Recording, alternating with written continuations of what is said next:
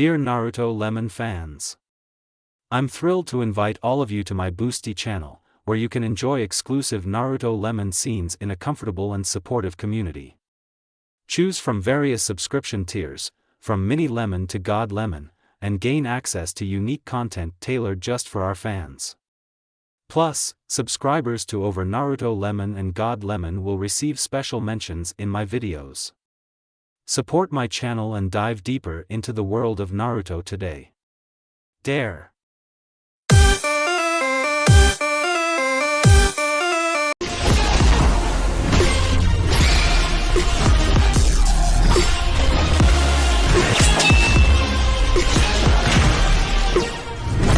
The story begins on August 16th, when a boy is born to Konoha's Great Yellow Lightning and his wife, Bloody Habanero. The birth was decided to take place outside of Konoha, as Kushina was the Jinchuriki of the nine-tailed demon fox. The third Hokage's wife, Biwako Sarutobi, delivered the child. Screams that cut through the fourth Hokage's soul like a knife could be heard throughout the bunker where Kushina gave birth. Minato, Kushina, be patient a little longer, everything will be fine. Biwako, he's right Kushina, I can already see his head, just a little more. A few minutes passed when the cave was filled with a child's cry. Biwako gave the boy to Minato, who at that moment was the happiest person in the entire land of fire. He looked at his son with fear, which Kushina immediately noticed, and looked at her son and loudly asked, Minato, what happened? Why are you looking at him like that? Minato, his chakra, it is very powerful, somewhere at the level of Chunin, even by the standards of the Uzumaki clan, his chakra reserves at birth are too large. I'm afraid to imagine what they will be like in the future and what kind of chakra monster he will be. Kushina's eyes froze in shock, but then they began to look at her son with love, just like Minato's. His sky blue and violet eyes gazed lovingly at the newborn baby, whose spiky hair was the color of blood, and whose eyes were the color of the sky.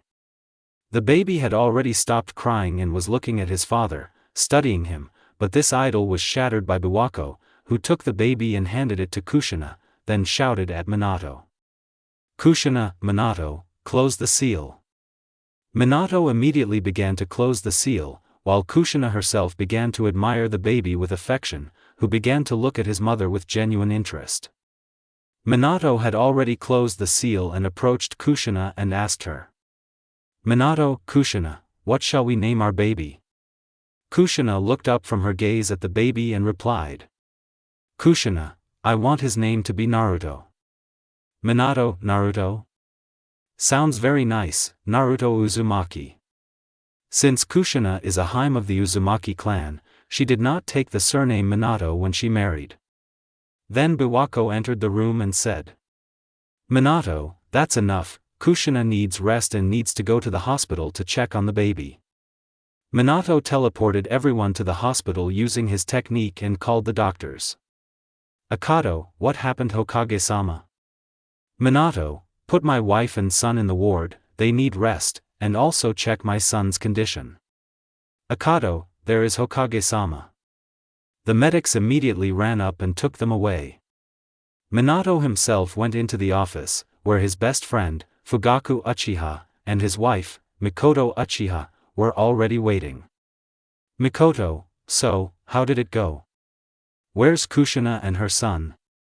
How was the birth? What did you name your son? Her best friend's wife literally bombarded her with questions. Minato, Mikoto is fine. Kushina and Naruto are at the hospital. The birth went relatively well, as the Kyuubi didn't really try to get out. Fugaku, what? How come Kyuubi almost didn't try to get out? Minato, I don't know myself, but it's even better this way, there were fewer problems. Mikoto, don't sit here for too long. You both need to rest, and I'll go check on Itachi. Minato, well, my friend, let's go have a drink. Fugaku, well, today wasn't an easy day. 2 days passed. Minato was restless during this time, as he was extremely worried about Kushina and Naruto. And then came the moment when he and Kushina would receive the results regarding Naruto. Minato teleported to the hospital and went to Kushina's room, where she was with Akado and Naruto. Akado, good afternoon, Hokage-sama. Minato, hello, Akado. So, what's the result? As this was a very important question for them. Akado, everything is fine with the baby, his chakra is very powerful, somewhere at the level of Chunin, it also has a purple tint due to its power, he also does not have chakra coils in his head, which makes his control easier. Such cases were isolated in the world, and this will not prevent him from using chakra. Kushina and Minato were shocked by the news and wondered what kind of Naruto would grow up to be in the future. But then Minato spoke up. Minato, okay, if that's all you can go. Akado, there is Hokage-sama, and left the room. Minato Kushina, you can't imagine how happy I am, he will become a strong shinobi in the future, because we are his parents. Kushina, you're right, Minato, I believe in him, let's go home already, Databane. Minato just smiled at this, and they went home. 2 years later, another important event was about to occur in the fourth Hokage's family, the birth of Naruto's siblings, Menma and Akemi. Within 2 years of their birth, Naruto had shown himself to be a genius, capable of accomplishing something. He was already crawling after 5 months, and at 1.5 years, he was trying to speak some sentences. He also rarely cried and was always a quiet child. For 2 years, his parents loved him dearly and always paid attention to him. And so, on October 10th, Menma and Akemi were born. Menma was blonde like his father, with sky-blue eyes and a whisker, resembling a fox. Naruto has no stripes. Akemi was more like her mother, a rounded face and purple eyes, but her hair was blonde, and she also had stripes on her cheeks. But then the unexpected happened, the nine-tailed demon fox escaped and sought to destroy Konoha. The decision was made to seal it in Menma and Akemi. They decided to seal the fox's chakra in Menma, and the fox's soul and mind in Akemi. Danzo sealed it, as he wanted to protect Konoha above all else. Kushina survived the extraction because she was an Uzumaki and her life force was astounding. After the fox's sealing, Menma and Akemi were proclaimed the village's heroes for holding the fox at bay. Minato and Kushina loved their children dearly. Minato watched Naruto grow up and considered him a genius, as did Kushina. Minato always praised Naruto, and Kushina tried to instill a love of Fuinjutsu in the little one. 5 years passed. A boy of about 7 walked down the street. His hair was the color of blood, his hair cut in a hedgehog style like Uchiha Madara's as a child, and his eyes the color of a cloudless sky. Next to him was a girl of about 20, with blood-colored hair and violet eyes, smiling sweetly as she watched her son. Naruto, Mom, let's go to Ichiraku Ramen Databayo. Kushina laughed at this and said, Son, how much ramen can you eat? Naruto, I like this dish, so let's go quickly. The boy grabbed his mother's hand and ran. When they entered Ichiraku Ramen, Naruto shouted, Hello, old man Tucci. Hello, I am sister. The same as always. Kushina, hello, Tucci. I'll have the regular ramen. Tucci, hello Kushina, Naruto, I'm glad to see you. The order will be fulfilled. After dinner, they decided to go home, as Naruto was already eager to go. When they arrived home, Naruto went to read his favorite book about Uchiha Madara, while Kushina went to cook dinner. Half an hour later, Minato arrived. He went to check on his children. He went to Akemi and Menma first and saw that they were sleeping, then went to Naruto. When he entered the room, he saw a clean room and Naruto reading his favorite book. Minato, hello Naruto, how was your day? Naruto, very good, father. I didn't go to training today because I was walking around the village with my mother. Tomorrow I'll learn to throw kunai and shurikens and work on awakening my chakra source. Minato just smiled at this and said, I'm proud of you, son. By the way, Jiraiya and Tsunade, as well as the daimyo family with their son, will be coming to visit us tomorrow. Naruto, okay, I'm going to bed, good night. Minato smiled and replied, and to you, and closed the door. The next day, Naruto woke up at 5 a.m., ate, bathed, and went to the training ground. At the training ground, he completed his standard exercise routine, namely 50 laps around the ground and 50 push-ups. He stood 10 meters from the target and tried to hit the target, which he succeeded with 3 tries, and with shurikens, with 5. Then he began meditating and tried to awaken his chakra center. He knew how to do this from books, as he was well read. After an hour of meditation, he felt a warm glow in his stomach and decided to strengthen his chakra channels. He trained until evening and decided to take a walk through the village. The villagers looked at him with smiles. He was the son of the 4th Hokage, after all, and received smiles in return. But then he saw a man insulting a girl in an alley. The girl had dark blue hair and pale skin, just like all members of the Hyuga clan, and her eyes, the Byakugan, were lavender. The boy wanted to hit the girl, but Naruto came up and intercepted his blow, asking, "Why are you doing this?" To which he immediately received the answer, "I didn't like her, her eyes are ugly, just like her hair, and you go your own way, or my father will kill you." He tried to push Naruto away, but it didn't work. Naruto, "Sorry, kid, but I can't let you touch her.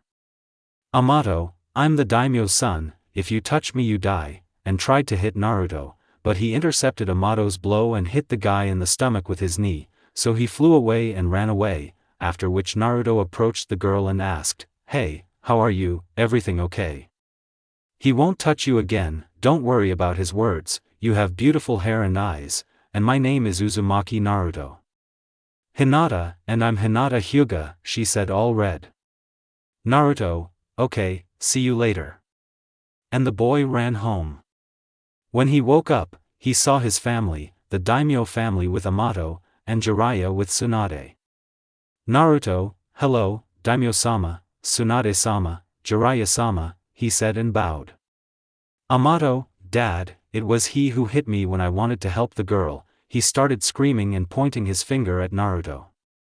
Naruto was shocked by this guy's lie and he immediately yelled, "What, you wanted to hit a girl? Minato, Naruto, you have embarrassed me in front of the daimyo, please go to your room," he said calmly. Naruto, "Father, but this is not true," he wanted to continue when his father shouted at him. "Minato, I said, quickly, to the room." Everyone was shocked by Minato's yelling at his son. Naruto silently walked into the room, his father's disdainful gaze on him. When Naruto left, Minato apologized to the daimyo, and they continued celebrating, but everyone's mind was still racing over Minato's actions. After his father yelled at Naruto, he walked into the room, his eyes filled with Minato's coldness, as if he weren't his son, but a monster. The next day, Naruto got up, took a shower, and decided to go downstairs. When he got down, he saw his mom and dad, who said, "Good morning." Kushina and Minato turned around, where the former immediately gave him a smile, while his father gave him a cold look. Kushina, "Good morning Naruto, sit down to eat." Naruto, "Okay mom," and he smiled from ear to ear. Minato, "Naruto, I hope you won't embarrass me like yesterday. You had to think of wanting to hit a girl, and then hit the son of the daimyo." "I'm disappointed," he said. Naruto, "But father is not like that, he was killed." Minato, "I don't want to listen to anything, don't disgrace me," and he went to work. Kushina, "Naruto, tell me how yesterday really happened." Naruto, "Okay. It happened in the evening, and then he told me everything that happened yesterday, and then I came home." Kushina, "I see, you did a great job, you protected the girl and weren't afraid of responsibility, I'll try to talk to her father." Naruto, "Thanks mom, I'll go to training." Kushina, "Good luck to you, son, don't overdo it." Naruto was already running to the training ground. When he arrived there he saw a man in a white Hokage robe. This man was walking towards him. Hiruzen approached the boy and said, "Hello Naruto-kun." Naruto, "Hello Hiruzen-sama," he said in a polite tone. Hiruzen, Naruto-kun, would you like me to start training you? Naruto, thinking, this will help me become stronger and show my father who he began to despise, thought everything over and gave an answer. Yes, I agree, if this helps me become stronger, then I agree to go through hellish training.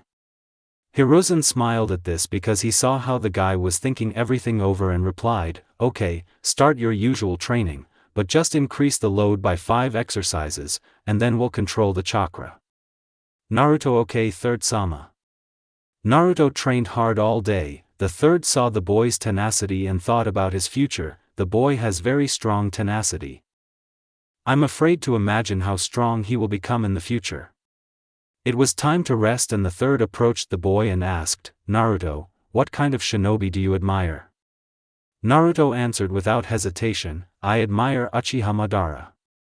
For me, he was always a strong man, his strength made me afraid, he had no equal in the whole world except for the first Hokage. I also think that Madara did not die during the battle with Hashirama-sama. I want to be as strong as he is, to protect what is dear to me, and also to prove to my parents that they are ignoring him. Hiruzen is an amazing boy, his chakra is very powerful, and he also has a colossal reserve of chakra, a genius that he got from his father, and his goal is also very amazing. He even suggested such a theory with Madara. This speaks of his rich thinking. Naruto, Hiruzen-sama, I would like to ask you. Hiruzen, and what about Naruto? Naruto, from an early age, I've always wondered what shinobi are and what the meaning of life is. I always ponder this, but I never find answers.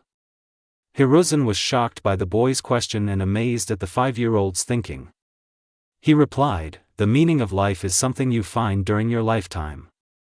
Perhaps it's protecting the village or loved ones, perhaps it's proof of your life. Everything will become clear along the way. And regarding your next question, being a shinobi. Shinobi are those who protect the village itself, willing to give their lives for the village and its inhabitants. In our village, comrades are always highly valued, so this is also very important. You should value your friends as well as your comrades, no matter who they are. Naruto was impressed by this answer and decided to digest the information. Hiruzen, okay, Naruto, let's go, I'll teach you how to control chakra, for that you need to. He didn't have time to finish speaking when Naruto interrupted him, and the third one said for him, walk on trees and water, I once read about this in a book, and I know that you need to find a middle ground when walking on a tree, and when walking on water, you need to constantly supply chakra to your legs. Hiruzen was very impressed by the boy's knowledge and looked at him, because this boy is very similar to such child prodigies as his father, Uchiha Itachi, Tsukumo Hatake, Kakashi Hatake. After that he replied, that's right Naruto-kun, now try to do what you just described. Naruto, yes. Naruto went to do what he was told, and to the surprise of both the boy and his teacher, Naruto managed to reach the top of the tree on his first try.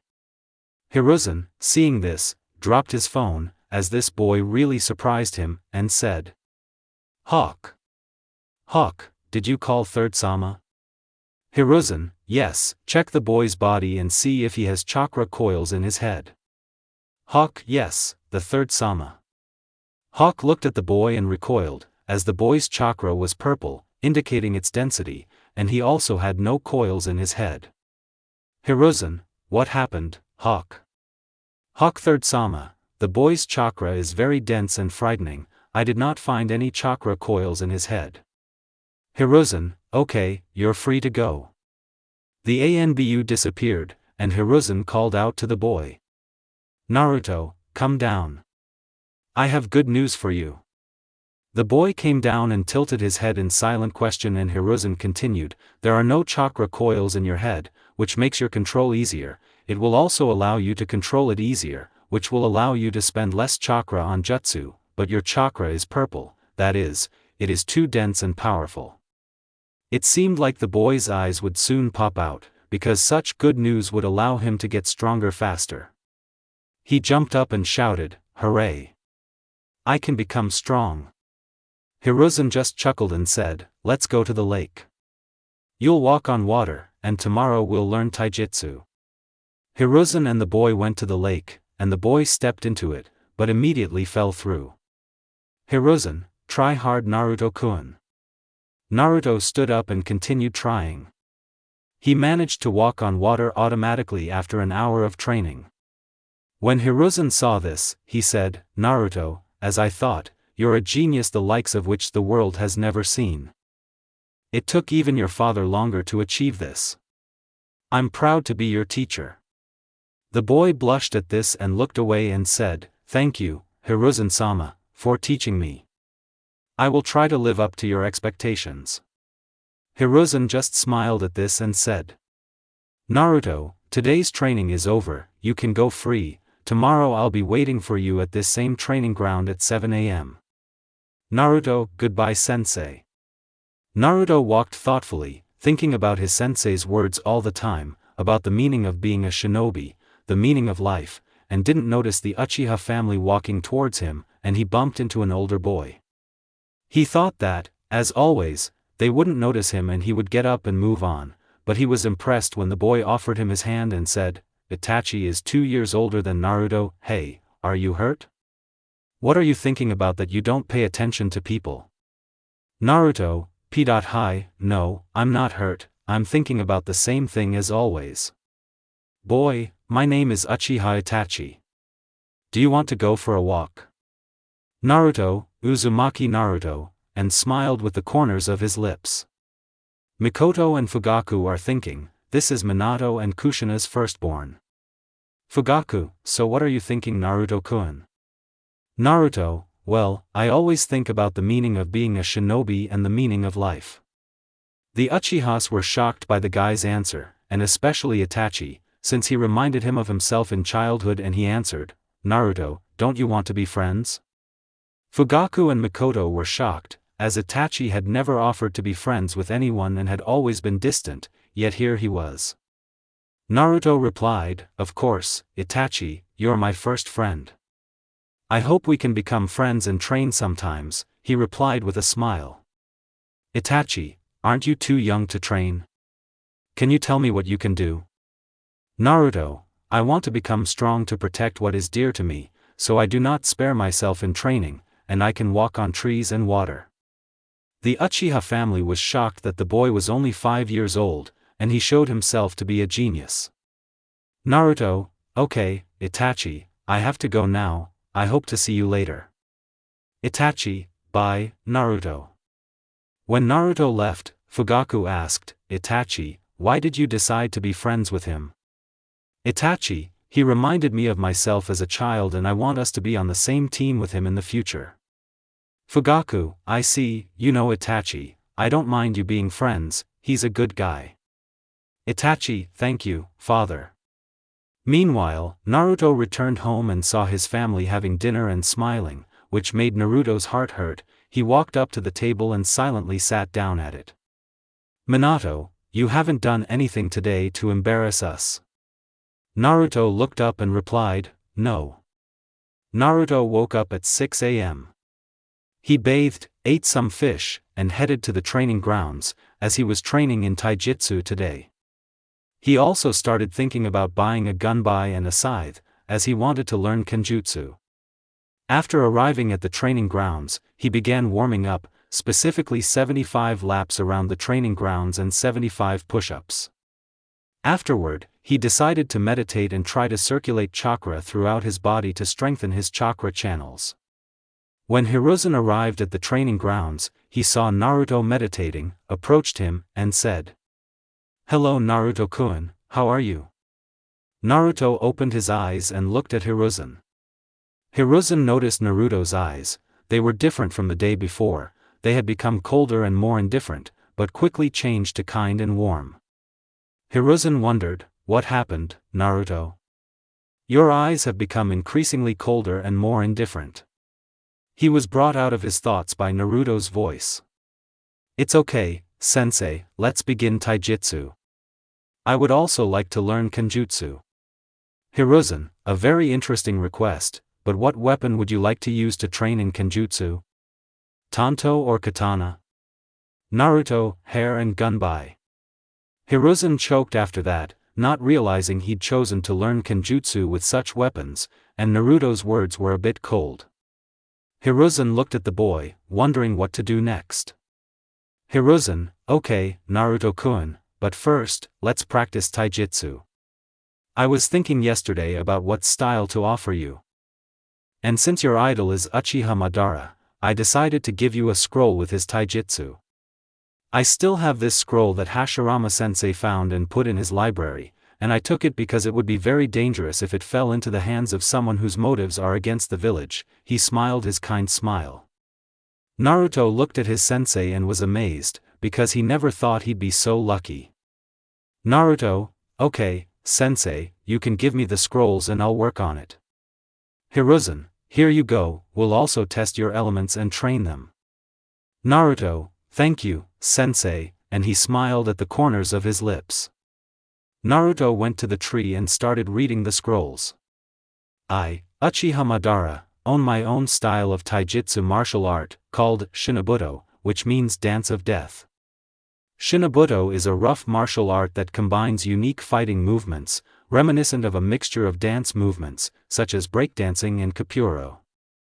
This is a very difficult martial art to master. Its result is incredible reaction, physical strength, endurance, speed, unpredictable and very complex movements. One who has mastered this art, one can say that even the smallest part of the body will think independently. However, this will not be some kind of disjointed state, just the opposite. One can say that the whole body will become one. Having achieved this, the user will be able to playfully avoid any danger and easily neutralize opponents.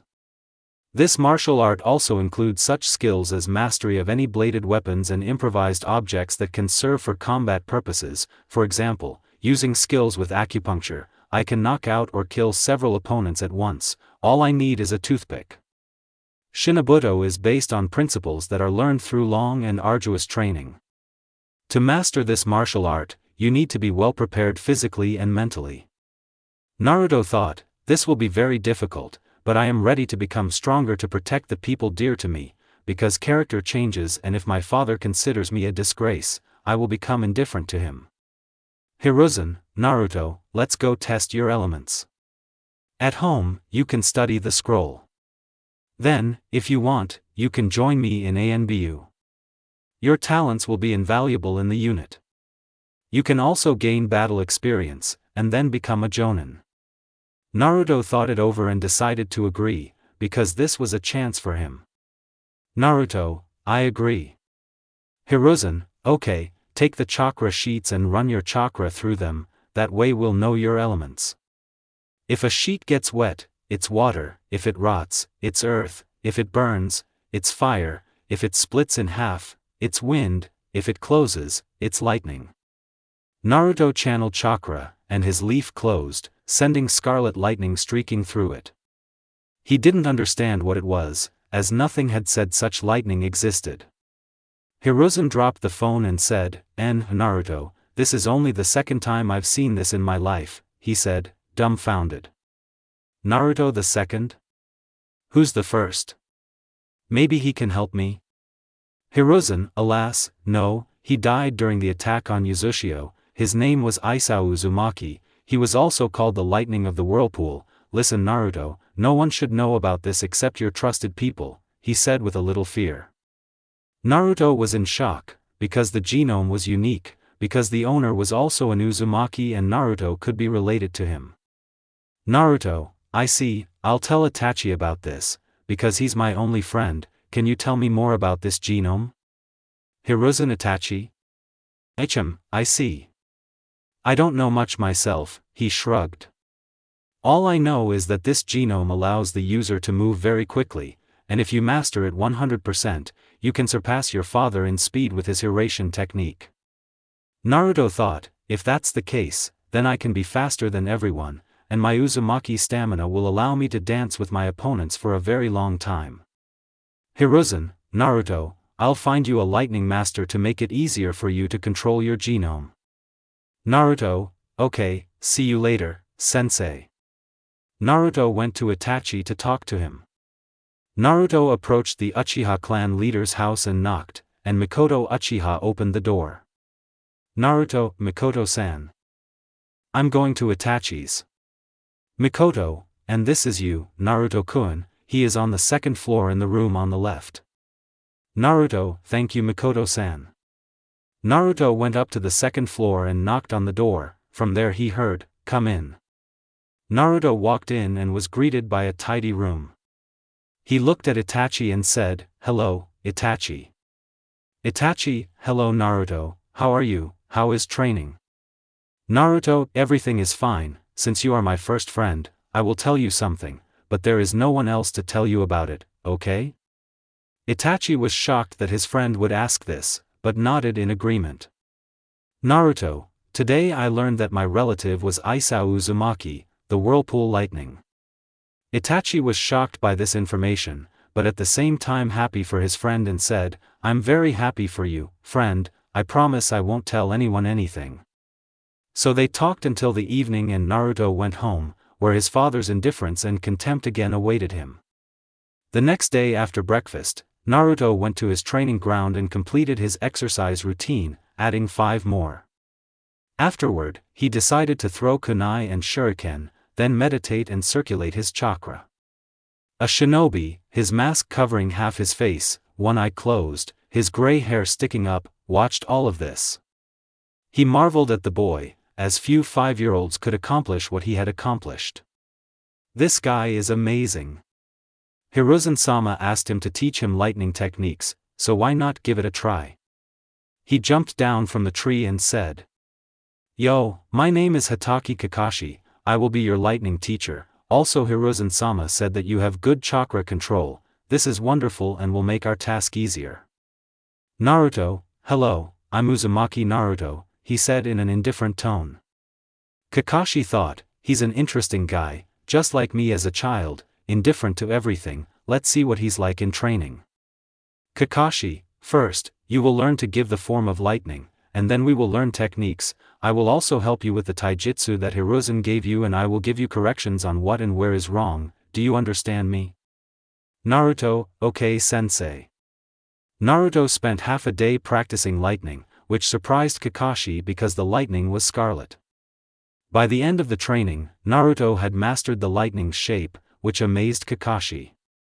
Kakashi, okay Naruto, let's move on to taijutsu. Hiruzen-sama said that you need to improve for taijutsu, and we will be the ones to increase your speed, endurance, and physical strength, and we will also increase your reaction to the maximum. Naruto, okay sensei. Until the evening, Naruto and Kakashi were busy improving their taijutsu parameters, where Hatake simply couldn't help but notice the boy's progress. This guy is amazing. In a few months, he will be able to learn basic movements. This taijutsu style will be ideal for him, combining the endurance of the Uzumaki clan. In the future, this guy will be so strong that Konoha will grow militarily thanks to him alone. After training, Uzumaki decided to stroll through the village, his indifferent eyes staring ahead and paying no attention to anyone. When he returned from training, it turned out Minato wasn't home, so Naruto decided to approach his mother and ask for training. He approached her, hugged her, and said, Hi mom, I would like to ask you if you could help me learn our clan's fuinjutsu. Kushina, of course, son. After all, you're the future clan leader, and I believe you'll be the one to find the remnants of my clan that have scattered across the world. We'll start training tomorrow at lunch, and in the meantime, go wash your hands and eat, and then tell me about your successes. His mother smiled and ruffled his hair. Naruto, of course, mom, and ran upstairs. Naruto spent the entire evening telling his mother about his successes, and his mother only smiled and praised him. At the end of dinner, the father came, kissed Kushina and looked at his son indifferently and said, I hope everything is good today. Naruto, yes, everything is fine today. Minato, well, that's great. After dinner, Naruto went to bed, and Kushina saw him off with a sad look. Turned to Minato and said, Minato, stop looking at him like that, he is your son and you should support him, not despise him. Minato Kushina, he beat up the daimyo's son just like that, we could have gotten into trouble, so that's enough. Kushina, but Minato, wanted to continue but Minato didn't let her. Enough Kushina, he deserves it. The next morning, Naruto went through his standard exercise routine and went home, where his mother was waiting for him with ink and scrolls.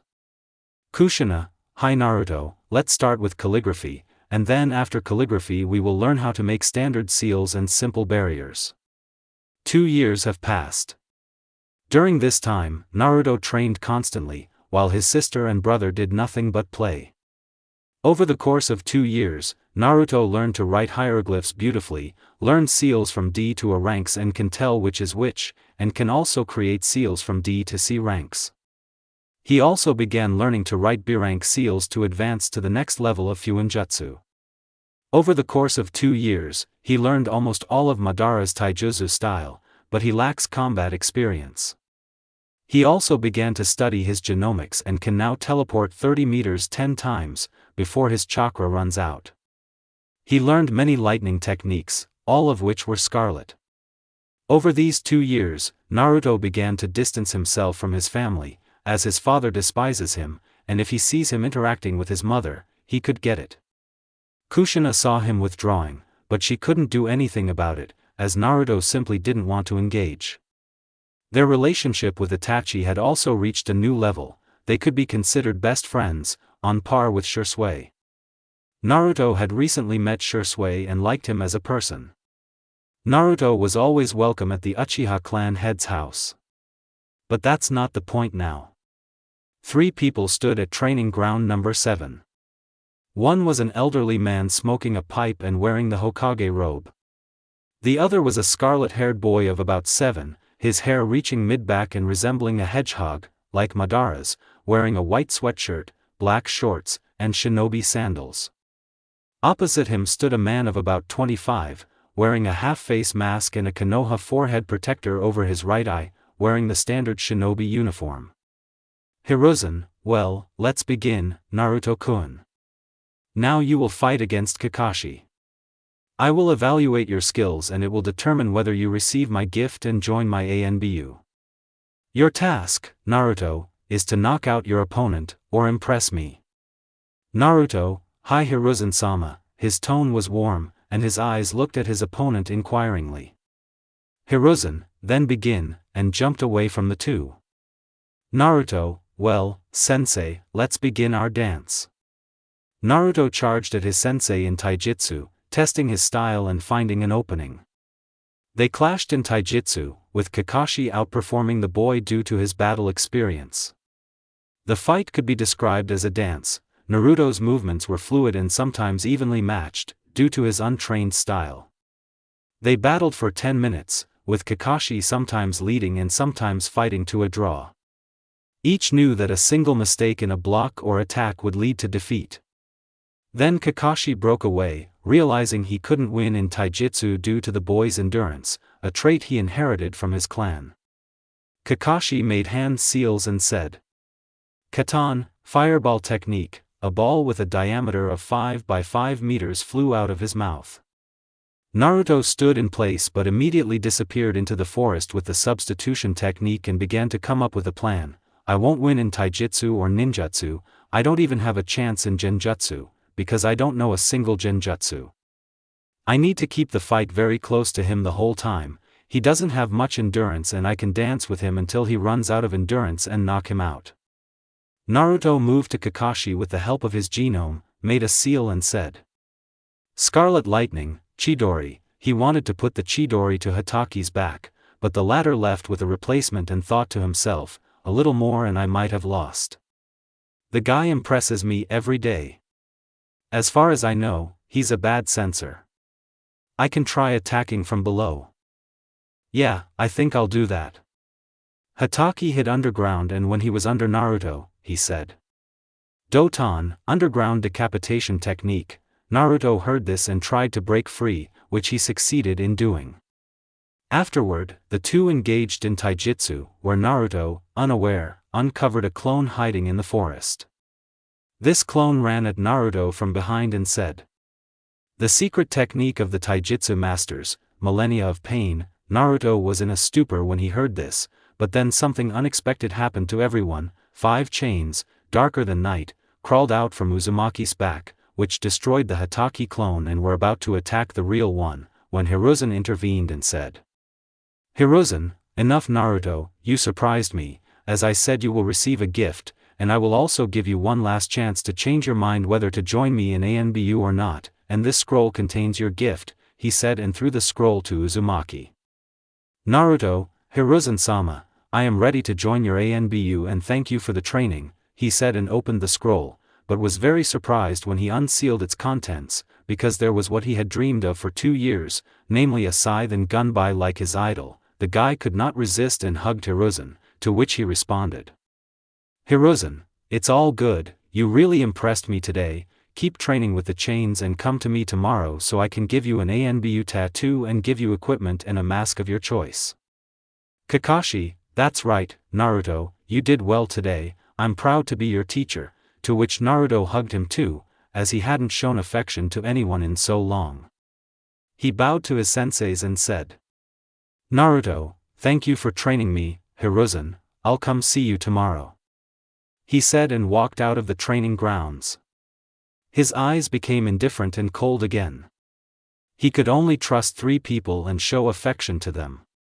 Over these 2 years, he learned Kakashi's story and realized that Kakashi's fate was very cruel and he would support him.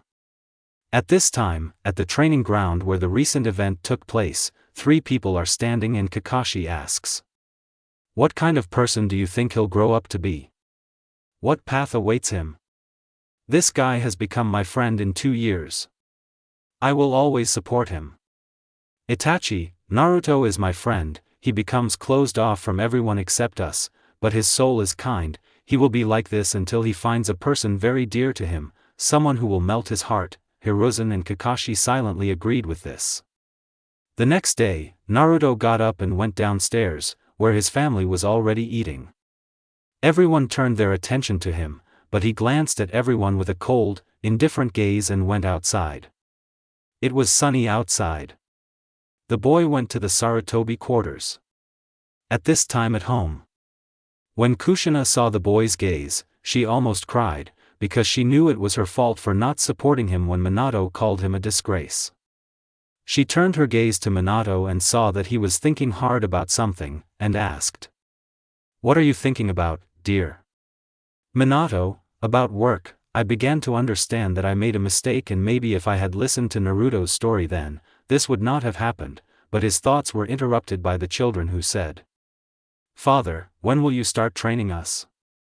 We have to be strong," Minato thought and replied. "It's too early for you to train, just focus on physical training, and you can do that without me."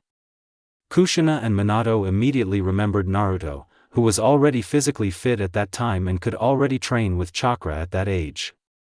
"Okay, father," the children shouted and began to eat their food even faster. At that moment, a 7-year-old boy with red hair down to his mid-back, wearing black shorts, a white t-shirt, and shinobi sandals, approached Sarutobi's quarters. He approached Sarutobi's quarters and said in his cold tone, his eyes not even meeting his interlocutor, "I'm going to see Hiruzen-sama." The guard at the block winced and let him in. Naruto walked down the block to the largest house, where he knocked and was answered by Hiruzen. "Hiruzen." "Hello, Naruto-kun. Today you'll be choosing a mask. I've also found you a Kenjutsu sensei who will train you for 2 years. You don't need to go to the academy, you'll get a bandana now. My ANBU will take you to my unit's base. There you'll get a tattoo and equipment. Good luck." He patted him on the shoulder, then pulled him aside and said, "Bear." An ANBU in a bear mask appeared in front of Hiruzen and he continued, "Take this guy down, he will be on the same team with you and the dog." The bear turned his head to the left, where he saw a boy of about 7. He looked into his eyes and flinched. The boy's eyes were cold and focused, like those studying ANBU, but they immediately became indifferent. "Bear, let's go to the base there and met dog." "Naruto, okay." The bear carried Naruto to the base with his shunshin, and they approached the mask distribution area. A girl in a snake mask stood there, and she said, "Bear, is this really the place for brats like him?" "Bear Snake, he is from Hiruzen-sama." The snake walked over the guy again, taking note of a couple of details, and said, "You're right, baby, choose a mask." Naruto looked at all the masks and one caught his eye, namely the fox, and he answered, "Fox mask." Snake handed him the mask, and Bear called him to the equipment distribution point, where they picked up standard ANBU gear and went to the locker room. When they entered, everyone there looked at Naruto, some appraisingly, some coldly, but Bear spoke up. "From this day on, we have a newcomer with us, Fox. He personally came from Hiruzen-sama." Then he turned his gaze to Fox and said to him, "Your locker is at the end on the right." Naruto went to the locker, where, ignoring the stares, he began changing. Once he was done, he and Bear walked out to the training ground, where Dog was waiting. Upon arriving at the training ground, everyone removed their masks and began introducing themselves. "Well, I'll start. My name is Tenzo, or Bear. I like the forest and dango," he said in a calm voice. "My name is Hataki Kakashi, or Dog. I like fish and I love reading books," he said lazily. The two looked at the guy, and he replied, "My name is Uzumaki Naruto, or Fox. I like to read books about Uchiha Madara and learn new things. I have no dreams," he said in a cold and detached voice, but Tenzo and Kakashi could hear a slight interest. "Tenzo, okay, now that we've met, I suggest we tell each other about our abilities and weaknesses." After getting to know each other, they decided to go to Hiruzen for a mission. When they entered Hiruzen's office, they knelt down and said, "We are on a mission, Hiruzen-sama." "Hiruzen, okay, a B-rank mission, escort a merchant to the land of grass. You'll find the details in the scroll. And Kakashi and Tenzu, stay behind. Naruto is free to go." Naruto, Hiruzen-sama. When he left the office, Hiruzen turned to the two ANBU. "So, how do you like it?" "Tenzo, the kid is very withdrawn, cold, but as Kakashi said, there is a reason for this. As for his strength, I can say that the guy is like a weak jonin. At 10 years old he can become a strong jonin. Hiruzen, keep a close eye on him. This is his first mission, and it might be his first time killing someone." To which he was answered with a few words. "Come on, Hiruzen-sama." At this time, Naruto was getting ready for his mission. He knew he'd likely kill someone today, but he didn't care, because he knew what he was getting into, and he knew that being a shinobi is no joke, where it's all about games. After getting ready for the mission, he headed to the main gate, where his teammates were already waiting. He doesn't wear his scythe or gun by, as he doesn't know how to use them yet. 2 hours had passed since leaving the village. During this time, the customer had already begun to pester them with his conversations. And then, as they were walking, they were attacked by 6 shinobi wearing cloud headbands with crossed out lines. "Oh, look, guys, we've got some good prey today, and there's also a brat guard and 2 shinobi, it'll be easier for us to deal with them." The ANBU didn't listen to them, so Tenzo started performing hand seals. While Naruto pulled out his kunai, reverse gripped them, and moved to one of them, where he slit the throat of the leading missing nin. Tenzo finished performing hand seals and said, "Mokutan." Entwining trees, the missing nin didn't expect one of them to have Mokutan, and only 3 of them had time to react, but Kakashi was already waiting behind one of them with a Chidori, who had moved behind the enemy. While the enemy was distracted by the sound of 1,000 birds chirping behind them, they heard another similar sound from ahead, and one of the missing nin turned to see a fox with a crimson Chidori in hand.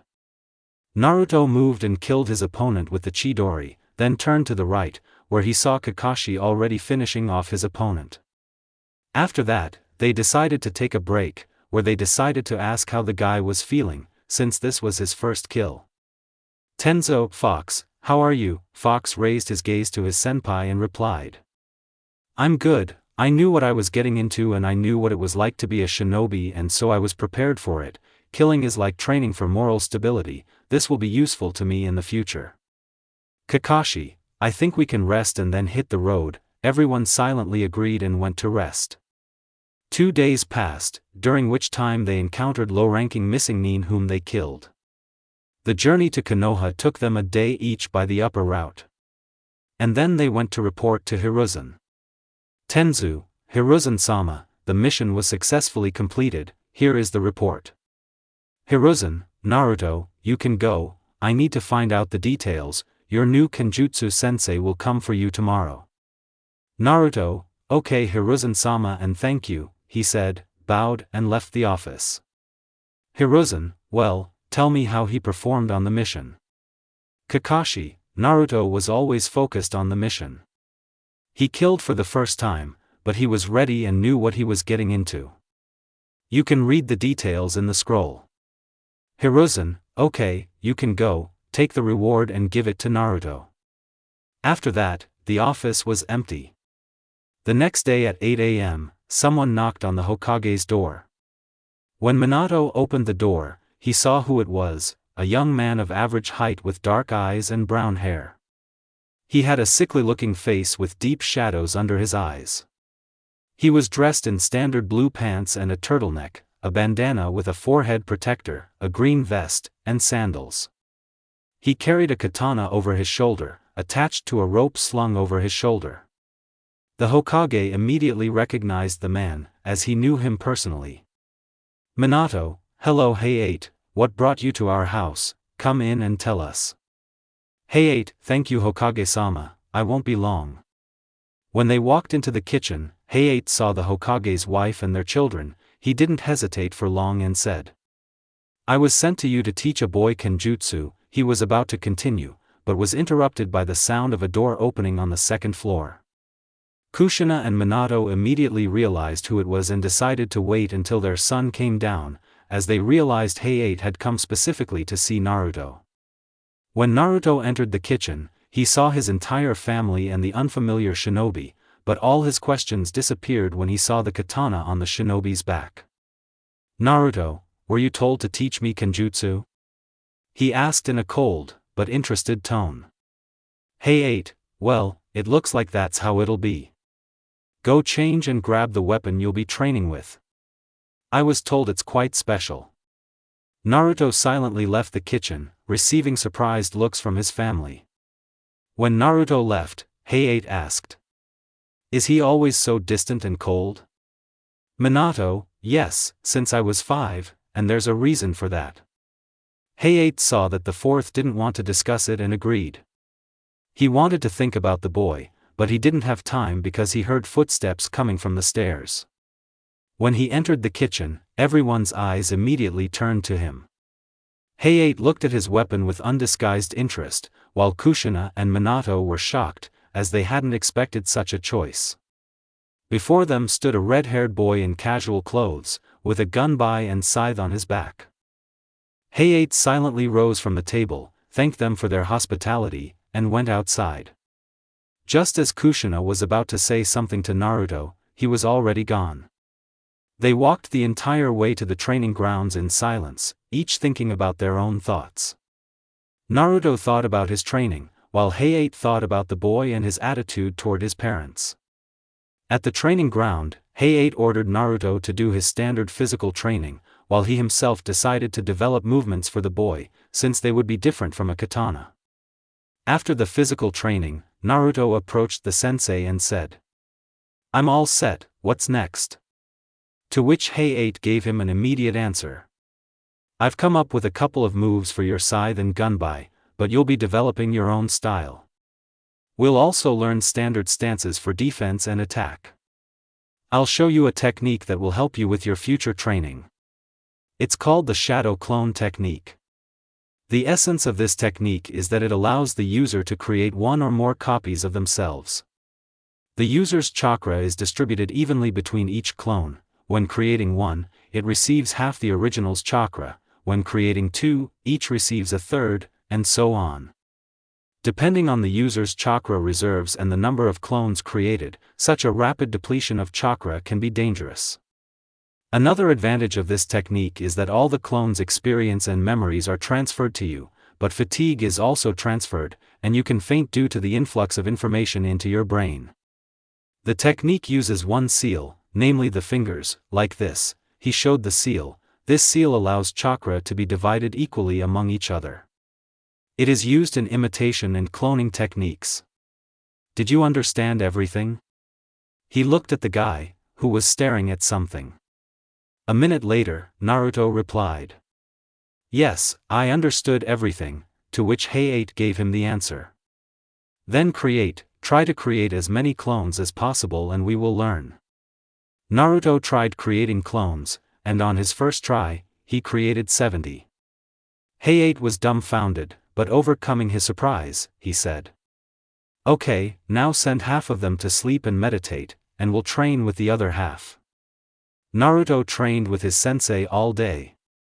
Hayate was amazed by the boy's tenacity and genius, but there's a limit to everything, and when it arrived, he sent the boy home, thinking, this guy is a genius. He managed to learn many defensive and offensive techniques, and he's also mastered my techniques almost to perfection. He's an interesting guy. 2 years passed. During this time, Naruto became a master of Kenjutsu, fully mastering the scythe and gunbai and developing his own Kenjutsu style. Also, thanks to becoming a B-rank Fuinjutsu master, he was able to place a reflective seal on the gunbai and use the Uzumaki reflection technique, a technique in which Naruto blocks an enemy attack by using the gunbai. The enemy technique's effect is immediately negated by converting the chakra entering the weapon into a wind-based nature transformation, which is instantly reflected back at the opponent.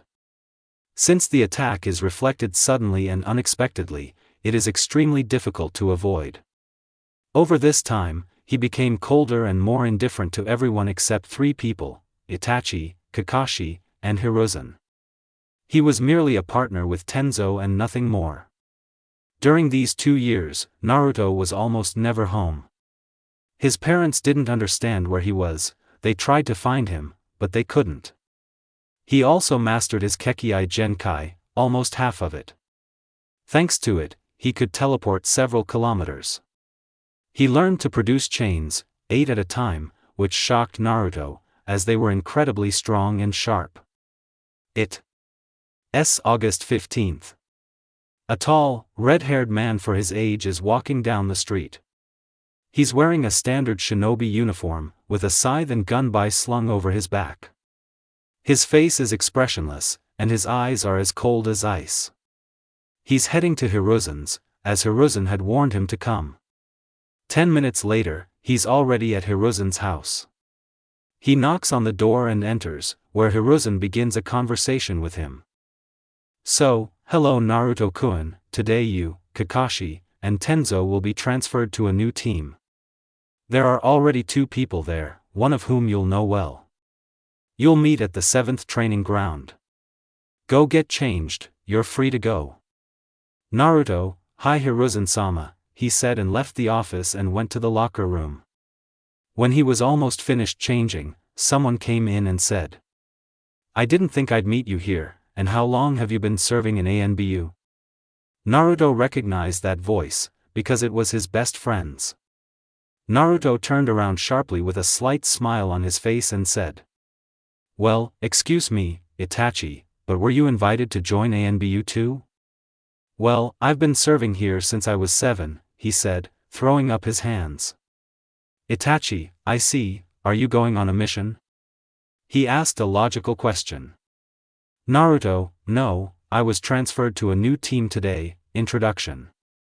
Itachi, I understand, wait for me and let's go. 10 minutes later.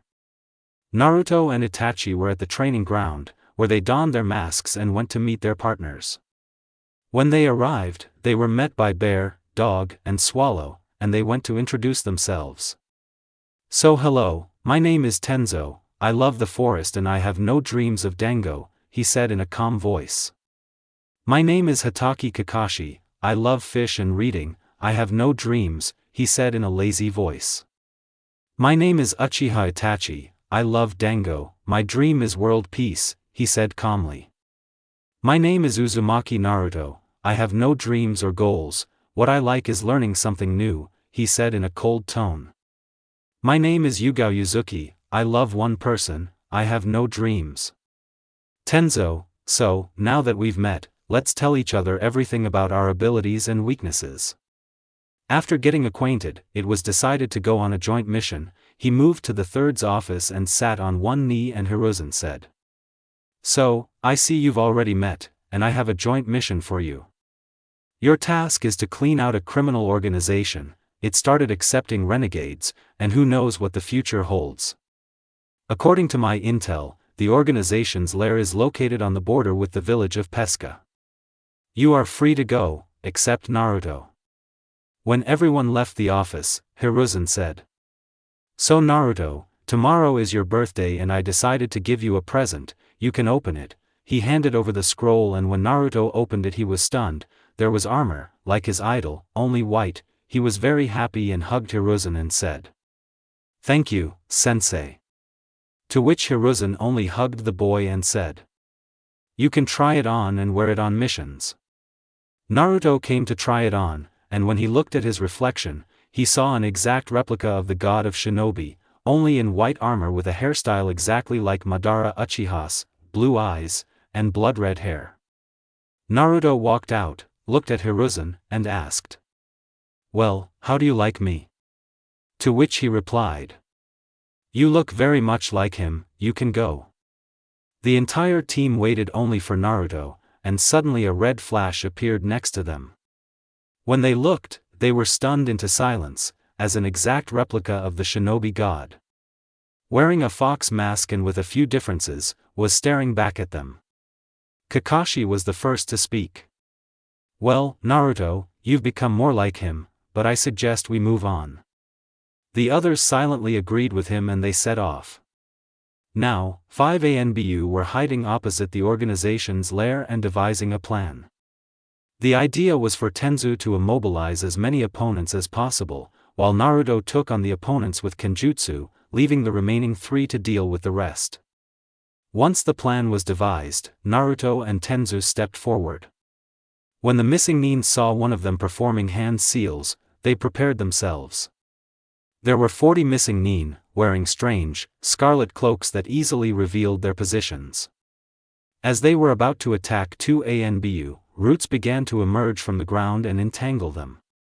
Tenzu caught 3 of them in a trap, and he quickly killed them, apparently the least experienced of them. The 5 missing Nin drew their katanas, and when Naruto saw this, he drew his scythe and gun by and rushed at them.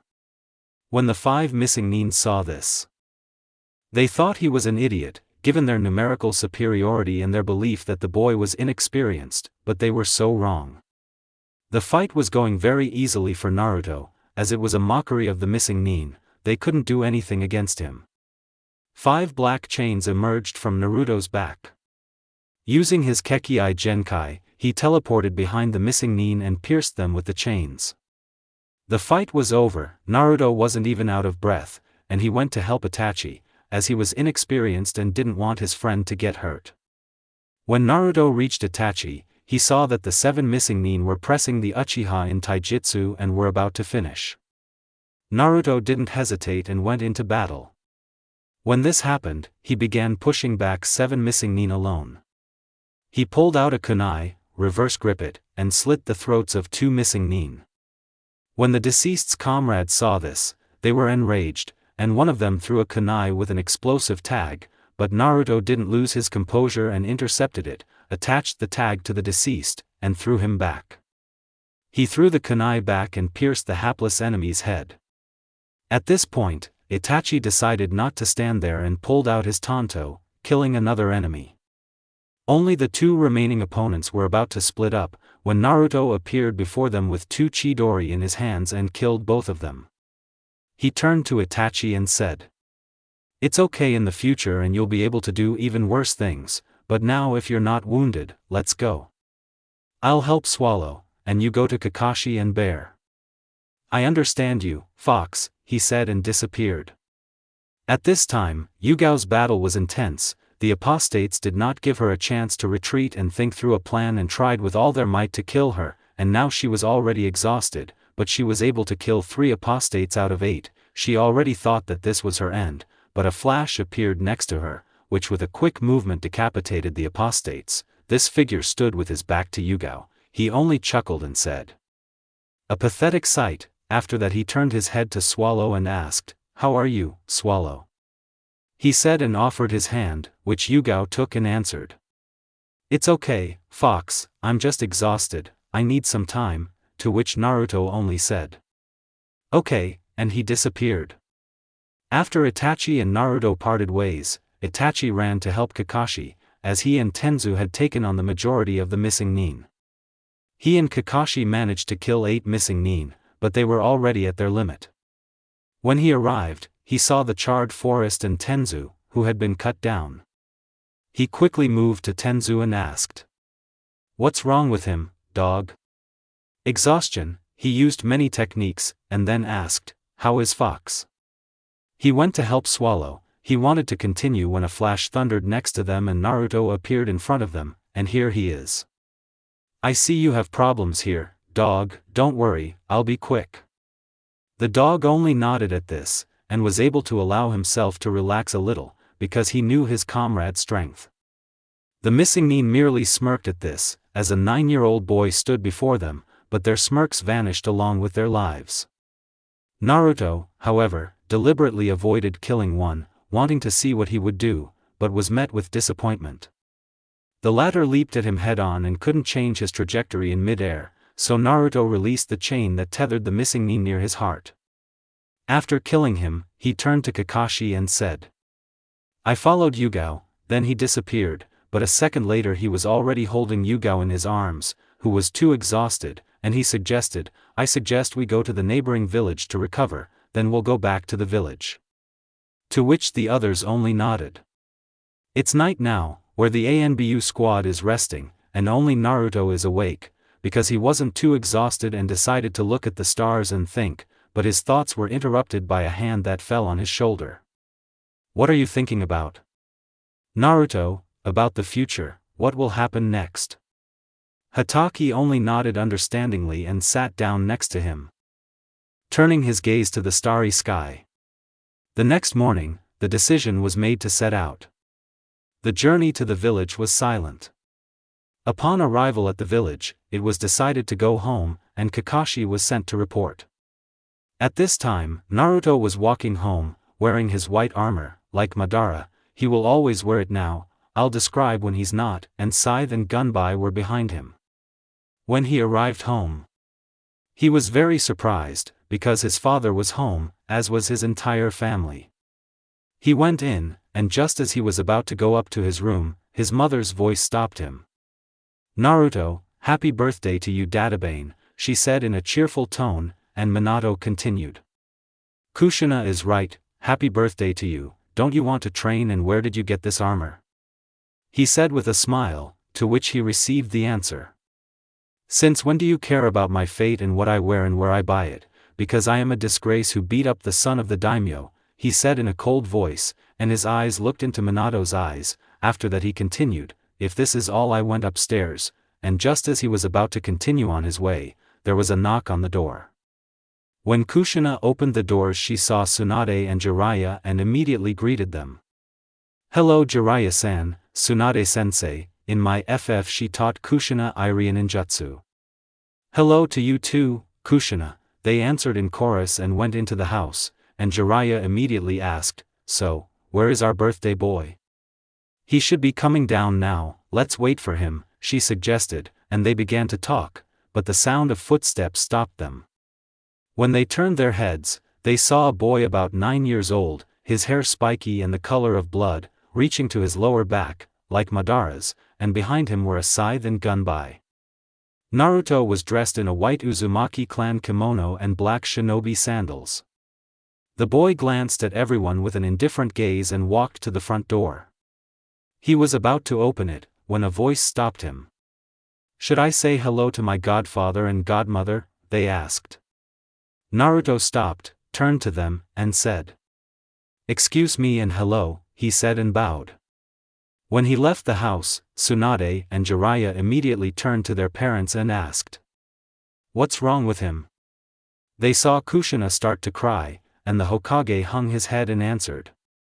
"After that incident with Daimyo's son, he began to look at me indifferently, and for the last 2 years he rarely appeared at home and we did not cross paths and he ignores us. Minato is right. After he was able to pass the exam to become a C-rank Fuinjutsu master, he became distant, and when Minato saw that we were in contact, he yelled at him and he became indifferent. I don't even know if he has friends and if everything is okay with him. Kushina was already crying openly, and the children did not understand why their parents treated him like that, but they remained silent. This is a story, let's talk some more, and in the evening we'll find him and celebrate his birthday. Everyone agreed with this. At this time, Naruto was walking down the street to the Uchiha quarter, wanting to spend time with a friend and just relax.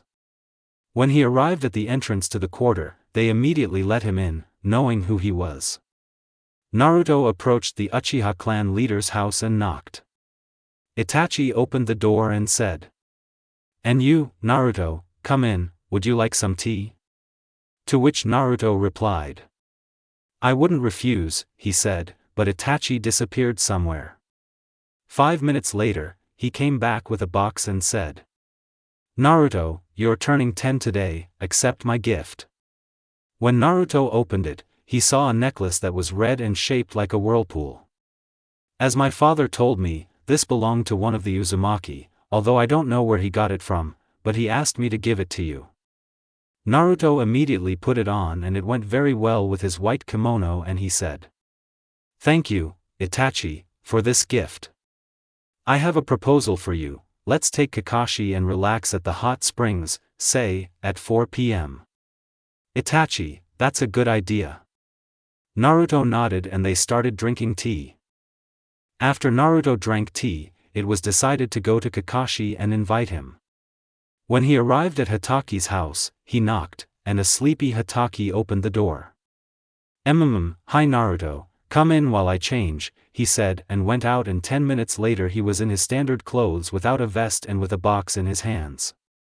"Kakashi, Naruto, happy 10th birthday to you, here you go." He handed over the box. When he opened it, he saw 20 kunai that were similar to his father, only without the formulas. "You see, I thought about it and decided to give you these, because they will be much more convenient for you, check them out." When Naruto checked them out, he was pleasantly impressed, because Hataki was right, they were more comfortable for him than usual. "Naruto, thank you Kakashi, do you want to go to the springs at 4 p.m. today and then have a sparring match?"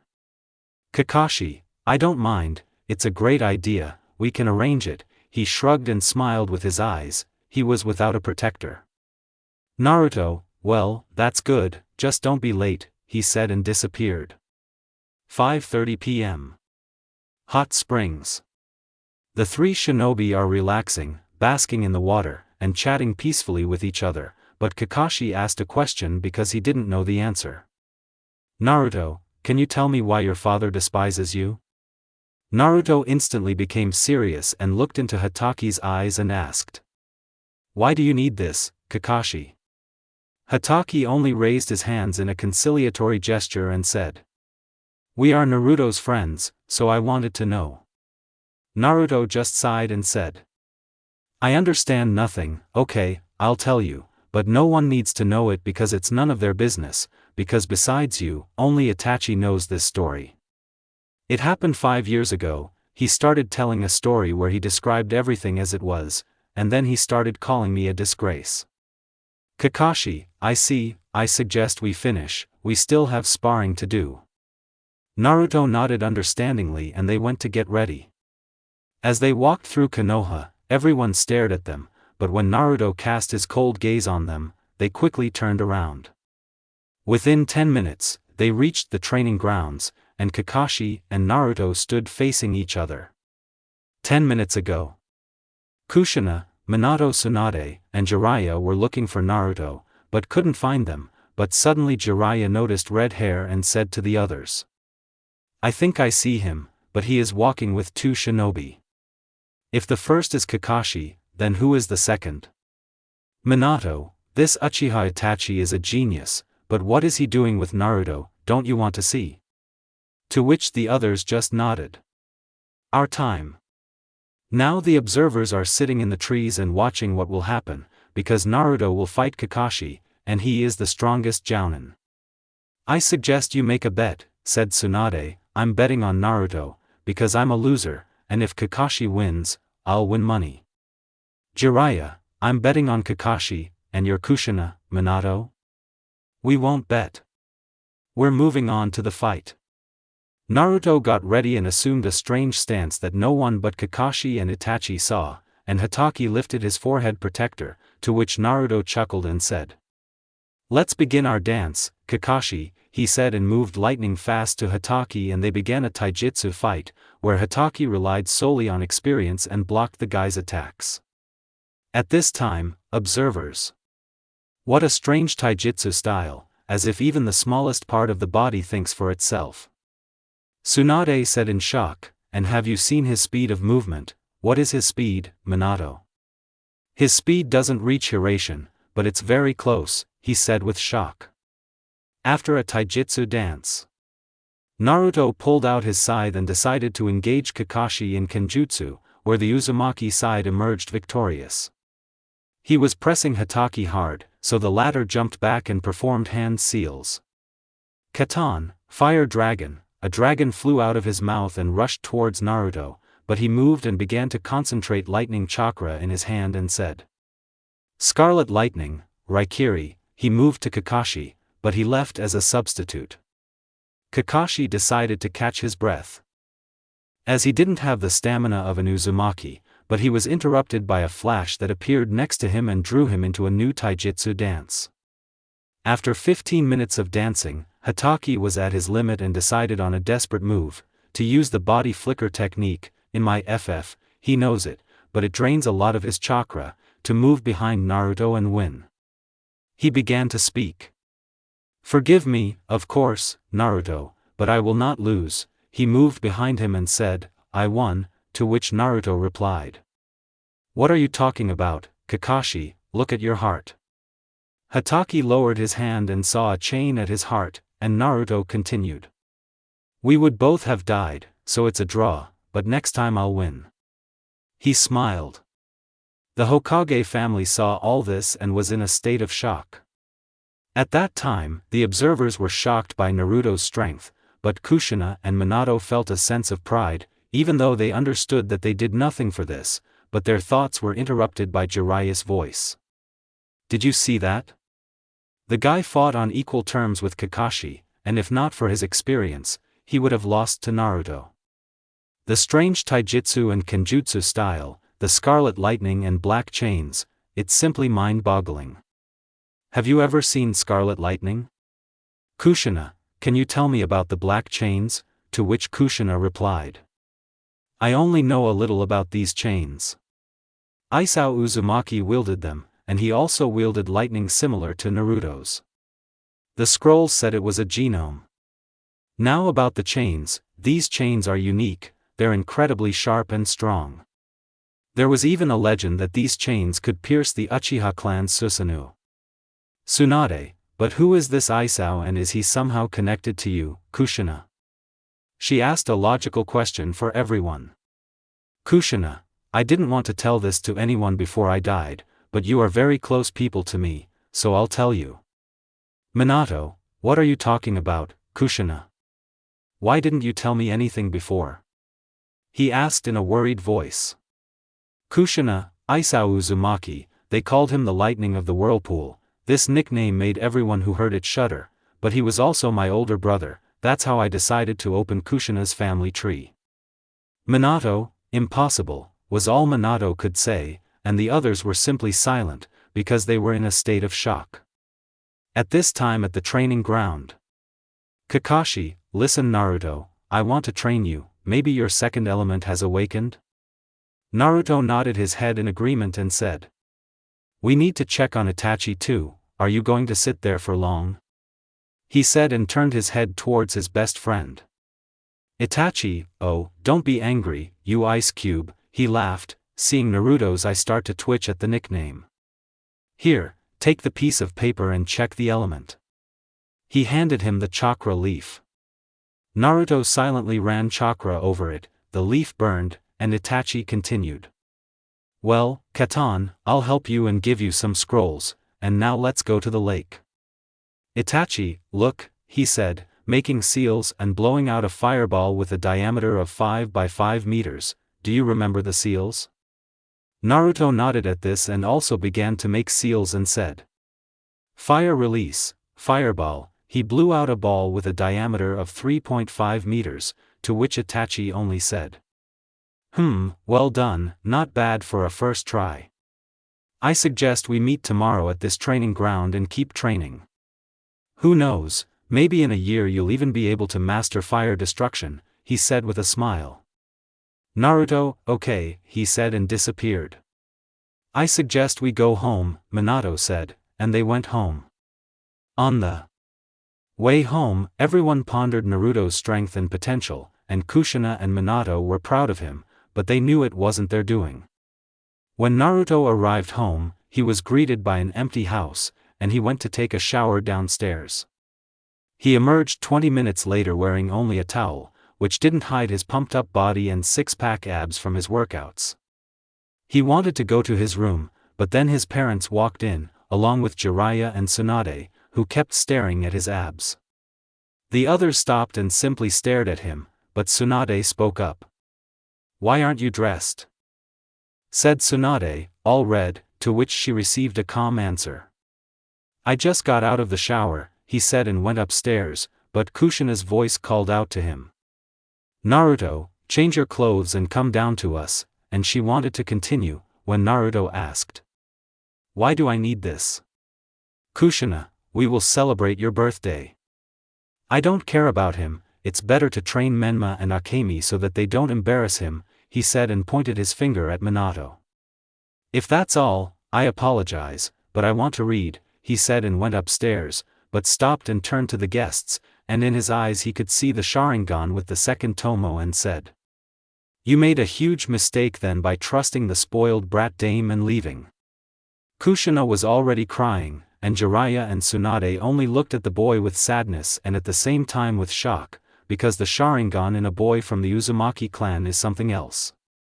"Minato, I'll go talk to him," he said and walked away towards Naruto's room.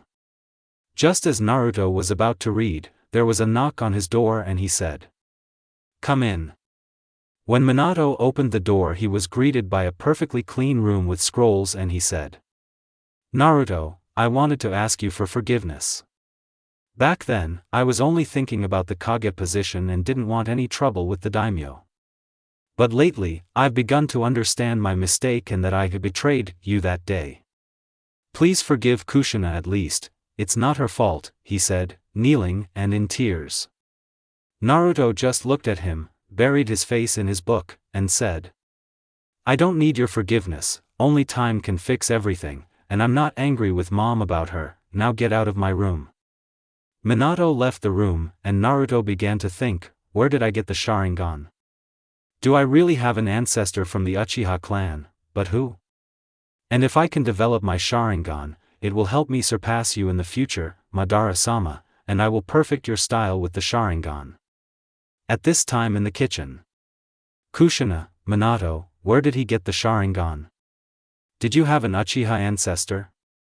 Minato started to recall information, and remembered one skirmish with Orochimaru when he was a renegade. This wasn't in canon, but I don't care about canon, and it dawned on him and he said, "When I was still a jonin, I had a battle with Orochimaru, then I lost, but he allowed me to survive and before he left, he told me, I quote, Minato Namikaze, you were unlucky in life, I examined your cells completely, your ancestor was an Uchiha, whose chakra is very similar to the chakra of Uchiha Madara's cells, but not the same as his. If you had the Sharingan, I would have taken your body and I would have been invincible, but alas, this did not happen and you did not awaken the Sharingan."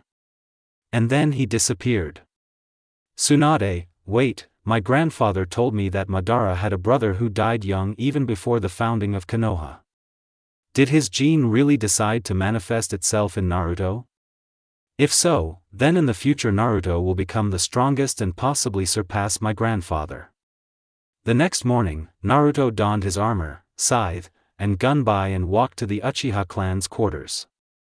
People gave him shocked and judgmental glances, but Naruto ignored them. When he arrived at the quarters and knocked on the Uchiha clan head's house, Fugaku opened the door. Naruto was impressed, as he was the head of the clan and the Konoha police force. Overcoming his surprise, he said, "Hello Fugaku-san, it's even better that you're home, I need to show you something." Fugaku, hello to you too, Naruto, come in. Naruto led him to the table with his family, where everyone was present except Sasuke, who was at the academy. Naruto bowed and said, "Hello and sorry for coming to you so unexpectedly." Mikoto, oh, come on, Naruto, we're always glad you come to us.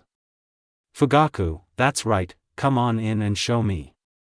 Itachi, hello Naruto, is something wrong? He asked in a worried voice. Naruto, hello Itachi, it's okay, but the matter requires urgent attention. Fugaku, okay Naruto, we're listening to you. Naruto, yesterday after sparring with Kakashi I was at home and when they came home they asked me to celebrate his birthday with him. And he started talking about everything and about the Sharingan from Volume 2, which was a shock for the Uchiha family. Can you show it to Naruto? The head of the family asked, to which Naruto only nodded and put chakra into his eyes. Itachi, father, I will help Naruto with the Sharingan and also with the fire element, but I think that the information should not leave the house. He said in a calm voice. Fugaku, you're right Itachi, I'll also help you sometimes when I have time, but now you can be free, I need to think everything over. Two people are standing at the training ground, namely Itachi and Naruto. Itachi, so, Naruto, now I'll tell you about the Sharingan, it's the enhanced genomic secret and Dojutsu of the Uchiha clan, along with the Byakugan and Rinnegan, although the latter is just a legend. Sharingan abilities, I'm taking everything from Naruto Wiki. Eye of Insight. 1. The user can see chakra and, based on its color, can determine its composition and source. While inferior to the Byakugan in this regard, the Sharingan can see chakra through certain, but not all, obstructions, and by analyzing its flow, it can identify disturbances in it, such as those caused by genjutsu. 2. The user gains incredible speed and clarity of perception, allowing them to read lips or copy things like the movements of a pencil. In combat, this allows them to see fast-moving objects, and when the Sharingan's third tomo awakens, they gain the ability to predict many of an opponent's movements. They can anticipate an opponent's next move based on the slightest muscle tension, and move accordingly to dodge or intercept an attack. While a Sharingan user can see all of these things, they typically also require physical ability to react in time to the visual information they receive. 3. The user is able to copy virtually any jutsu they've seen, memorizing any technique from ninjutsu, genjutsu, or taijutsu with near-perfect accuracy. The owner of these eyes can replicate a technique and even improve it, adapting it to their needs and thereby creating their own. The Eye of Hypnosis. The user can employ what is commonly known as genjutsu, the Sharingan. While this ability has many forms and purposes, the most well-known is influencing the thoughts and actions of a target through eye contact, thereby forcing them to reveal desired information or act in a desired manner, often unconsciously. In extreme cases, a Sharingan wielder can completely subjugate the target's body, forcing them to do exactly as the user desires. This control is visually detectable, as the Sharingan pattern appears in the target's eyes. The Uchiha are infamous for using this ability to control the Nine Tails, and can effectively penetrate the subconscious of the beast or its Jinchuriki to more precisely control the beast's chakra. Multiple targets can be controlled in this manner, though the more the user's attention is divided, the easier it is for the target to resist the control. I hope you understand. Naruto, of course, but I need practice to get used to the eyes. Itachi, you'll have some practice Naruto, create 50 clones, half of them will practice the fireball, and the other half will practice the new technique that I'll show you, follow me. Naruto followed Itachi. When they arrived, Itachi said, "Now activate your eyes and try to copy all my seals and repeat after me." He folded the seals and said, "Fire release, Phoenix flower technique." Naruto began to form seals and repeated, "Fire release, Phoenix flower technique." He blew out the same projectiles as Itachi and he said, "Naruto, This technique allows the user to attack the opponent with a volley of small fireballs. Furthermore, the flame's strength is controlled by chakra, making this technique difficult to evade. Throwing weapons such as kunai and shuriken can also be hidden in the flames. This technique is most often used as a distraction. I understand, said Naruto. Itachi, Naruto, and what are you planning to do this year? Naruto, I plan to reach a new level of Fuinjutsu so that if I run into a Jinchuriki, I can use the 5 elements seal or the contract suppression seal, just in case something happens, in my FF. That's A rank. To which Itachi nodded to him and they continued training. 2 years have passed. During this time, Naruto has awakened 3 Tamo of his Sharingan, and his Taijutsu and Kenjutsu styles have become more deadly. Naruto has mastered all the fire release techniques and is now perfecting his fire destruction, which he can perform 25 meters wide and 10 meters high. Naruto also became an A-rank Fuinjutsu master and learned the 8 trigram sealing style, which he considers his pride, as it allows him to strengthen the seal on a Jinchuriki if necessary. He also learned the 5 elements seal and the evil suppression seal. Naruto is currently attempting to create a seal to awaken the Mangekyo Sharingan that Shisui told him and Itachi about.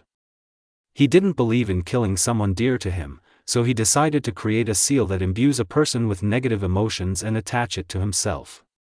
It's also worth noting that over the past 2 years, Naruto had decided to soften his attitude toward his family slightly. He began exchanging a few words with them occasionally, which Minato and Kushina were pleased about, but they didn't know he served in Hiruzen's ANBU. His cold attitude toward everyone had been reinforced by his ANBU service, and he'd grown accustomed to such emotions. Now Naruto decided to finish the seals for the day and go to Hiruzen for a mission. He donned his armor with the scythe and gunbai on his back and walked toward him. He knocked on Hiruzen's door and asked, "May I?" He received a nod, which the guy didn't like. After 5 minutes of waiting, the guy decided to ask, "What's the matter, Hiruzen-sama?" "Hiruzen, I received a letter personally from the Kazekage, asking the seal master to place a proper seal on the Jinchuriki, who is his son. But anticipating your next question, I don't know why he approached me and not Minato, so be careful, you never know what might happen. As you understand, this is your mission, so leave now." Naruto flashed silently toward the village entrance, startling the gate guards. He approached them and spoke in an icy voice that made them shudder. "Here is a pass for the mission." I went. It disappeared just as it appeared. The Kazekage's office. Raza is currently sitting in his office, sorting through documents and wondering if Konoha will send a seal master. But then, someone coughed behind him, and he turned around. "I'm from Konoha, you can call me Fox, show me the Jinchuriki." Raza looked at him, unsure how he'd gotten so close, but his thoughts were interrupted by a crash at the office entrance. A blonde woman burst in, with clear eyes and sandy blonde hair tied into 4 pigtails. She wore a purple dress and a fan fastened to her back with a red sash. She wore her shinobi headband around her neck. She wore a hairnet on her left thigh and her right knee. Her blonde hair was tied into 4 buns. She was about to attack the stranger, but a voice interrupted her.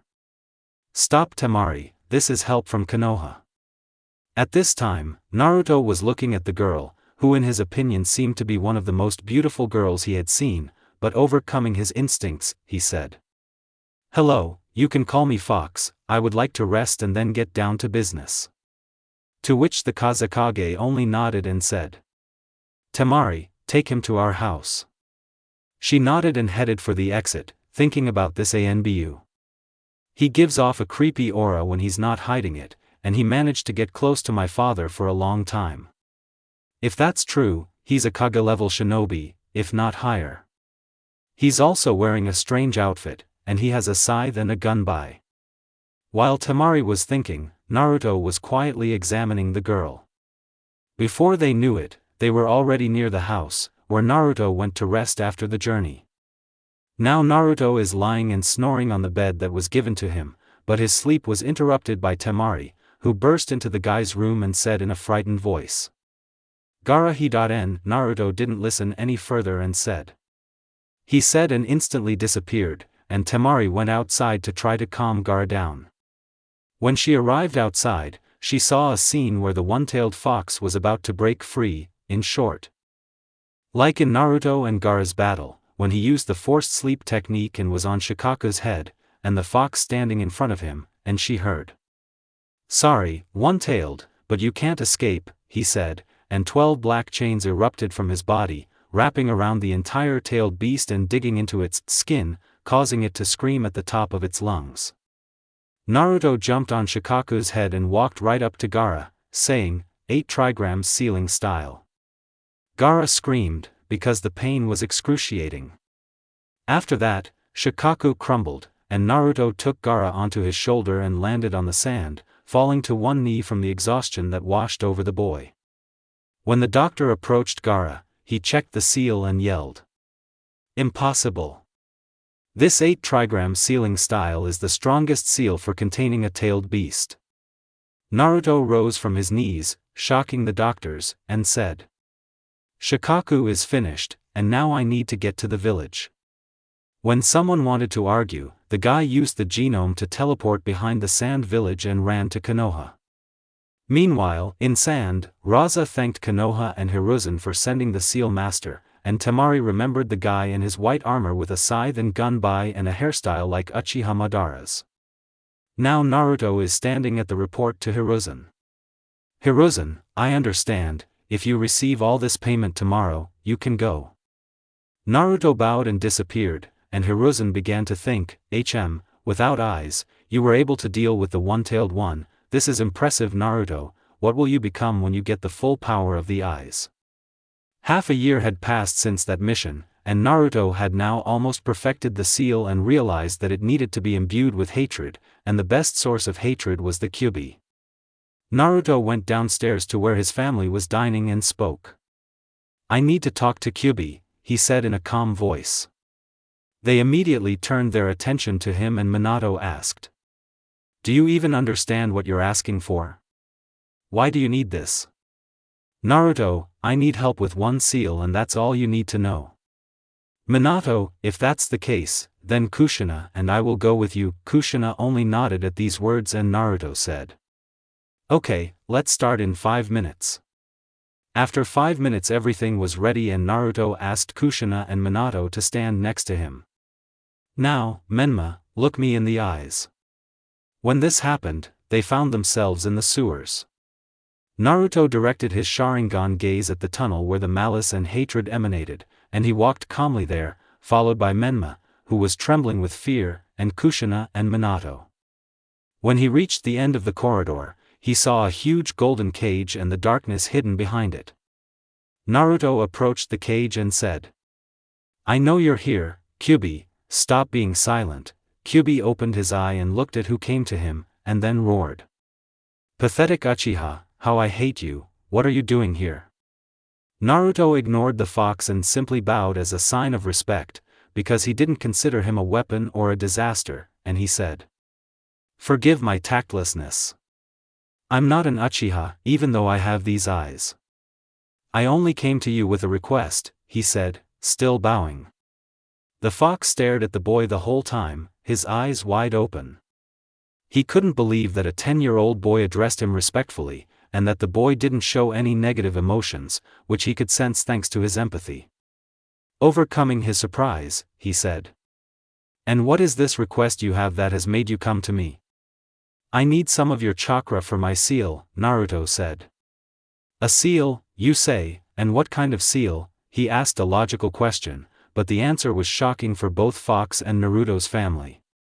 "The seal I created is my personal pride, I will place it on myself, and your chakra, which radiates hatred, will help awaken a new stage of my eyes, and in the future, I will exchange eyes with someone." Kushina and Minato listened in shock. Such a seal, the Uchiha would give a lot for it. Now Kyuubi considered everything and decided. "Well, I'm bored here anyway, but I'll be interested in what you'll do when you get the same eyes as that Madara and I'll have some fun." Naruto took out the seal and gave it to Kyubi, who poured some chakra in and said, "I think that's enough, now get out of here," he said, and threw them out of his subconscious, and he himself began to think, "Naruto, your chakra is cold, like Madara's, interesting." When they were thrown out of the subconscious, Kushina asked Naruto, "And what will you do next?" Naruto, "I'll be busy awakening the Mangekyo Sharingan," and he left for the Uchiha clan head's house. Upon arriving, he knocked on the door, and Mikoto, Sasuke and Itachi's mother, opened the door. Mikoto, "Come on in, Naruto, are you going to see Itachi?" Naruto, "Yes, I'm going to him, where is he now?" Mikoto, "He went with Shisui to train at the clan training ground." Naruto moved to the clan training ground and looked towards the tree and saw Shisui and Itachi resting, and he walked up to them and said, "Hello Itachi, Shisui." "Itachi, I made that seal, let's try it out now. Your task is to remove it when you see blood coming from your eyes." Shisui, "What seal? What are you talking about?" "Itachi, Naruto created the seal and will now test it, and if it works, he will be able to awaken the Mangekyo." Shisui was shocked by this information, and while he was digesting this information, Naruto said, "Here, Itachi, I think you understand what to do," to which Itachi nodded and attached the seal. At this point, Naruto fell asleep.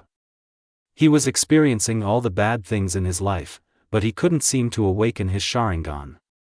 Then an image of Temari appeared in his head. "My love, I'm home," Naruto said and entered the house. When Temari came out, she said, "And this is you?" Naruto didn't understand anything and what happened and decided to ask a question. "What happened, don't you love me?" To which Temari laughed and said, "You are a nobody, I can't love someone like you, it's a disgrace." This was the last straw and Naruto's tomo started spinning, which grew into Mangekyo Sharingan. "Itachi, do you think he will succeed?" Shisui asked. "I don't know Shisui." He then turned his head to Naruto, who had bloody streaks from his eyes. "I'm removing this seal." When the seal wore off, Naruto woke up and stared at his friends with his Mangekyo Sharingan. His gaze was dull, but after a while it became so piercing that the two friends wanted to run away, but Naruto asked, "Was I able to wake him up?" "Yes, but what did you see?" Shisui asked. "The most terrible thing in my life, roughly speaking, nightmares. 2 days have passed since the Mangekyo awakened." Naruto is now on his way to the training grounds, where Fugaku is supposed to be waiting to explain the Mangekyo and learn about the abilities of its eyes. When he arrives at the training grounds, Fugaku and Itachi are already waiting for him, having also awakened the Mangekyo, this time through Fugaku's Mangekyo Genjutsu. Fugaku, "So, first, activate your eyes and try to imagine a black flame that will burn everything." Naruto did what he was told and a black flame appeared on the ground, like Itachi's, but there was one strange thing, the flame seemed to be controlled, and so Fugaku said, "You both have Amaterasu, but if my guess is correct, Naruto try to control it, then we might be able to unlock your second eye ability, and you, Itachi, try Genjutsu, you can try it on me." Naruto began to try to control the flames, which he was doing quite well, but then he grabbed his eye and said, "My vision is getting worse and the pain is simply unbearable for long." "Fugaku," he said, "is the true power and price of the Mangekyo Sharingan, but you too can remove the darkness in your eyes by transplanting them into each other. At least that's what the library said, and that's something only I can do." He wanted to continue, but he found himself hanging on a cross, while Itachi stood with a katana, and Itachi dispelled the Genjutsu. "So, you have Itachi Tsukuyami and Amaterasu, and Naruto has Amaterasu and its control. Now let's move on to the most important thing. We will now learn Susanoo, a technique that creates a huge humanoid creature from the user's chakra, which surrounds them and can fight at their will. This is the most powerful technique available to those who have awakened the Mangekyo Sharingan, and in fact, one that they rarely achieve. To use this ability, the user must awaken the Mangekyo in both of their eyes. Once Susanoo is activated, it forms around the user and becomes an extension of their will, acting and attacking on their behalf. I hope I've explained it enough. Itachi and Naruto nodded, and he continued. First Itachi will create it, and then Naruto. Itachi began to create Susanoo. Red ribs appeared around him, which grew into a humanoid skeleton, but he grabbed his eyes and Fugaku said. Scarlet, very interesting, but your eyes have become too strained. Now Naruto, but before you begin, I want to tell you. You receive this power very early, and when they transplant your eyes, it will go beyond all bounds, so I ask that you use them only to protect your loved ones, and not for revenge. To which Naruto replied. I agree, I would like to protect the people I love, not follow the path of revenge and hatred, especially since another person has appeared recently. He muttered the last words, his cheeks turning red. Fugaku only smiled, realizing the boy had fallen in love, but he said nothing, and Naruto went to create Susanoo. When he began to imagine Susanoo, a purple glow appeared and enveloped him.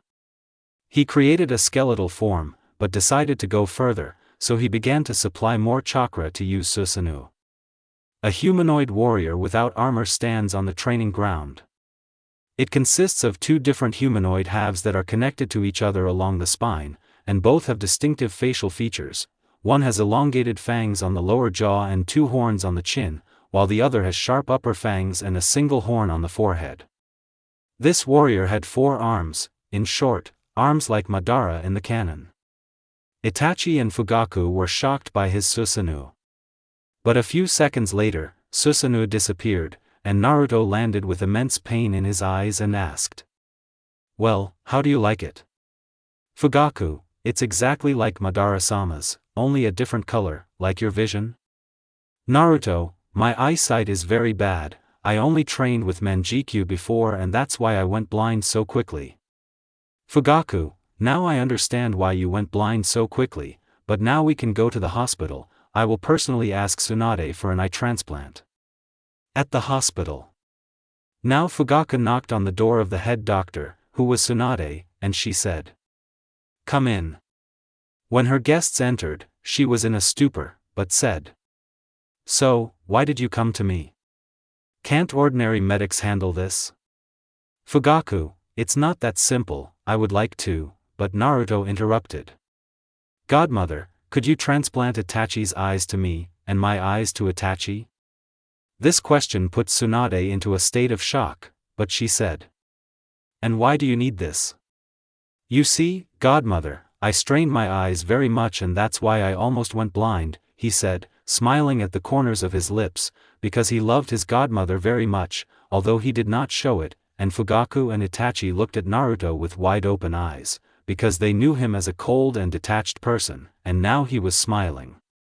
Tsunade, you understand that I can do this, but for this I need permission from my parents or a relative.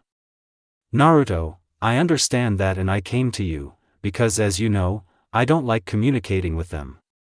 Tsunade, okay, but in the future you'll owe me sake, she said with a smile, to which Naruto replied. Thank you. Naruto said smiling. Naruto is now 14 years old. It's worth noting that at this point, he has fully mastered his eternal Mangekyo Sharingan, but he can't perform a full Susanoo. Naruto has honed his sensory abilities, which have helped him on missions. Naruto's greatest achievement is Fuinjutsu, he can perform S-class seals. He can also produce 15 chains. Now Naruto and Kakashi are standing in Hiruzen's office, listening to him. So, from this day forward, Kakashi becomes an elite jonin of Konoha, and you, Naruto, will become his assistant, but you will not leave the ANBU. Also, from this day forward, you will accompany me to my important meetings as my personal escort, these are also missions. So you will be paid. I won't give you a Naruto vest, you won't be wearing it anyway. Hi, said Kakashi and Naruto and disappeared. The next morning, Naruto got up, washed up, and went down to the first floor where his family was sitting. He sat silently and began to eat, but Minato asked him a question. Naruto, I never asked you, but you didn't go to the Shinobi Academy, but you do have a protector. Who gave it to you? Naruto just sighed and said in a cold tone, "It was given to me when I was 7 years old and you never showed any interest in me." Minato felt hurt by his words, but he decided to ask one last question. "How often do you use your Mangekyo, because the price of strength is blindness?" Naruto decided not to tell the truth and lied, "I haven't used the Mangekyo because I don't think I'm ready yet." "Now, my question is, why are you asking me so many questions? Are you afraid I'll turn against the village?" The atmosphere at the table grew tense and Minato took the floor. "I'm interested because you are my son. I never thought that about you." "Menma, Enai-san, stop. All you do is hurt your parents. They love you. Your father did wrong back then, but he deserves forgiveness." Menma shouted at his older brother. In order not to quarrel with the whole family, Naruto got up from the table and headed for the exit, but his mother's voice stopped him. "Today is graduation day, please come for your brother and sister," she said in a tearful voice. Naruto turned and replied, "Okay, I'll come." And he disappeared. Academy. I will now announce the teams. Team 8, Inazuka Kiba, Hinata Hyuga, Aburame Shino. Sensei, Yuhi Kurinai. Team 9, Rock Lee, Niji Hyuga, Tenten Takahashi. Sensei, Might Guy. Team 10, Shikamaru Nara, Yamanaka Ino, Akimichi Choji. Sensei, Asuma Sarutobi. And the last team. Team 7, Uchiha Sasuke, Menma Namikaze, Akemi Namikaze and Sakura Haruno. The entire class was deafened by Sakura's screams. "Hooray! I'm with Sasuke-kun," she said, sticking her tongue out at Ino, who was envious of her friend. "Can I continue, Sakura?" Irika asked. "Sorry, sensei," Sakura said guiltily. "So you have 2 senseis because of the larger number of people on your team. These are Hitaki Kakashi and Uzumaki Naruto." And Irika came out. A loud discussion began in the class, because in Team 7, the sensei is the eldest son of Yondaime. "Menma-kun, what's your brother like?" Sakura asked. Everyone immediately fell silent and began listening, and Hinata blushed, remembering what the boy had done. "Menma, well, he's very cold and taciturn. He's very strong, because today he said he became a genin at age 7. His father once had a fight with him, and it turned into a big conflict, and that's why he's like this, and his face is the scariest, as are his eyes." "Is he really that scary, Menma?" Ino asked and all the girls started giggling. "Menma, no, his face simply doesn't express anything. I've never seen him smile or cry, and his eyes are always filled with indifference, coldness, confidence in his actions." He wanted to continue, but the sound of the opening door stopped him. At this time, Minato sat in his office, thinking about his firstborn. He glanced at his watch and was about to teleport to the academy, but his eye fell on the document the third had recently given him, telling him not to tell anyone about it. Name, Uzumaki Naruto. Age, 14 years. Call sign, Fox. Rank, S. Elements, Kato and Scarlet Lightning.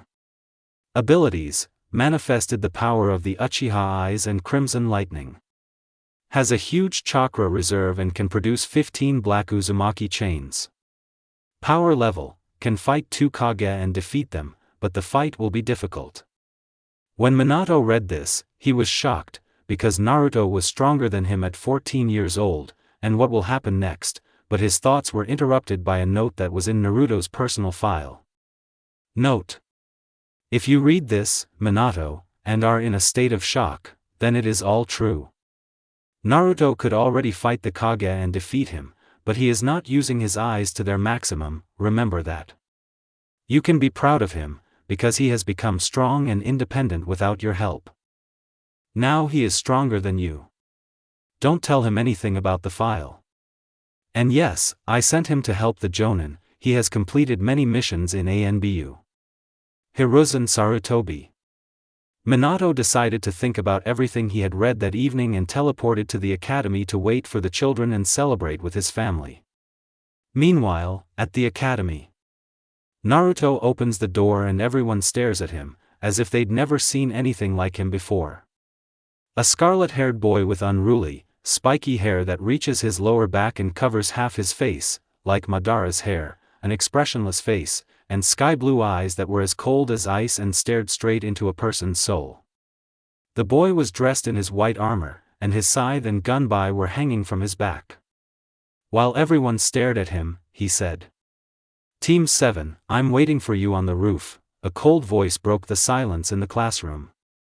When he left, Ino asked, "Is Menma your brother?" Menma, yes, it's him. Ino, he is handsome, but cold and I am terrified. Naruto sat on the roof of the academy and talked with Hatake, who was listening to him attentively. Kakashi, do you think they'll pass your test? Uchiha is Itachi's brother, and Menma and Akemi were trained by Minato, but that girl is a clanless girl. She's just an Uchiha fan, she won't show anything, and those kind of people would go to their deaths first. Kakashi, you're too realistic as always.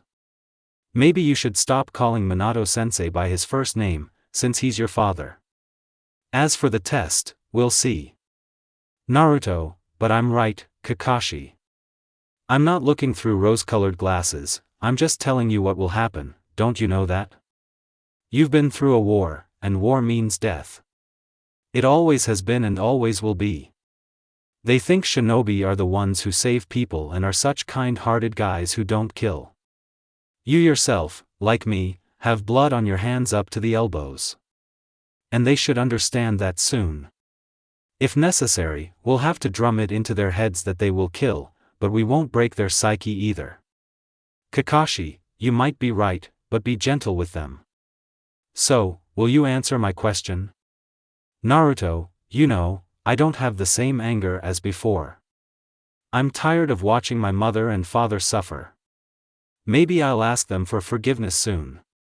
When the conversation ended, the genin arrived on the roof to meet their sensei. Naruto, so my name is Uzumaki Naruto, I love nothing like this and have no dreams either. Kakashi, my name is Hatake Kakashi. I don't have any likes or dislikes, I have no dreams. Sakura, you didn't say anything except your names, she screamed, but everyone ignored her words. Menma, my name is Menma Namikaze, I love my family and ramen. My dream is to become Hokage and bring one person back to the family. These words touched Naruto, but he didn't understand why. He had blocked out all his feelings, trying to distance himself from the bonds of family and love. But first she appeared, and now Menma's words. His thoughts were interrupted by his sister, who began to speak. My name is Akemi Namikaze, I love ramen, and my dream is a family, a complete family, she said, looking at her brother, who was not paying attention to them, although he was listening to Menma and Akemi attentively. My name is Uchiha Sasuke.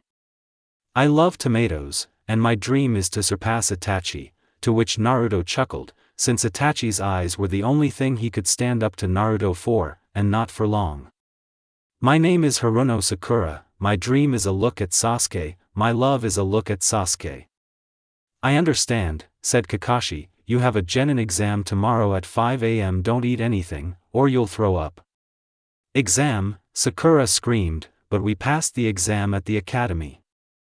Naruto, what you handed over were useless clones and what's the name of the first Hokage?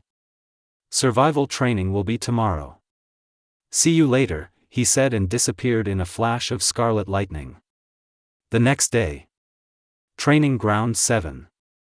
5 a.m. For sleepy genin are sitting on the training ground. They were about to fall asleep when Sakura broke the silence. Where are they? She screamed. Menma, calm down. Maybe they have a reason for this. 10 a.m. For genin are sleeping at the training ground. Kakashi, do you think they did something? Naruto, I don't think so, they're frivolous. When they arrived at the training grounds, they were disappointed. For genin were asleep and couldn't hear anything, so Naruto decided to wake them up. "Naruto, wake up," he shouted so that they could hear him. The genin stood up and looked at their senseis, who were looking at them without any interest. "Sakura, are you kidding me? We've been waiting for you for 5 hours. You're late. Where have you been?" she screamed, but her ardor was cooled by Naruto, who said in a sepulchral tone. "Now listen to me, girl. If you don't shut up right now, you'll never become a shinobi. Senseis aren't late, they're delayed. Understand?" Sakura was scared and almost cried, and the other 3 genin were seriously scared. "Kakashi, calm down, Naruto. You really scared them."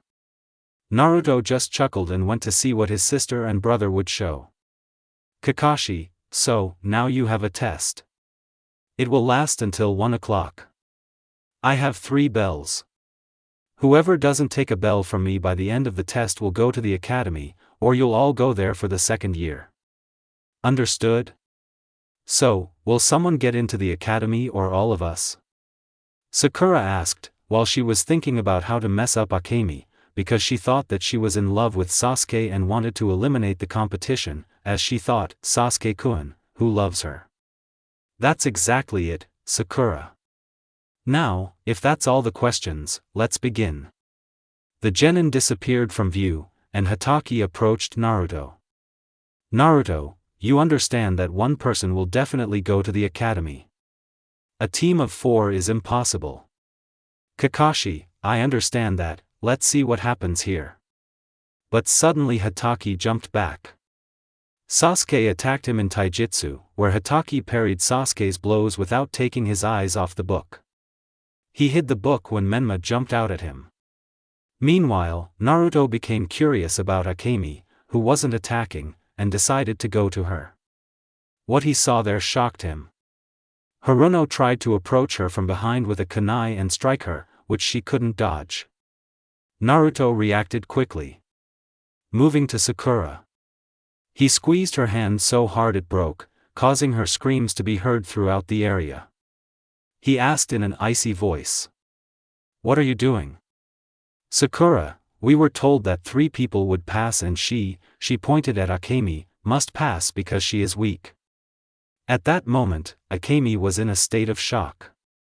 "Naruto, now listen to me carefully, you worthless piece of. If you lay a finger on her, I will kill everything you hold dear before your very eyes. Got it?" Sakura-D, yes, she said with fear and cried, because her arm was broken and the bone was shattered. At this time in the clearing. "Kakashi, stop," you heard a scream in the forest. He wanted to continue, when he saw Naruto, who was carrying his sister and calming her down. "What happened, Naruto?" "That jerk," he pointed at Sakura, who was walking behind him, wanted to kill Akemi. She explains that this is a test and they must pass it in 3. Everyone's eyes widened. "Menma, how dare you, Sakura? She's my sister." "Sasuke, enough, Menma. She's worse than nothing, for wanting to kill her comrade." Sakura cringed at his words and couldn't help but scream. "Sasuke, I did it for you, because she loves you. I wanted to be with you. Naruto, so what if that's the case? What right do you have to interfere with their love? You're worthless. From this day forward, you're no longer a shinobi," he said, taking Sakura's forehead protector. "And now you've passed 3 times, I didn't expect such words from you. We'll meet tomorrow near the Hokage's residence. Sakura, you're no longer a shinobi. I'll tell the Hokage that you're unfit for this. Maybe he'll take pity on you and you'll go to the academy next year. But for now, you're just an Uchiha fan and that's it. Think about it." He took Menma and Akemi and teleported home, where Minato and Kushina were having dinner. When they saw them, they smiled, because now they looked like family. "Kushina. Well, how was the exam?" And then the parents noticed that tears were appearing in Akemi's eyes and thought that she had failed. "Naruto, Akemi was almost killed." These words were like a bolt from the blue for the parents. They immediately jumped up and ran to their daughter. "Minato, Naruto, who was that?" he said in a very worried voice. "Naruto, it was Sakura Haruno." She thought Akemi was in love with the Uchiha and decided to eliminate the competition. "I took the bandana from her, let her think about it next time, but it's up to you to decide whether she goes to the academy next year." "Minato, okay, I'll take care of this, now let's go eat." Mom baked a cake. Now there are 3 people standing near the residence and discussing something, but they are interrupted by a flash that appeared next to them. "Naruto, so let's go and dive into the exciting world of D-rank missions," he said calmly, but laughed in his heart. "Kakashi, let's go, Joker." When they got to the Hokage's office they knocked and heard from behind the door. "Log in." "Hello Hokage-sama, we are here for the first task," said Naruto. "Oh yeah, Naruto, here are 5 missions for today." He handed over the sheets with the assignment. "You can go." So we have 5 tasks. 1. Catch the daimyo's cat.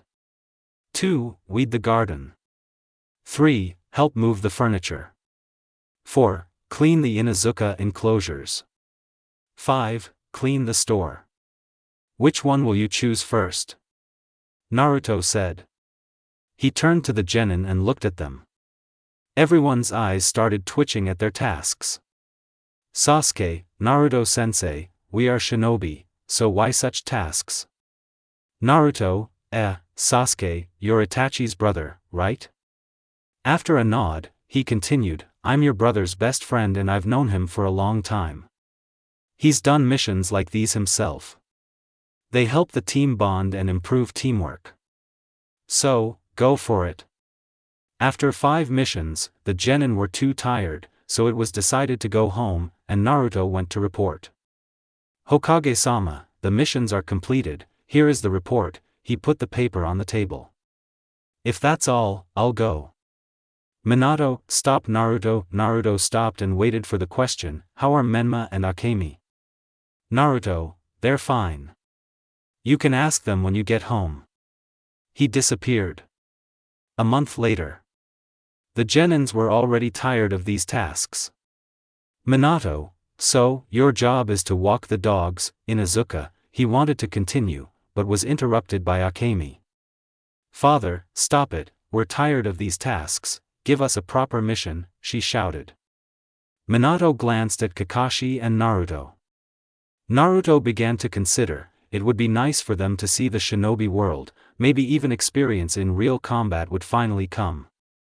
Sasuke, well, he's cold and seemingly calculating. Menma, calculating, but too kind, and Akemi is like a second mother, but her tenacity is impressive. Naruto, I think they're ready. Kakashi nodded his head in agreement, as he was used to trusting Naruto, and the genins lit up with happiness. Minato, okay, bring Tazuna-san here. A middle-aged man walked through the door, a gray-haired man with glasses, a large beard, and dark eyes. He wore a V-neck shirt with sleeves and an obi belt, trousers, and a pair of sandals. He also wore a towel around his neck and a pointed cap on his head. Tazuna looked around and said, "And these brats will accompany me?" "Okay, but you, the red-haired one, what are you wearing? Are you even a ninja?" Naruto looked at him with an indifferent gaze and answered with indifference in his voice. "I don't care what you think of me, you won't be assigned a team of jounin. This is a C-rank mission, so it's only bandits." Minato, Naruto, that's enough. Kakashi, okay, we'll meet at the gate in an hour. He put his hand on Naruto's shoulder, but he grumbled something like, "I'm not your personal transport," and teleported away. Naruto, he's not telling me something. We might have to fight shinobi. Kakashi, you noticed too, well, let's go. At this time in Konoha. I gave them the letter.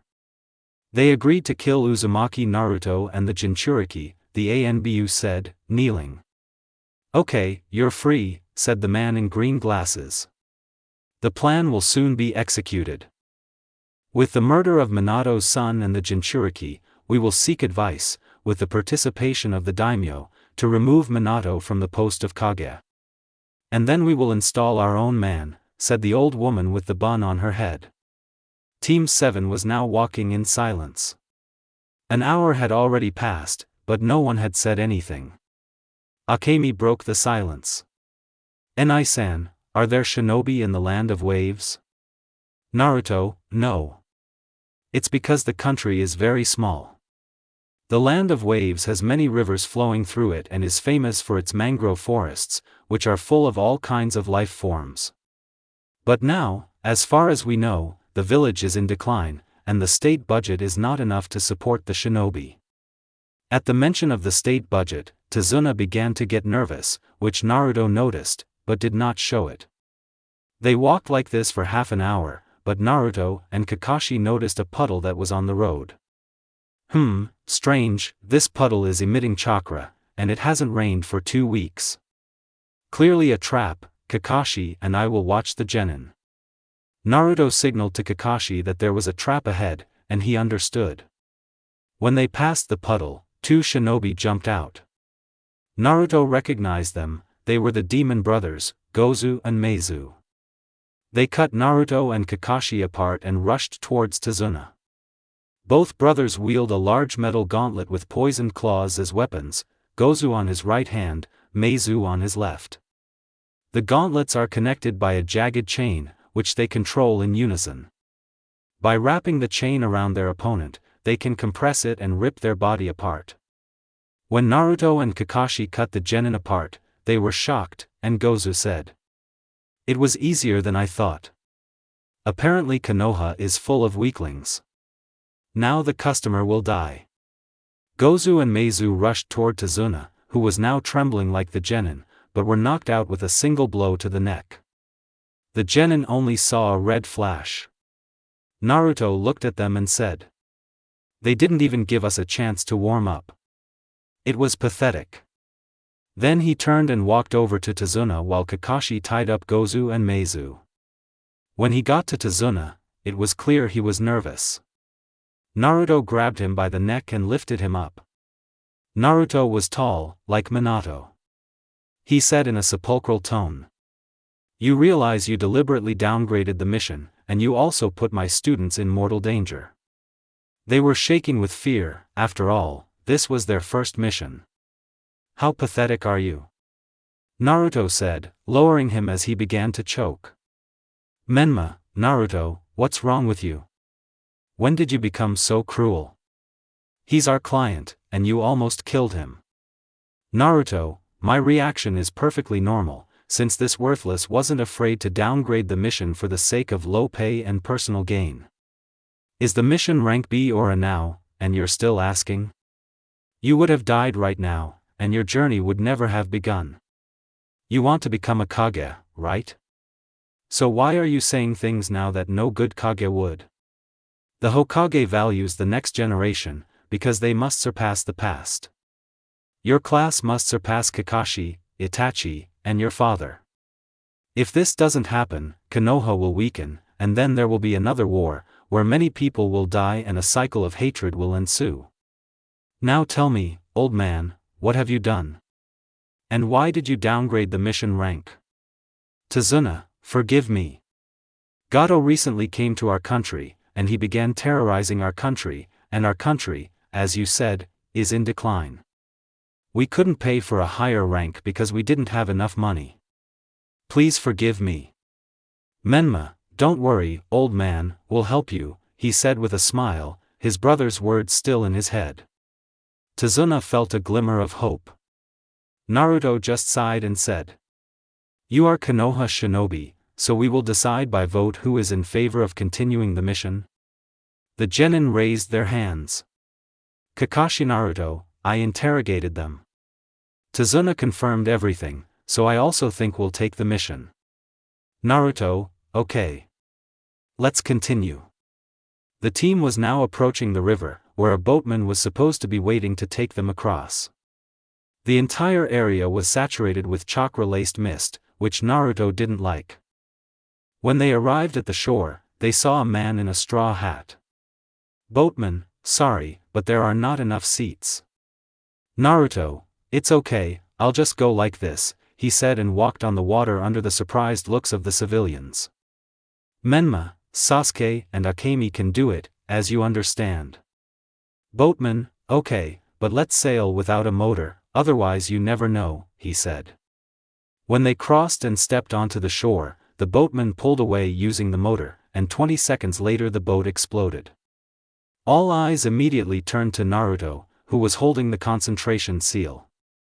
"Enai-san, why did you do this?" Menma asked in an anxious tone, because his brother killed a peaceful man, as he thought. "Naruto, he's a traitor.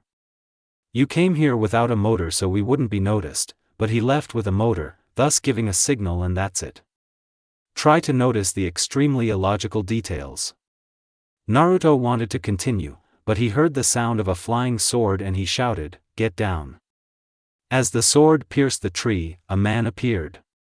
He was tall and relatively muscular, with pale skin, short, spiky black hair, brown eyes, and small eyebrows.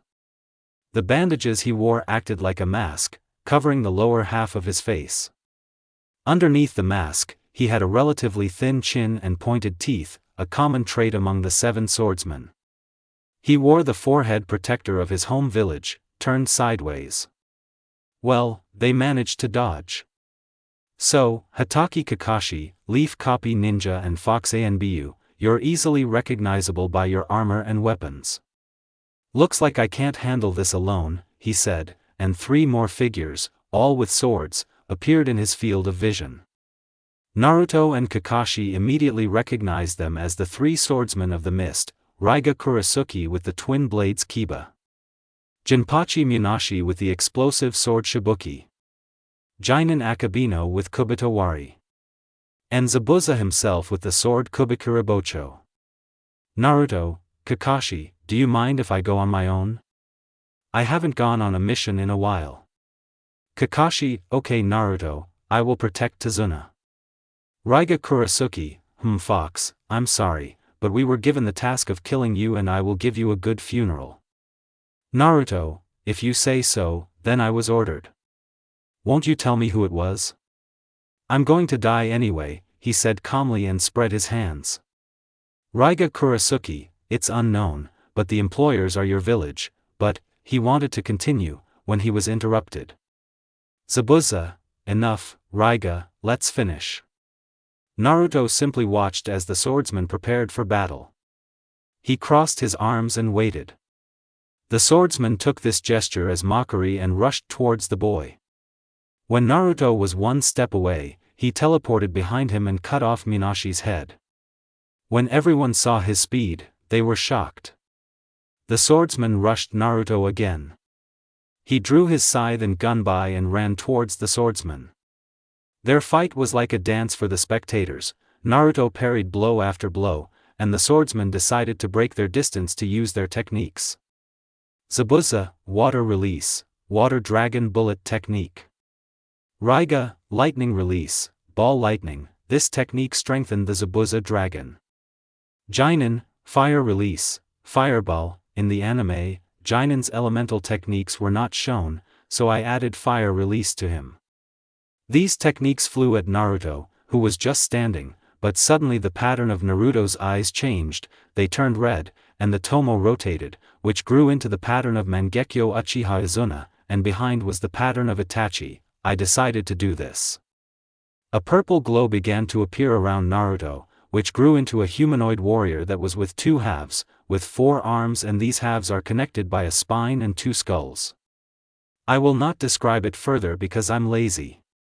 When the techniques hit Naruto, dust rose and time seemed to freeze for them, and Menma and Akemi were already preparing to run into that dust. When the dust settled, Naruto appeared unharmed and said, "Is that all? You didn't even make me dance with you at my full strength. Your techniques are worthless, so we can end it," he said, instantly killing 2 swordsmen and sealing their swords in a scroll, as this would help him improve his relationship with the mist in the future. "Now, Zabuza, tell me something. Why are you silent?" Zabuza, I'll be glad to die by your hand, and knelt before Naruto. He raised his scythe to cut off his head, when he heard. Forgive Haku, he whispered, but Naruto heard him and stopped the scythe a millimeter from his neck. He asked. What did you just say? Who is this Haku? Zabuza, this is the man who has become my son, watching from the tree branches right now. Now kill me, he said, closing his eyes, but no blow came. He opened them in shock and looked in confusion at Naruto, who was holding out his hand for him to stand up. Everyone approached Naruto, albeit cautiously. Menma asked. Why didn't you kill him, Enai-san? Naruto, you may have thought I was a demon, that I kill everyone in sight, but that's not true. I value human life.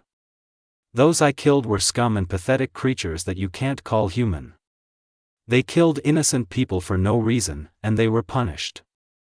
Now, Zabuza, I have a proposition for you. Zabuza, which one? Naruto, a new Mizukage has come to power in the mist. Such good and strong shinobi, how can you help her? The country hasn't suffered much since Yagura, so you can fix things there and perhaps even participate in the Chunin exams in Konoha this year. Zabuza, Haku, let's go and thank you. Naruto, Uzumaki Naruto, he said and extended his hand for a handshake, to which Zabuza replied. I hope to meet you. When Zabuza and Haku left, he turned to his comrades and understood that there would be a lot of questions now, and he turned out to be right. Sensei, what was that purple glow that was visible even in the dust? Sasuke fell out. And this? Well, you're Itachi's brother, so I'll tell you everything here, he said and activated his Sharingan. Where did you get it? You're not an Uchiha. Tell me, Sasuke demanded, but Naruto cut him off. Calm down, respect your elders. I inherited the Sharingan from my ancestor. Even though I'm not an Uchiha, I was able to awaken it. That glow you saw was Susanoo, the Uchiha clan's perfect defense and attack. But to do that, you need an advanced form of the Sharingan, the Mangekyo. I won't tell you how to obtain it. You're still too young. A week passed in the land of waves. Team 7 spent the entire time practicing teamwork and a couple of elemental techniques. Sasuke had lightning, so Kakashi taught him Lightning Hound and Electric Kill. Menma had lightning and wind. He trained under Naruto and learned the Lightning Hound technique and learned how to channel lightning chakra through a kunai. Akemi had wind, but she couldn't learn it because Naruto didn't have it, and Kakashi's wind was the weakest element, so the decision was made to learn wind release in the village. Now is the last day of their stay in the land of waves, as the bridge is already being completed. It was decided to leave the genin at the carpenter's house to protect the family if needed, while the jonin went to the bridge. For half a day the jonin sat on the bridge and talked to each other, but Naruto felt 2 chakra signatures that were heading towards the bridge. Naruto, Kakashi, 2 people with weak chakra are coming here. Kakashi, I understand you. Naruto. 10 minutes passed before Gato's gang appeared on the other side of the bridge, along with Gato himself. Gato had spiky brown hair and wore a small pair of black glasses. He also wore a black suit with a purple tie. He was also short and carried a cane. He stepped forward and began speaking. You two really got in my way, and you're the red-haired one, he pointed his finger at Naruto, you can get a huge amount of money for you. Naruto simply stood in front of the gang, which made everyone laugh, but Naruto didn't pay attention and made the horse seal. Naruto, fire release, great fire destruction. A wall of fire rushed toward Gato's gang, burning everyone except Gato himself, as Naruto had decided to hand him over to the villagers. He approached him and said, "What you have done for this country, people will never forgive you, your place is in hell and today you will die the most painful death from those you tortured." He put Gato in genjutsu and said to Kakashi, "I think it's time to go back." When they arrived at the village, Naruto strengthened his voice with chakra and said, "Gather everyone at the main square." 20 minutes later, everyone was at the square, where Naruto threw Gato at their feet. Naruto, this man is alive. He'll wake up in a few minutes.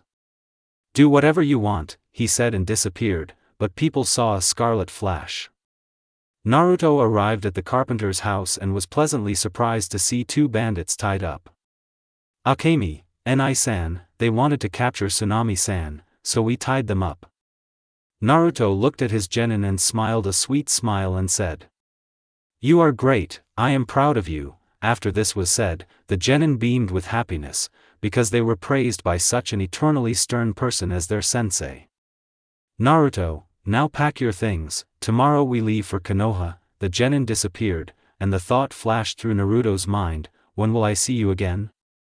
All the villagers decided to see off the Konoha shinobi who had helped them so much. As the shinobi left, one civilian asked, "Tazuna, have you named the bridge yet?" Tazuna, "No, I haven't come up with a name yet, so come up with one yourself." Someone from the crowd shouted. "Gato, Naruto-san brought it to us, he had the red flash.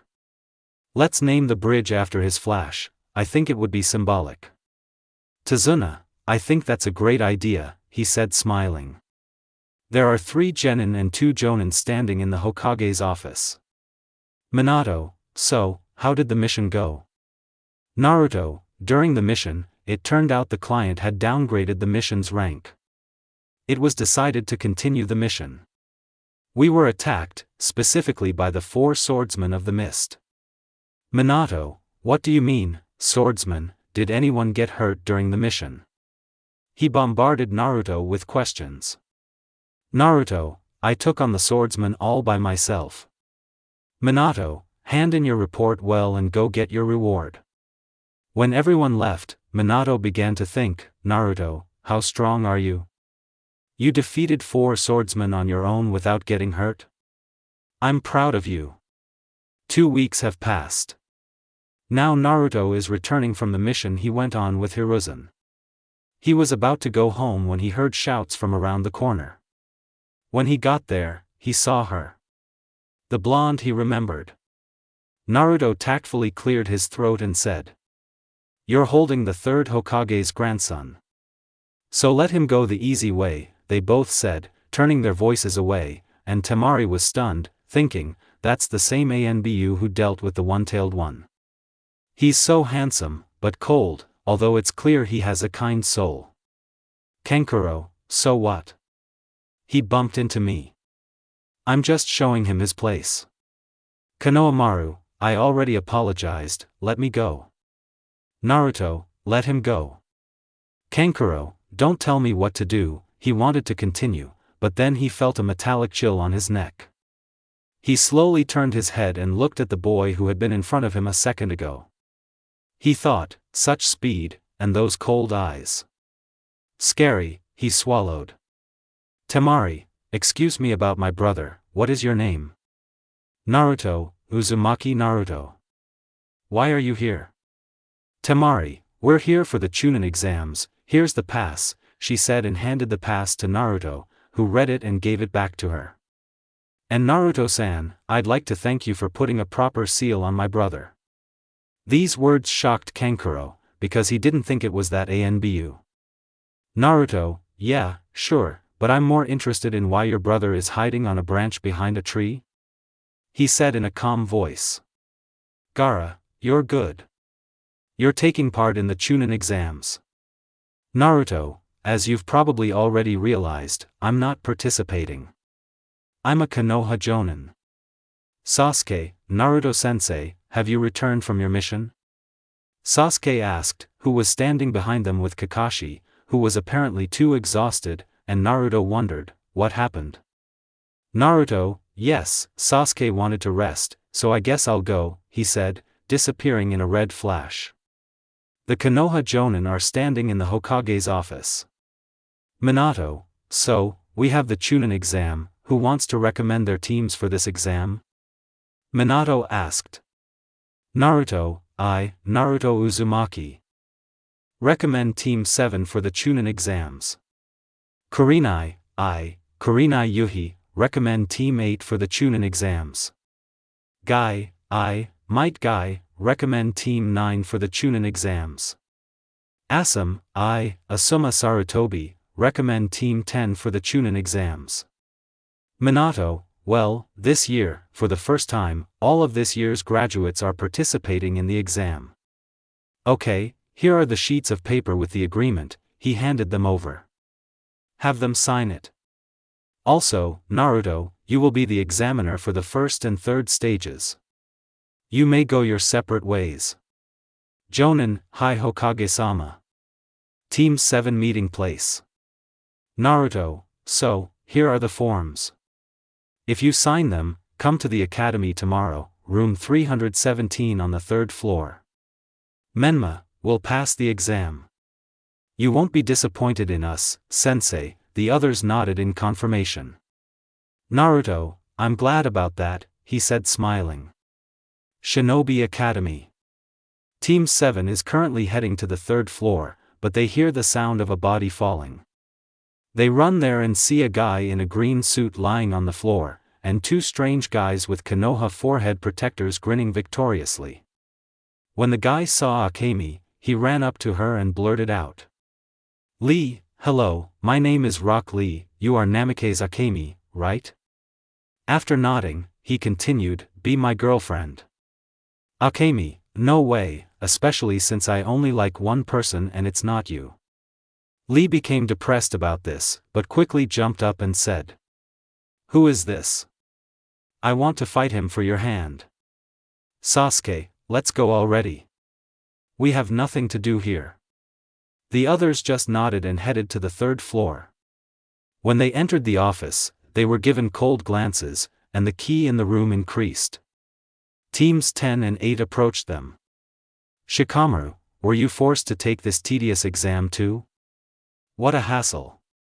Ino, guys, where's Sakura? She was on your team. Menma, well, she didn't pass the test and is supposed to start her 2nd year at the academy soon. Maybe she'll change her mind and become a civilian. Kabuto, quiet down, newbies. You're only here for the 1st year. It's obvious you're not very smart yet. Menma, and who are you? Is this the first time I've seen you in the village? Kabuto, I'm Yakushi Kabuto. I can provide information about the participants and more.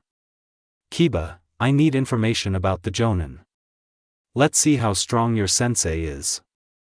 I need information about Uzumaki Naruto. Temari, hearing this, began to listen. Kabuto, Uzumaki Naruto. 14 years old, future head of the Uzumaki clan. Rank S. Nothing else is known. Kiba immediately shut up and began to fear Team 7, and Temari thought, such a strong shinobi. And he's only 14, and already ranked S. Sasuke, I need information about Sabaku no Gara. Kabuto, Sabaku no Gara. Shinobi of the Sand, your same year. He's also the Jinchuriki of the one-tailed sword. He uses sand as the primary weapon in both attack and defense. Missions completed, 14 C-rank missions, 8 B-rank missions, and 1 A-rank mission. He's also known to have emerged from these missions without a scratch. He was about to continue when the door opened and Naruto emerged, wearing his armor and carrying his scythe and gun by. Naruto, shut up. You're taking an exam now. My name is Uzumaki Naruto. You'll be given a sheet of questions now, 9 of them. Then, at the end of the exam, you'll answer question number 10. It's the most important one. You have 1 hour. Begin. The genins looked at the papers, then at the examiner, but quickly looked away, as his eyes frightened them. 5 minutes into the exam, a voice broke the silence in the auditorium. Number 49, 81, 14, 16, 52, 68, exit. The genins left the auditorium. Unknown, and why did you call me? Koharu, Orochimaru, we want you to kill Uzumaki Naruto, and then the 4th, but it must be in public. Orochimaru, okay, I'll help you, but I need the Uchihas. Hamura, don't worry about that, when we put our man in charge of the Hokage post, you will be Uchiha. Orochimaru, good. Only 20 teams remained in the auditorium. Naruto didn't care about anyone. He pressed his key mercilessly. Naruto, so, time's up. Put your papers aside and listen carefully. When you're faced with the choice of saving a shinobi from your village or just a civilian, which will you choose? Come to the board and stand so your choice is visible. If you choose incorrectly, you will never become a chunin. You have 5 minutes to think. The genin didn't know what to do. Each one emerged with trembling legs, terrified of Naruto. Naruto, so, whoever came to the board failed the test. Shinobi aren't supposed to choose. They must act. This was a test of your resolve. Everyone who came out with shaky legs. He was about to continue, when a kunai smashed the window and a woman with revealing clothes and burgundy hair flew in. Anko, not bad, Uzumaki, but after my stage, there will be fewer of them. I'm Mitarashi Anko. Tomorrow you have the exam at the 44th training ground. Well, until then. It was evening now. Naruto decided to take a stroll around the village in his kimono to relax, but then he saw her and decided to approach her. When he got right up to her, he put his hand on her shoulder and said, "Excuse me, am I disturbing you? Temari, and Naruto? Stop scaring me like that, and no, you won't bother me. Naruto, do you want to go for a walk?" He said with red cheeks. "Temari, are you asking me out on a date?" She said with red cheeks. Naruto scratched the back of his head and replied, "No, what are you saying, but if it makes you feel better, then consider it a date." Temari, okay, let's go. As they walked there was silence between them because they didn't know what to talk about, but Naruto was the first to speak. Naruto, Temari, what can you tell me about Suna? It seemed that the atmosphere of silence had been broken and they came to Ichiraka Ramen while talking. Temari, is this the place you called me to? Naruto, looks can be deceiving. Let's go. When they entered the diner, Tucci and Iam couldn't believe their eyes. Tucci, is that really you, Naruto? Naruto, yes, it's me. Long time no see. Can I get some miso ramen? Temari, me too, please. Tucci, it will be done. Iam gave a sly smile and asked. Naruto, are you a couple or on a date? Naruto and Temari blushed and looked away, while Iam was only amused by the reaction. Naruto, we're on a date. Temari, I remember you saying that this was just a regular walk, she said with a sweet smile, but Ki was pressing on him, and Naruto was already regretting that he had said that. Naruto, sorry, he said, raising his hands in a placating gesture. Temari wanted to continue, but a voice interrupted her. Tucci, here is your order. Naruto, thank you and enjoy your meal. Temari tasted the food and her eyes widened. Temari, how delicious. 3 pairs of eyes looked at her, and Naruto laughed with a pure laugh, which was the first time in a long time. Naruto and Temari had a great time and were now heading to the hotel where her team was staying. Naruto was very upset that they hadn't had a chance to explore much. As they approached the hotel, Temari said, "Thank you for seeing me out. You're a very interesting conversationalist. And thanks for dinner." Naruto scratched the back of his head and replied, "You're welcome, you're interesting enough yourself. Let's meet after stage 2. I'll find you myself." Temari, okay, I don't mind, she said, quickly kissing him on the cheek before running away blushing while Naruto was in shock. He felt the warmth of her lips and went home with a stupid smile, not caring that he was smiling stupidly. When he got home, he silently walked upstairs next to his family, not even saying hello, still wearing a stupid smile. His parents were shocked that such a cold person as Naruto was smiling and were happy for him, although they wondered, what happened? Naruto woke up the next morning and started thinking. I know a lot of techniques, but Jiraiya once talked about summoning. Maybe I should try free summoning? Yeah, I think I'll do that. Naruto went downstairs where his family was eating and said, "Good morning. Menma and Akemi, Kakashi will be in charge of your training from now on. I want to join the free summoning team." "Minato, but are you sure? Free summoning can be dangerous. It's better to sign a contract with the Toads. At least they're safe," he said in an anxious tone. "Naruto, I've already decided I'll go free. Let Menma become a Toad summoner," he said in a calm voice. "Kushina, just be careful. And come back quickly. Menma, and I-san, come back quickly. Akemi, and we will definitely pass the exam." Naruto just smiled and said, "Okay, I believe in you." Naruto came to the training ground and began to make seals. Reverse summoning technique. Naruto found himself in an unfamiliar forest. He immediately felt 4 sources of powerful chakra approaching him. He sat down, propped his cheek on his fist, and waited. 5 minutes later, the foxes arrived, which surprised Naruto, as he had never heard of summoning foxes. When the foxes arrived, they saw a man with red hair and blue eyes, dressed in armor and holding a scythe and gun by. "Fox, human? What are you doing here and how did you end up here?" "Naruto, my name is Uzumaki Naruto. I came here through a reverse summoning and ended up here," he said, spreading his arms. The foxes looked at Naruto with inquiring eyes. "Inari, my name is Inari. Come with me, Uzumaki, to our sage."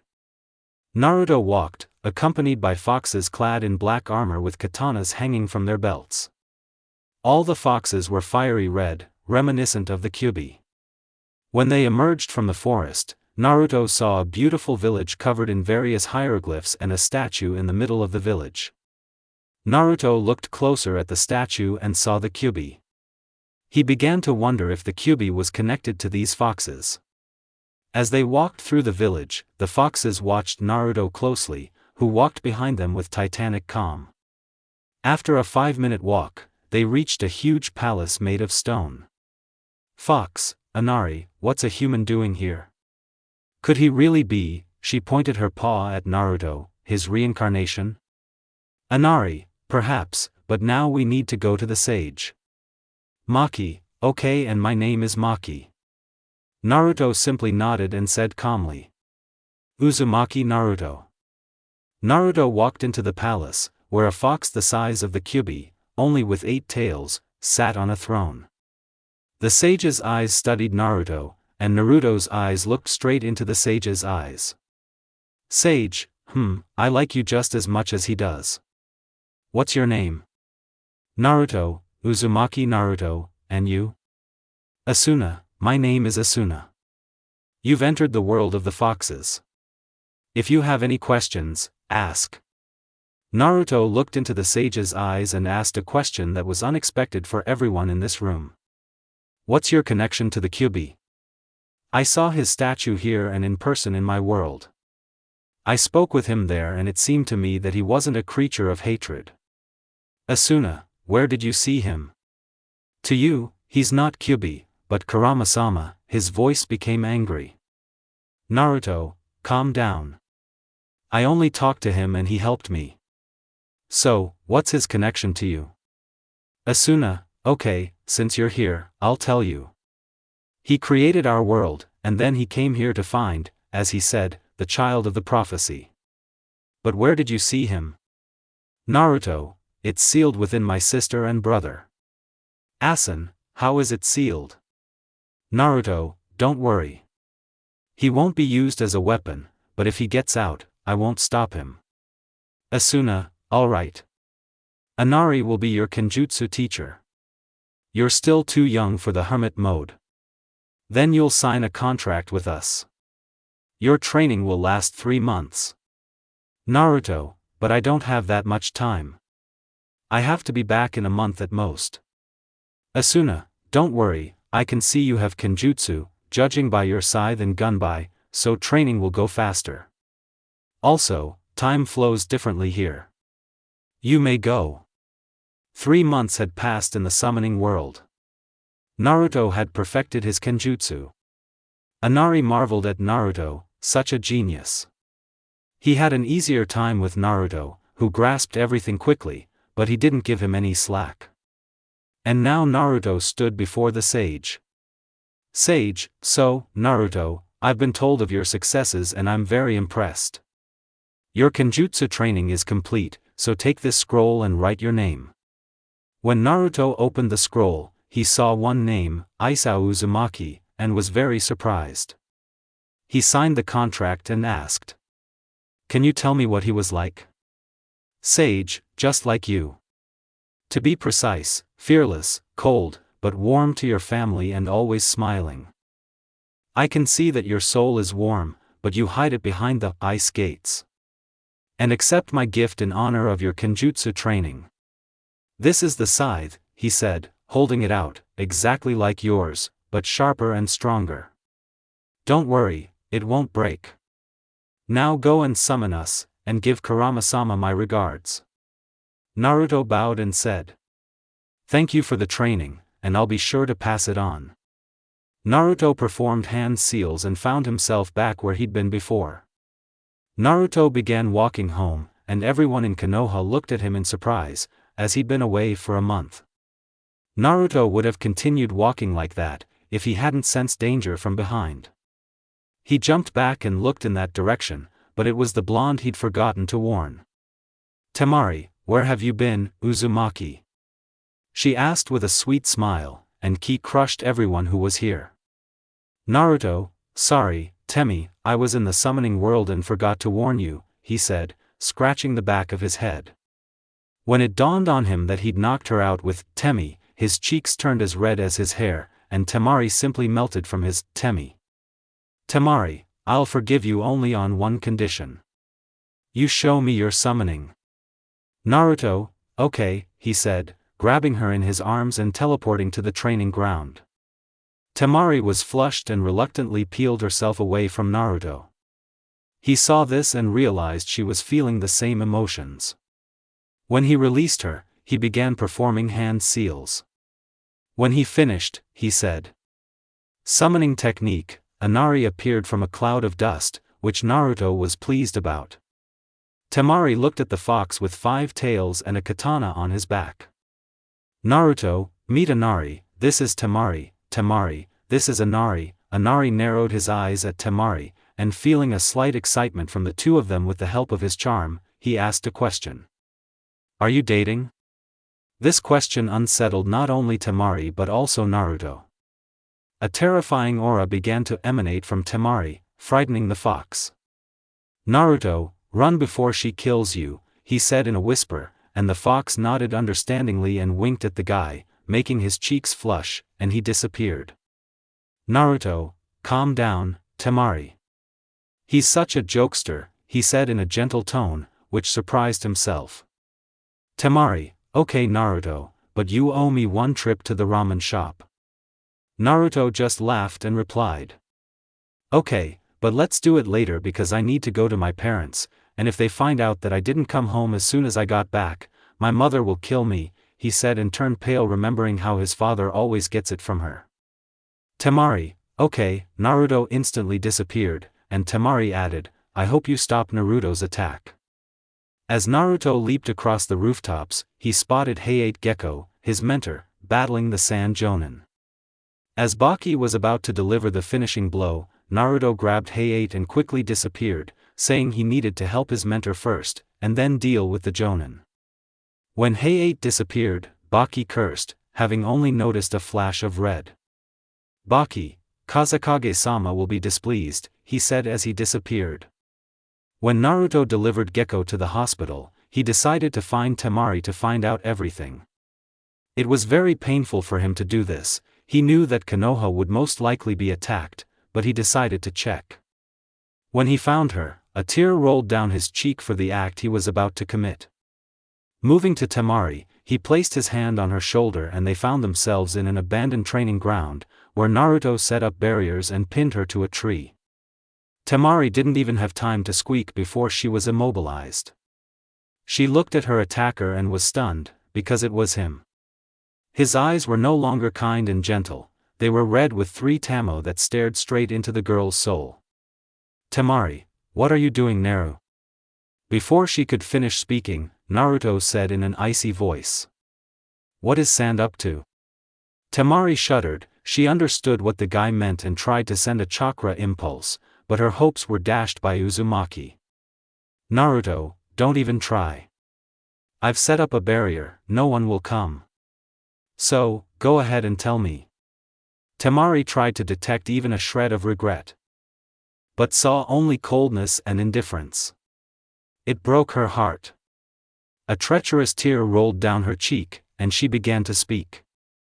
Father began meeting frequently with one of Orochimaru's missing nin. She expected to see fear or a twitch on the boy's face, but instead saw only indifference and continued, according to father's plan, Orochimaru is to kill you first, and then the 4th Hokage, and you publicly. Most of all, in the arena. Naruto, now everything is clear to me, he said and released Temari to the ground and walked away from her. Temari, Naru, he interrupted her, cutting off the boy's passionate kiss. The girl's eyes widened at this, but she steeled herself and returned the kiss, which Naruto was glad of. Naruto kissed the girl tenderly, which she was only too happy about, but she was a strong girl, so she increased the pressure of the kiss.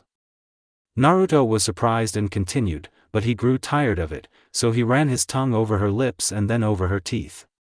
She realized what the boy wanted and allowed his tongue into her mouth. Naruto's tongue explored her mouth and danced with Temari's. After a long kiss, they separated and began breathing heavily. When both were able to breathe normally and evenly, the girl asked, "So what now?" "Naruto, please, be quiet, even now," he said, lifting her by the buttocks and pressing her against the tree, capturing her lips again. The boy's hands gripped her ass, eliciting a delighted sigh from him. The girl herself placed her hands on the boy's neck, leaving scratches that further provoked him. But there's a limit to everything, and Naruto understood that. Without saying anything, he let the girl go. At first, she didn't understand why, but looking into his eyes, she saw regret and pity, but self-pity. He took a step away from her. "Naruto, goodbye Temari," he said as he disappeared. "Temari, goodbye Naruto," she said in a tearful voice and began to straighten her clothes. When Naruto teleported home, he saw a light in the kitchen. He walked in and shouted, "I'm home." Everyone came running to the scream and quickly hugged the guy, so much so that he started to choke. "Naruto, stop it, you're not letting me breathe," he said, barely able to breathe. Kushina just smiled and said, "No problem, come into the house and tell me what your calling is." When everyone had reached home, Naruto began his story, surprising everyone that such a summoning existed. But Naruto suddenly became more serious and said, "Father, I need to talk to you alone." "Minato, okay, but why so serious?" he said in a worried voice. "Naruto, it's about the exam." Minato also became serious and led Naruto to his office. "Minato, well, tell me." "Naruto, Orochimaru is planning an attack in concert with Suna. Today, I saved Hayate Gecko, a Suna Jonin wanted to kill him. Their main targets will be you and me. I'll handle Orochimaru, and you'll handle the Suna shinobi. He'll want to kill me publicly, but I'm ready for that. I think we can handle it." "Minato, are you crazy? Fight Orochimaru. Even I couldn't beat him when I was a Jonin, and you want to fight him." "Naruto, it's okay, father, I'm not any more worried about this than you are," and he did something he didn't expect. He hugged Minato, who was very surprised, but returned the hug. "Also, as far as I know, there's a Mizukage in the village. Maybe she can help you." "Minato, okay. Just take care of yourself, son," he said with a smile. "Naruto, and you are your own father. Now, in the Konoha arena, the genin and the examiner stood staring blankly into space. He was thinking about the battle with Orochimaru, so he was wearing his armor with the scythe and gunbai. He looked up at the stands and saw his mother there, smiling at Naruto, and then he turned to the Kage box, where the Mizukage, Hokage, and Kazekage were gathered. Naruto chuckled and turned to the genin. Naruto, so, welcome to the third stage of the Chunin exams. This will be a one-on-one battle. Your goal is to prove yourself at your best during the exam. Killing is optional. We'll begin with the first pairing, Menma Namikaze vs Niji Hyuga. Please leave the arena for the rest of you. The crowd roared at the mention of the Hokage's son and Hyuga clan member. Naruto, so, if both participants are ready, begin. He said, jumping on the wall. Menma and Niji's fight. Surrender, Namikaze. It is your destiny to lose. He said arrogantly, adopting a clan stance. Menma, give up. Sorry, I don't know that word. I will never give up, because this is my shinobi path, he said, creating 30 clones that attacked Niji. Niji dodged the clones and hit them with tenketsu, causing them to disperse. When that was over, he looked at Menma, who had created more clones. Niji, your clones are useless. I can see where the original is. You're not distributing the chakra properly, he said, reaching the original. As he approached, he performed his clan's technique. Niji, 64 heavenly strikes. 2, 4, 8, 16, 32, 64. In the Kage Lodge. Mizukage, HM. This guy from the Hyuga clan is very strong. He has good talent. I think he's Chunin level. Hokage, you're right, Mizukage Dan. But I think Menma isn't as simple as he seems. Mizukage, Menma is your son, right? After a nod, she continued, and who's that guy? With red hair and blue eyes. His hairstyle, scythe, gunbai, and armor are reminiscent of Madara Uchiha, and his gaze is like that of a shinobi who has been through more than one battle or war. Minato, this is my son, Uzumaki Naruto, he answered proudly. May, HM. I see. The Kazekage sat silently and listened to the conversation between the two Kage. In the arena, Niji approached Menma and said to Naruto, I think it's time to finish. He can't move. I almost knocked him out. He didn't have time to finish, as a hand emerged from the ground and struck Niji in the chin. Menma, you thought I couldn't distribute chakra between clones? He said, smiling. Niji, next time I won't miss a blow like that. You're destined to lose. Menma, why do you believe in fate so much? Niji, that's why, he said, removing his forehead protector. On his forehead was a green seal, which Naruto immediately recognized as the caged bird seal. This seal is the caged bird. I was born into a branch house clan. We serve the main house, to protect it. We are merely puppets in the hands of the main house. Upon the death of a member of the branch house clan, this seal destroys the Byakugan and is removed. Only then is freedom from this seal possible. Menma, but Hinata didn't use that seal on you. She loves you like a brother and wants the best for you. Your job is to protect and help Hinata, but you almost killed her. Niji, enough, it's time to begin. The fight was going in Niji's favor. When he closed Menma's tenketsu, he thought it was over, but to everyone's surprise, he rose and began concentrating his orange-colored chakra. Everyone immediately recognized what kind of chakra it was and braced for the worst, but before Niji's very eyes, the boy's tenketsu opened. Naruto, Kurama-sama's power is incredible. Menma, if you were able to tame part of his power, you're a great guy. At this time in the Kage Lodge. Kazekage, the power of the Kyubi? What an amazing kid. He was able to harness the tailed beast's chakra without losing control. Minato, yes. He tried to do it for a whole month, and he succeeded, but the chakra size is small. Menma charged at Niji head-on, using the Rasengan his father had taught him. Everyone in the stands was shocked that at 12 years old, the boy knew an A-rank technique. When he was only a few steps behind Niji, he used the technique.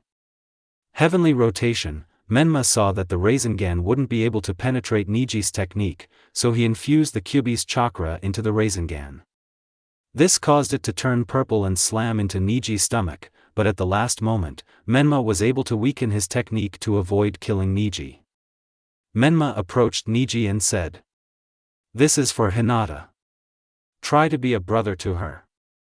A hand fell on Menma's shoulder. When he turned his head he saw his brother, who said to him, "You did well. You tried hard, now go rest." He turned his head towards Niji and said, "When captured birds get smarter, they try to open the cage with their beaks. They don't give up because they want to fly again. The winner is Menma Namikaze." The stands roared. And Menma raised his hands and ran towards the genin teams. Kazekage, this Menma is an interesting guy. A weak chunin. If he gains experience, he'll be a good shinobi now, and in the future, with the Kyuubi's chakra, he'll be able to fight the Kage. Minato and Mei nodded, though a sea of pride could be seen in Minato's eyes.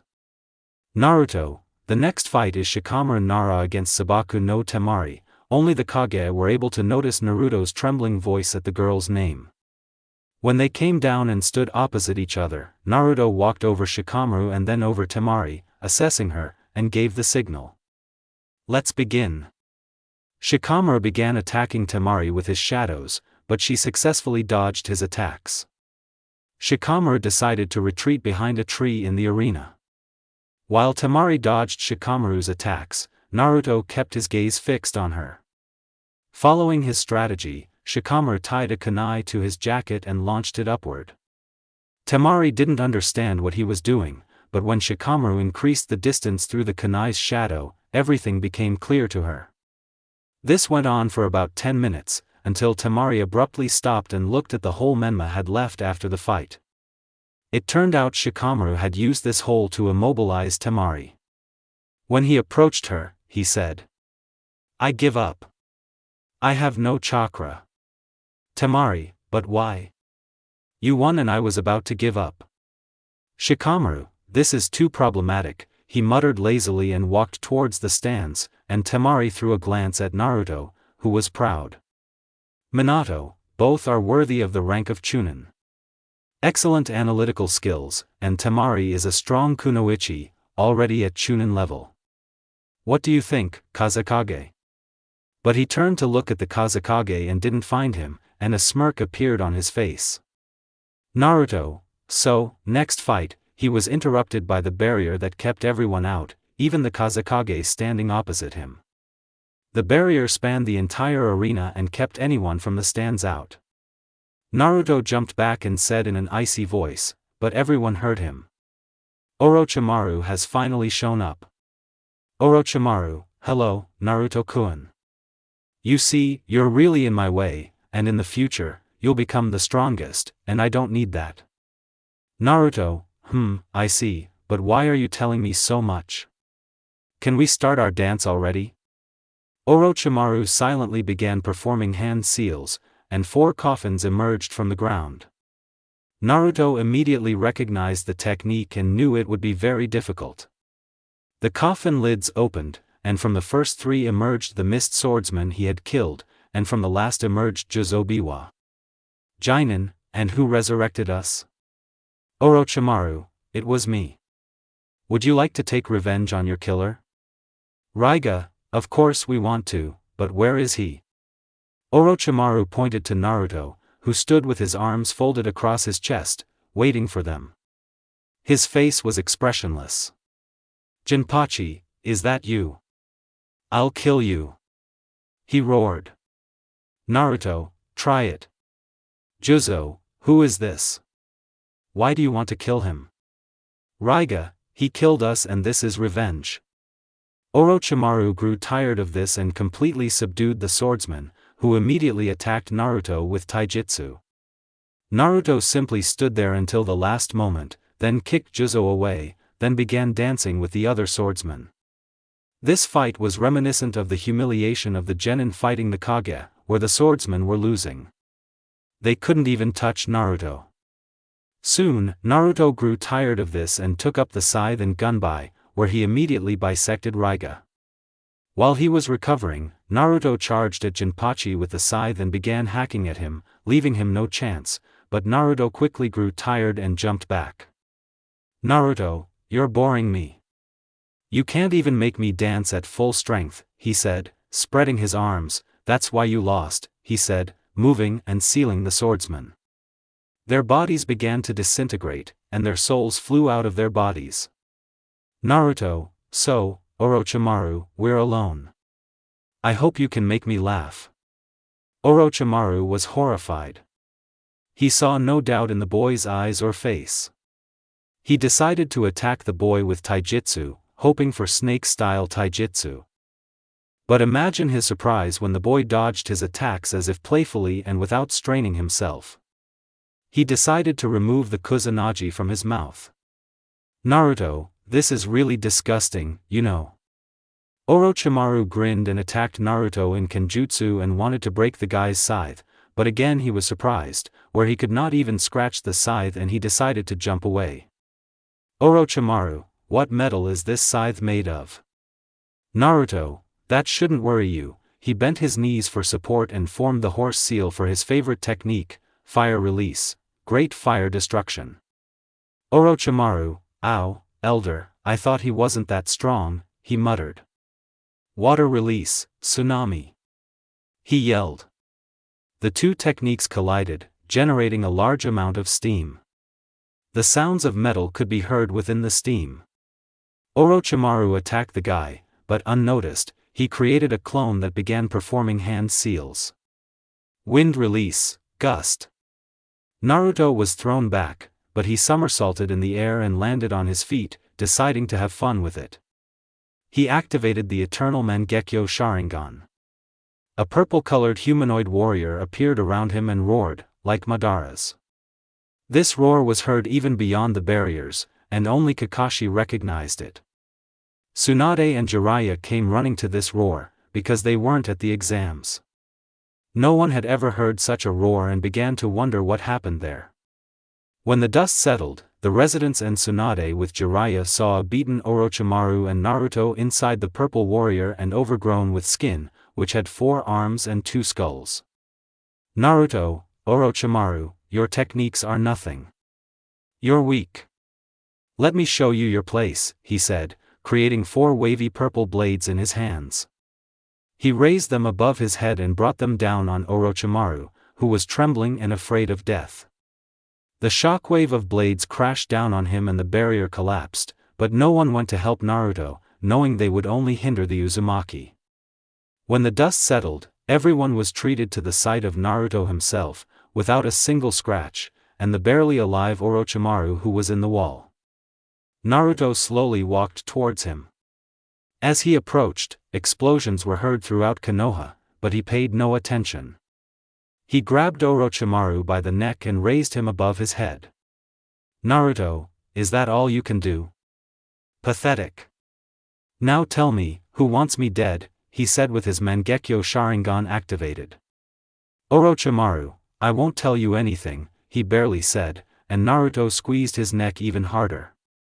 "Naruto, okay, Tsukuyomi." They found themselves in a space where Orochimaru was nailed to a cross, and Naruto stood with a katana in front of him. Basically, for those who didn't understand, Naruto received Tsukuyomi when he exchanged eyes with Itachi, meaning Itachi gained control of Amaterasu. "Naruto, now I will stab you with this katana for 3 days until you tell me, then I will check your memories using the Sharingan." "Orochimaru, why don't you do it right away? Why did you use Tsukuyomi? It's dangerous for your eyes."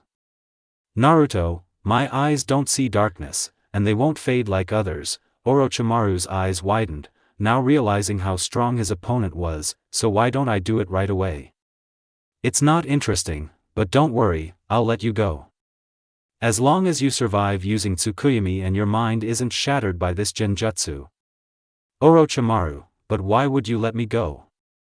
What good would that do you? Naruto, I'll let you go in exchange for information. You'll tell me everything about Akatsuki and who's in it.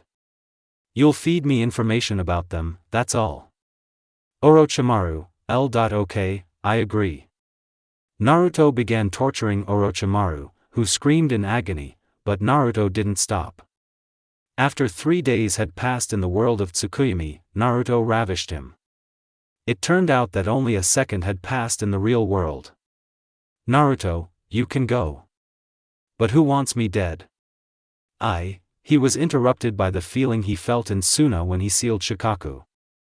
Naruto, what did you do to Gaara?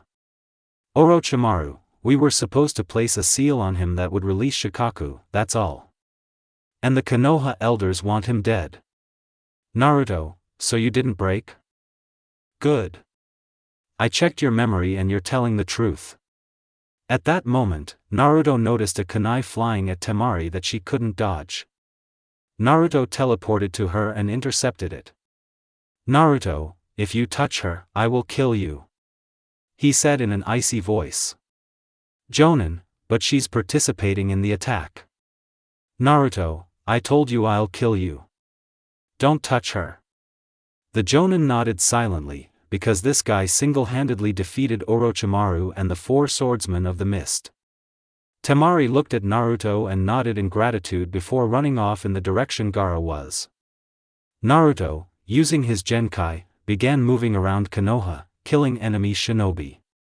He didn't kill the sand shinobi, so he knocked them out. While moving through Konoha, he spotted 7 sound shinobi trying to kill a child and his mother. Naruto moved behind 2 of them and pierced them with Chidori. The enemy shinobi jumped away from Naruto, and he turned to the civilians. Naruto, please close your eyes. You shouldn't see this. The girl nodded and covered her and the child's eyes, and now you're trash, he said and decapitated them with his scythe, then removed the corpses. Naruto touched the girl, causing her to flinch, but when she opened her eyes, she saw that she was in Konoha's hideout. Girl, thank you Naruto-san. Naruto smiled sweetly and said. It's not worth it. It's my duty as a shinobi of this village, now rest. The girl nodded and handed the bracelet to Naruto. Girl, thank you, this is my gratitude to you. Naruto nodded and teleported to the Konoha arena, where Minato and the Mizukage were fighting against the sound shinobi. Minato, I'm glad Naruto that you're okay, you need to stop the one-tailed one, hurry up their Menma with Sasuke and Akemi. Naruto, okay, father. Take care. Naruto now teleported toward Gaara, spotting Shino lying next to his father and Shikamaru and Asuma, resting after their fight with the sound shinobi. When he arrived, he saw a scene, Akemi pinned to a tree by Sand and Menma and Sasuke hiding in the tree. Minato hadn't yet taught him how to summon. He turned his head to the right and saw Gaara rushing toward his sister. Gaara, if they're not here, I'll kill you, he screamed, covered in sand. Akemi was already bracing herself for death, as she hadn't managed to get out of the line of attack in time, and she closed her eyes in anticipation of death. But she felt arms grab her. Opening her eyes wide, she saw him, serious as ever. He teleported far from the battlefield and laid her under a tree. Naruto, take a rest, Temi. I'll handle it. Temari, just please don't kill Gaara, he's my brother and I don't want him to die, she said crying, and Naruto's heart only ached from her tears. Naruto, don't worry, I won't kill him and I'll renew the seal, he said as he disappeared. Temari, just please don't die. She said into the void. Naruto arrived back and saw that Gaara had started making hand seals. Gaara, forced sleep technique. Suddenly, a squeaky cry broke the silence. Finally, I'm free, said the one-tailed man. Naruto. I'll have to use it, because I don't want to harm Gaara. Naruto began to fold the seals and at the end said, summoning technique. A fox with 6 tails that fluttered in the wind appeared in the clearing opposite Shikaku. Naruto, oh, Inari, you've already got 6 tails. Looks like you've gotten stronger, having 6 tails. I'm glad to see you, but we need to deal with him, he said, standing on the fox's head and pointing a finger at Shikaku.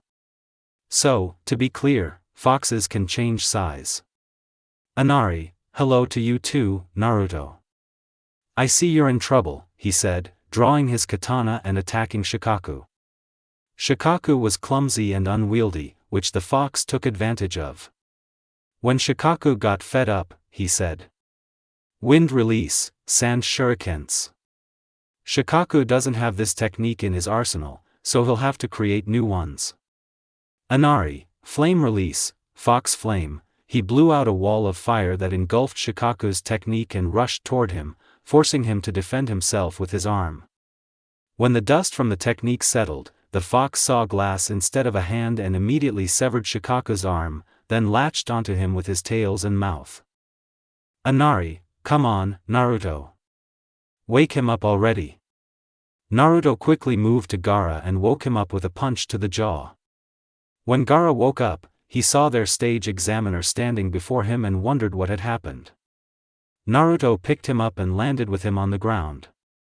Then he laid Gaara down and said, "Gaara, please lift your shirt." Naruto answered Gaara's silent question, "I will renew your seal and strengthen it. But I warn you, it will hurt." Gaara silently lifted his shirt and kanji sparkled on Naruto's hand and he said, "Sealing style of the 8 trigrams." Gaara groaned faintly in pain, as he had no strength left. 5 minutes later, Kankuro and Temari arrived. She smiled at the boy and approached Gaara. Kankuro turned his gaze and asked angrily, "What did you do to Gaara?" "Naruto, as promised, I renewed the seal and prevented Gaara's mind from being completely taken over." "Temari, thank you, Naruto," she said, turning to her teammates and saying, "Go ahead, I'll catch up." They gave her a strange look but left, and the girl turned to the boy, giving him a passionate kiss that lasted for about 10 seconds, before disappearing behind the foliage and running after her teammates. Menma, carrying Akemi and Sasuke, watched all of this, shocked by their sensei's strength and the fact that he was kissing an enemy kunoichi. "Menma, don't tell anyone about Sasuke, otherwise if anyone finds out, my brother will kill me," he said, swallowing, just like Sasuke. Naruto turned his head towards the trees and said, "Quickly to the village, and if anyone finds out about this, you will die in training, do you understand me?" He said smiling, which was even scarier. Menma with Sasuke, "Hi sensei." At this time, the Pesco teams. Gaara, Temari, Kankuro, they turned to Gaara, who was being carried, and he said, "What knocked them off track? Ask me for everything." Temari, "We forgive you, brother." Kankuro, "Yeah, and you forgive us for our behavior." Naruto arrived home with Menma and Akemi, who had already woken up. They were met by Kushina, who immediately hit Naruto on the head with a frying pan. "Naruto, for what?" He got hit on the head again, and Kushina smiled a devilish smile and said, "Fight Orochimaru and the Mist Swordsman alone. You even raised your voice at me. That's impudent. I'm going to give you what I deserve." She wanted to hit Naruto again, but he suddenly stood up and hugged his mother. "Naruto, it's okay, Mom. I'm alive," he said, smiling and hugging his mother. Kushina just smiled at this and said, "Naruto, from this day forward, you become the head of the Uzumaki clan. Now you can attend clan councils. By the way, there's one coming soon. It's about the attack on Konoha. I've already warned father, so go ahead." This news was shocking to everyone, but Naruto was the first to overcome his surprise and hugged his mother tightly. He quickly kissed her on the cheek and teleported into his father's office, who was looking at him with a smile. "Minato, so, your mother told you everything? You did a great job stopping Orochimaru and the swordsman today, and with your help there were far fewer casualties. And you stopped the one-tailed one. I'm proud of you, son, he said, hugging him. Naruto, thank you, father, but now there will be an occasion for the new village elders. I learned something and will show it to the clan heads and you accordingly. Minato looked closely at his son and said. Finally. These two are a thorn in my side, but there was no reason to get rid of them. Naruto, yeah, let's go, he said, keeping a straight face. Minato just nodded in agreement, and they went to the council chamber. Naruto was wearing armor with a scythe and gun by. I think we all know what he looks like. Those who don't know, he looks like Madara, but he just has different colored hair, eyes, and armor. The council hall.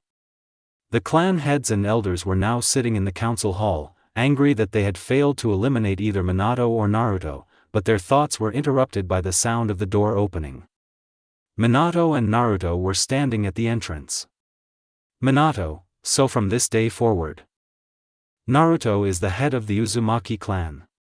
The elders were very angry, but the clan heads had nothing against it, because they saw what happened at the final stage. Koharu, but Minato. He's still too young, especially since he protected an enemy shinobi from death today, which can already be considered treason. Namikaze's eyebrows rose in astonishment and he turned his gaze to his son, who was titanically calm. Naruto, I only saved her for one reason. Suna wasn't involved in the attack. Orochimaru was manipulating Suna from the very beginning, and I didn't kill a single Suna shinobi. If I had, I would have simply unleashed a bloodbath on Konoha. But there was no reason, and this will help us in the future with negotiations with Suna, he said with a shrug. Hamura, that doesn't change anything. They invaded Konoha. They were supposed to die. Shikaku, I completely agree with Naruto-san. His arguments are logical and very convincing. I have no complaints about him. Hayashi, I have them. Where did you get the Sharingan? You're not an Uchiha, those eyes are cursed, so why do you have them? Did you steal them from the Uchihas? Naruto, no. And please, we are in the council chamber and civilized people, so learn to address each other formally. Regarding the Sharingan, my ancestor was an Uchiha, and Fugaku-san knew about it. The eyes are not cursed, as I have not fallen under the curse of hatred of the Uchiha, so I am on Konoha's side. Hayashi, pathetic little brat, before he could finish speaking, Naruto looked at him with his eternal Mangekyo Sharingan activated, causing his ardor to immediately subside. Naruto, I repeat, please use the formal, you, form of address. I didn't see you on the battlefield when Konoha was attacked. So please remain silent. Minato, since this is all, I ask you to take your places and let's begin, he said coldly, but in his heart he was happy for his son, because it was unimaginable to immediately receive respect from the Nara and the Uchiha for shutting up the Hyuga like that. After 2 hours of advice. Minato, well, that's all, he said in a tired voice, because the two elders had been bothering him today, and he had forgotten about Naruto's proposal. If that's all, then advice. He didn't have time to finish, when Naruto interrupted him.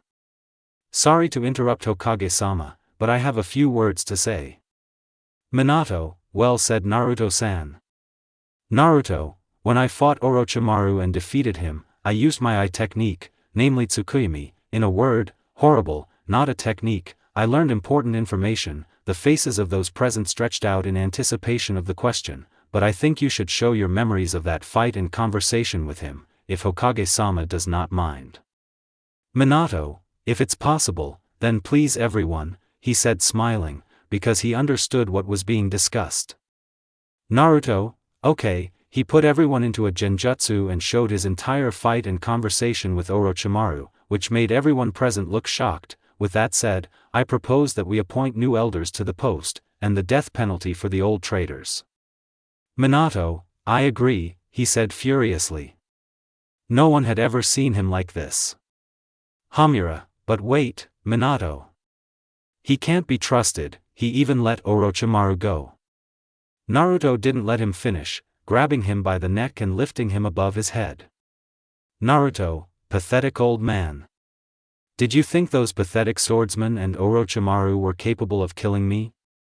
You're pathetic, he said and slammed him into the wall, causing cracks to appear, and the elder spat out a clot of blood. Naruto let go of him and took his scythe, swiftly cutting off his head. The last thing he saw was Naruto's gaze, which simply said, trash. Koharu, wait, don't, she said, pleading with Naruto. Naruto, what makes you think I'd kill you? Fugaku-san will do that. You wanted to hand over his clan members for experiments. But you're out of luck, your death will be more painful than that trash, he nodded toward the corpse. Fugaku silently approached the old woman and created bones with Susanoo's arms and crushed the old woman with such force that only shreds remained of her. Naruto. I propose Fugaku-san and Shikaku-san for the post of elders, as well as Hiruzen Sarutobi. Hiruzen is in this room. Hayashi, I'm against this Uchiha. Naruto, you're not suitable. I haven't seen you on the battlefield, which doesn't demonstrate your loyalty to Konoha, although you were at the exams. You're also too hot-tempered, as your approach to me demonstrates. The head of the Uchiha clan would be more suitable, as the Uchiha are the founding clan of Konoha, along with the Senju. Also, Fugaku-san can be calm in any situation. I won't even speak for Shikaku-san. We all know he's the smartest man in Konoha, which will help in the future. As for Hiruzen-san, he's the ideal candidate. He has combat experience and village leadership, which will also help you, Hokage-sama. Minato, if everyone agrees to this, then I think it will remain like Naruto-san said. Shikaku, I agree. Fugaku, I have no objections either. Hiruzen, Okay.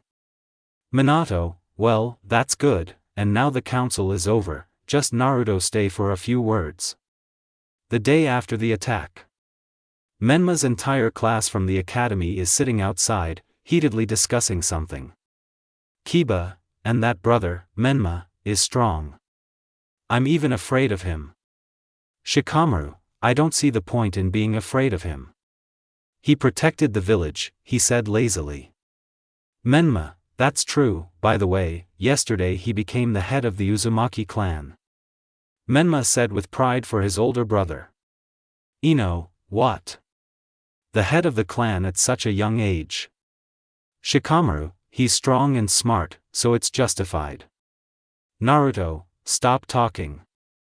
Menma, your mom called you. Menma, okay Enai-san.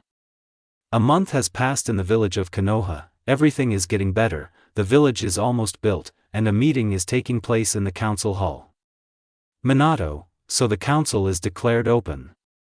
Shikaku, but why isn't Hokage-sama, the head of the Uzumaki clan, with us? Minato, that's why we're here. I received a letter from the San today, and they want a truce by arranging a marriage between Naruto Uzumaki, my son, and Sabako no Temari, the fourth Kazekage's daughter. This news came as a shock to everyone. Everyone knew the young leader's character, cold and collected. Fugaku, I understand, Hokage-sama. This is a difficult decision, especially knowing your son, it has to be done. He is the head of the Uzumaki clan, and also the strongest shinobi in Konoha. And a truce with sand is the best option. If that doesn't happen, maybe Cloud or Rock will attack them, and that's not good, and there will be another world war. Your son is withdrawn and cold, perhaps in the future he will fall in love with her, and the girl herself may help reveal Naruto-san's character. Hiruzen, although it pains me to say this, I agree. Minato was very unhappy, but he couldn't do anything. 3 days ago. Council chamber. Sand. And what do you suggest, Bucky? The old woman asked. Baki, I propose we end the truce with the leaf and give Sobu no Temari in marriage. Can, but why her and for whom? Baki, according to Temari and from what I've seen myself, this shinobi, who single-handedly defeated Orochimaru and the 4 swordsmen of the mist, also defeated the one-tailed swordsman. He's also the eldest son of the 4th Hokage. It's known that, as an Uzumaki, he has Uchiha eyes, the same as Madara Uchiha. The whole hall shuddered at his name and began to discuss further developments. Okay, we agree, let Temari know about this. Bucky nodded and walked out of the council building. Temari, so how did you decide to make me some stupid guy's wife? Why me and not Kankuro? Baki, I'm sorry Temari, but this is the council's decision and you can't refuse. Temari, okay, but who will be my husband? She said, still angry. Gaara, I also wonder who my sister's betrothed will be. Gaara became calmer after that incident, and Baki looked warily at Gaara and turned his gaze to Temari. Baki, this, 3 gazes pierced him. Because of this he swallowed, the shinobi who single-handedly defeated Orochimaru and the 4 swordsmen of the mist, and also defeated Yugara, Uzumaki Naruto, the son of the 4th Hokage. Gaara and Kankuro's eyes widened, and Temari blushed, which everyone noticed. Baki, Temari, what's wrong with you? He asked cautiously. Temari, it's okay. I need to think it all over, I'll go, Temari said, blushing and running away. 10 minutes later, she was at her family's training ground and climbing a tree. She began to think, I wonder if he's happy that we're getting married and how he's doing. What kind of offspring and wedding will we have? Temari, what are you thinking, she thought, blushing. Naruto was walking home from training. When he arrived home, he noticed the light was on in the kitchen. He walked into the kitchen and saw Minato, Hiruzen, and Kushina, all looking regretful. Hiruzen, Naruto, I'm sorry this happened, but listen to us. Naruto, what have you done already? Everyone who was there sank into their chairs. It was painful for everyone to say this. Minato, Naruto, take this and read it, the decision has already been approved, he said while handing over the envelope. As Naruto read it, you could see the anger directed at his parents and mentor. His eyes widened as he read, and when he finished, he understood. He was marrying Temari, the girl who had captured Naruto's heart like no other. He suddenly remembered that kiss, and Naruto's cheeks turned to match his mother's hair. His parents and Hiruzen looked at Naruto, confused, but Kushina was just beginning to comprehend it, so she asked. So what about Naruto? Naruto held the envelope and stared at one spot, but his cheeks were red. Naruto, okay, I agree, he said with red cheeks. He was about to leave when his mother's threatening tone stopped him. Kushina, come on, tell me, why are you blushing? Minato and Hiruzen looked at Naruto, who was mumbling something to himself. It was the first time they'd seen him like this. They all knew Naruto was always collected, but now he didn't seem like himself. Kushina, what are you saying under your breath? Naruto, we. Kushina, say it normally already. Naruto, we kissed. He shouted and teleported to his room. When he teleported into the room, Kushina turned to Hiruzen and her husband, who were as shocked as she was. Hiruzen, I didn't think he'd kissed anyone. I thought he didn't think about things like relationships, he said in a shocked voice. Minato, yeah, but I'm even glad that this is the girl he loves, he said with a smile. At this time, Naruto's thoughts, I wonder how she'll understand this, will she be happy? How beautiful she is, especially when she's angry, I wish I could see her sooner. The next morning, Naruto woke up to his whole family bursting into his room and shaking him. Jiraiya, get up, groom, it's time for you to look at a house for yourself. Tsunade, Kushina and I will help you decorate it, after all, a house needs a woman's hand. Minato, I will talk to you like a son with his father about this topic, but Hayashi also has to come to you, as he put it, these are clan matters, he said with a smile. Naruto only just opened his eyes and realized what he'd hit, but he didn't argue, knowing the force of his godmother and mother's blows. He calmly dressed in his kimono, slung the gunbai and scythe over his back, and left the room. Tsunade, can't you even just go without them? I've never seen you without your scythe and gunbai. Naruto, sorry, but you won't see him at the wedding or on dates unless you peek, he said calmly. Tsunade just snorted. Minato, so, Naruto, we're heading to the Uzumaki clan quarters now. This quarter was built specifically for ambassadors from the Whirlpool village to live in. There's also a mansion for the clan head. I think this house will suit you, he said, smiling at his son. Naruto, okay, father. What do you think the Hyugas want? Minato, they'll probably force you into marrying someone else. You're the clan leader, after all, and they think you want a harem to revive the clan. Naruto, I'll refuse him. My heart belongs only to her, he said with a tender smile. Minato immediately remembered himself and Kushina, who had said exactly the same thing and still loved her. Tsunade. Stop talking about clan matters. We're getting ready for the wedding, she barked. Minato and Naruto immediately fell silent and began to walk forward, but then Jiraiya decided to give Naruto some advice. Jiraiya, so, Naruto. Here you go, he held out his books, these are my books. They'll help you in your nightly adventures with your wife. Everything is described there, enjoy. He spoke with pride, but his pride fell when he felt 2 blows to his head from Kushina and Tsunade, and Minato only chuckled. Kushina, Minato. Why didn't you take the books from him? Or do you want him to become a pervert like him? She said angrily, so much so that Minato immediately took Naruto's books and gave them to Kushina, who immediately tore them apart. Tsunade, don't make him out to be a pervert. Kushina and I will tell him everything ourselves, the how and the why of this matter. We know better than some old pervert like you. Kushina just nodded, while Minato and Naruto stood to the side, occasionally swallowing, watching how Jiraiya was being beaten. They arrived at the block 10 minutes later. They could have arrived sooner, but Jiraiya, battered, wouldn't let them. When they entered the block, they were greeted by houses in the traditional Chinese style. Naruto also noticed the Fuin barriers on the houses. He didn't even notice how he'd reached a 2-story mansion. When they entered the courtyard, they were greeted by a garden with cherry blossoms, a flower bed lacking bloom and covered in sakura blossoms that needed to be removed.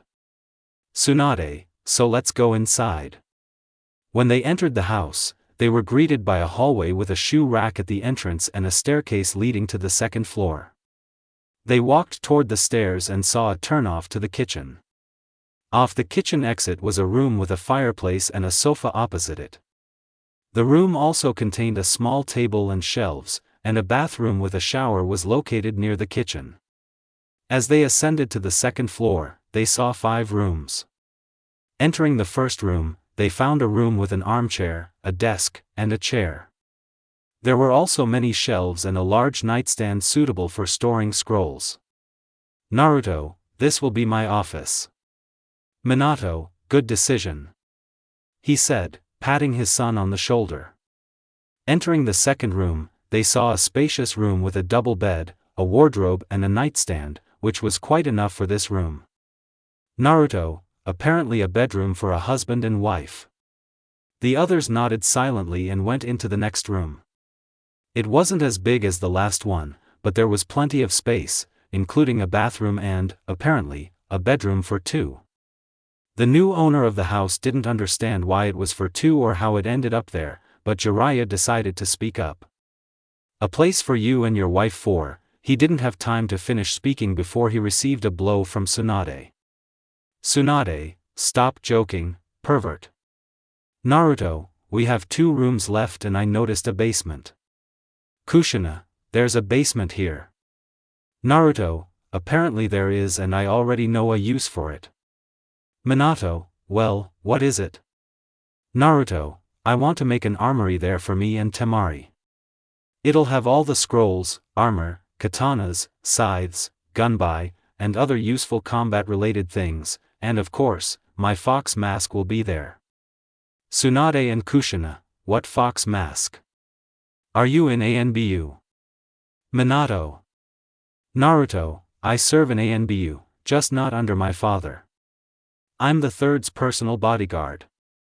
I've been in ANBU since I was 7, and I didn't say so because I didn't want you to interfere back then. Now, let's go check the other rooms. Kushina and Minato blamed themselves for the conflict with their son, while Jiraiya and Tsunade pondered everything. While pondering this, they entered the first room. It contained a comfortable bed, a table, and a chair. After examining the room, they decided to go to the second room. It was identical to the previous one. Naruto, okay, now to the basement. When they descended into the basement, they were greeted by a large, empty room. Naruto immediately brightened and nodded, thinking something to himself, and said with a smile, "There will be a wonderful armory here. And now we can decorate it. I have the money, so if you need it, contact me." Kushina hit Naruto on the head and shouted, "You're a complete idiot. We're your parents, and we have to pay for this house today, and then you'll have to pay for it yourself." "Minato, Kushina's right, son. We're paying today," he said with a smile. Naruto, okay. Evening. The Uzumaki clan head's house. The whole family was celebrating a housewarming party. Menma and Akemi were also invited, happy for their brother and his fiancée. While they were sitting there was a knock at the door. Naruto opened it, and there stood Hayashi, gloomy as always, but you could see the hatred for Naruto in his eyes. For those who didn't understand how he entered the neighborhood, the barriers were removed by Naruto himself, but he remained on the houses, so nothing was stolen. Hayashi, hello Naruto-san, congratulations on your new home. I hope Hokage-sama told you I'd be coming today, he asked, his tone irritated. He was irritated by Naruto and his glare, which could easily convey that Hayashi was a loser. However, he didn't look at others that way. Naruto, yes, I warned you, and let's go to my office, Naruto said, ignoring his congratulations. This infuriated Hayashi even more. Naruto passed the kitchen and cast a quick glance at the family, who immediately understood everything. Hayashi passed by too, but stopped and said, "Congratulations." And he went after Naruto. In the office. Naruto, so, why did you come? Naruto asked, raising an eyebrow questioningly. Hayashi, I won't delay for long. I offer you to marry not only the Sand Girl, but also my daughter, he said, hoping to gain the Uzumaki clan's seals and support at the clan council. Naruto, I refuse. I'm not interested in your offer. If that's all, then please leave my house. Hayashi, how dare you refuse me? You think you're strong just because you became the leader. Naruto, no, and I ask you not to shout, he said calmly, but his face was impenetrable and unreadable. Hayashi, don't tell me what to do. He wanted to attack, but was already lifted off the ground by the neck. Naruto looked at him with his eternal Manjikyu Sharingan, and his gaze read, trash. Naruto, listen to me, pathetic Hyuga. Next time you raise your voice at me, I'll rip your eyes out. Do you understand me? He said in an icy voice, causing Hayashi to tremble, and Naruto continued, just look at yourself, you worthless thing. You're trembling in fear for your pathetic life. Please leave my house, he said, letting go of him, causing him to breathe faster, but after a while, he ran out of the Uzumaki house. Naruto returned to the kitchen with a smile, and Minato asked a question. We heard Hayashi screaming. I hope you didn't hurt him too much. Naruto, no, everything's fine, father. He, like you said, wanted Hinata to marry me. Minato, I see, but wait for his next move, who knows what he has in mind. Naruto, okay, father. The next day, Naruto woke up in his house, or more precisely, in a double bed. He stretched and went to take a bath. Afterward, he ate yesterday's food and went to his father's house, where he had a talk with his father. Naruto guessed it would be about living with Temari and didn't argue. His father had experience with this sort of thing. When he entered his parents' house, everyone was still home, which surprised the scarlet-haired boy, but he decided not to dwell on it and greeted everyone. Naruto, hello. Father said there was something to talk about, so I came, he said, scratching the back of his head and smiling a weak smile. Menma and Akemi, hello Enai-san. Minato, hello Naruto, he said while reading the newspaper. Kushina, hi. How was your first night away from home, she said worriedly. Naruto, yes, everything is fine, I just miss your delicious food. He said with a smile. Kushina, then we'll fix that. Now wash your hands and come to the table. Naruto started to justify himself that it wasn't worth it, but he cooled his ardor under his mother's aura. After eating, it was decided that Minato would talk to his son in the study, so they headed there. Once they were in the study, Minato locked it and sat down in a chair, while Naruto gestured to the armchair. Minato, so Naruto, what happens in this office will remain between us, I hope you understand me. Naruto, of course, father, but why such secrecy? He said with obvious misunderstanding. Minato, now you'll understand everything. I'll tell you about family life. More precisely, about Kushina and me. He said, swallowing. Minato told Naruto everything, sometimes making him laugh, sometimes making him twitch. Minato gave him advice and told him about the mistakes he'd made that had landed him in the hospital. Naruto absorbed information very quickly, but he didn't understand why it took him an hour and a half to tell him this. Naruto, thank you, father. I won't talk to other women at all, otherwise I don't want to test her character. He said, swallowing. Minato, that's good, by the way, we have the same taste in girls. He said with a smile. Naruto, what are you talking about? He said with obvious misunderstanding. Minato, well, you see, he said, remembering one story, I saw how this Temari threw her teammate, who was dressed in a black suit, from one wall to another. This made Naruto shudder and reminded himself not to anger her. Naruto, I get it.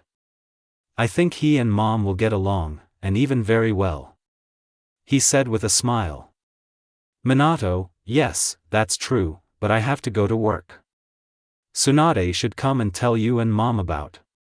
I would have told her myself, but Kushina categorically refused, saying they know better. Well, good luck there, he said, hugging his son and receiving a hug in return. Naruto, okay, go to work, and I'm going to see my mom. Minato, that's good. Tsunade and Kushina are sitting in the kitchen, chatting about something. Tsunade, how long can this go on? They've been sitting in this office for an hour and a half. Kushina, agreed. Let's go there. They wanted to get up, but Naruto came down, moved the chair with titanic calm and sat down on it. Naruto, so I'm ready. He said decisively. Kushina, well, that's all. 2 hours passed. During that time, Tsunade and Kushina told Naruto everything they could. About all the places a woman feels good and bad, but Naruto didn't understand why it had taken 2 hours. He knew what was and how to do it, but now Naruto's inner world was turned upside down. Naruto, I'll go, I need to go to training, he said as he disappeared, and the women looked at each other and laughed because they knew that the guy's world was turned upside down. The entire graduating class from the academy was sitting at Training Ground 10, enthusiastically talking about missions, but Ino interrupted, saying, "Oh, Menma, your brother is so strong, and he's already the head of the clan. You know, maybe I'll become his wife in the future." So what? He's handsome, strong, and the head of the clan. Menma, it won't work, he said negatively, and the others began to listen to him. Naruto will soon be married according to the agreement of the villages to the daughter of the 4th Kazekage, if you remember, the girl who was at the exam. Everything inside Hinata was crushed and broken, because her love was getting married, and she still hadn't confessed. Ino, what? How is that possible? She became sad. Shikamaru, at such a young age, and he's already getting married? It's none of my business, really. 7 days passed. Naruto was already eagerly awaiting her arrival. And today she would arrive, and he was heading to the main gate. Naruto donned a white kimono and a dark blue sash, which he tied around his waist. He slung his scythe and gunbai over his back. He put on his shinobi sandals and leisurely walked to the main gate, where his entire family and Hiruzen were already waiting, dressed in their finest.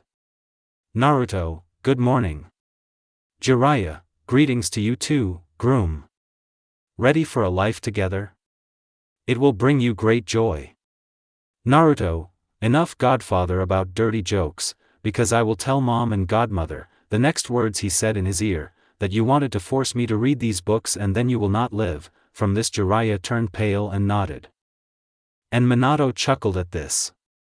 Kushina, what are you mumbling about? Naruto, yes, that's just it, mom, don't worry about anything special. He waved it off. When will they be all ready? He said irritably.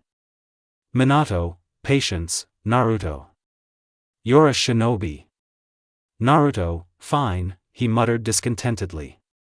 Kushina, by the way, Daimyo and his family will be coming to visit us soon for Menma and Akemi's birthday. Naruto, is this that spoiled brat?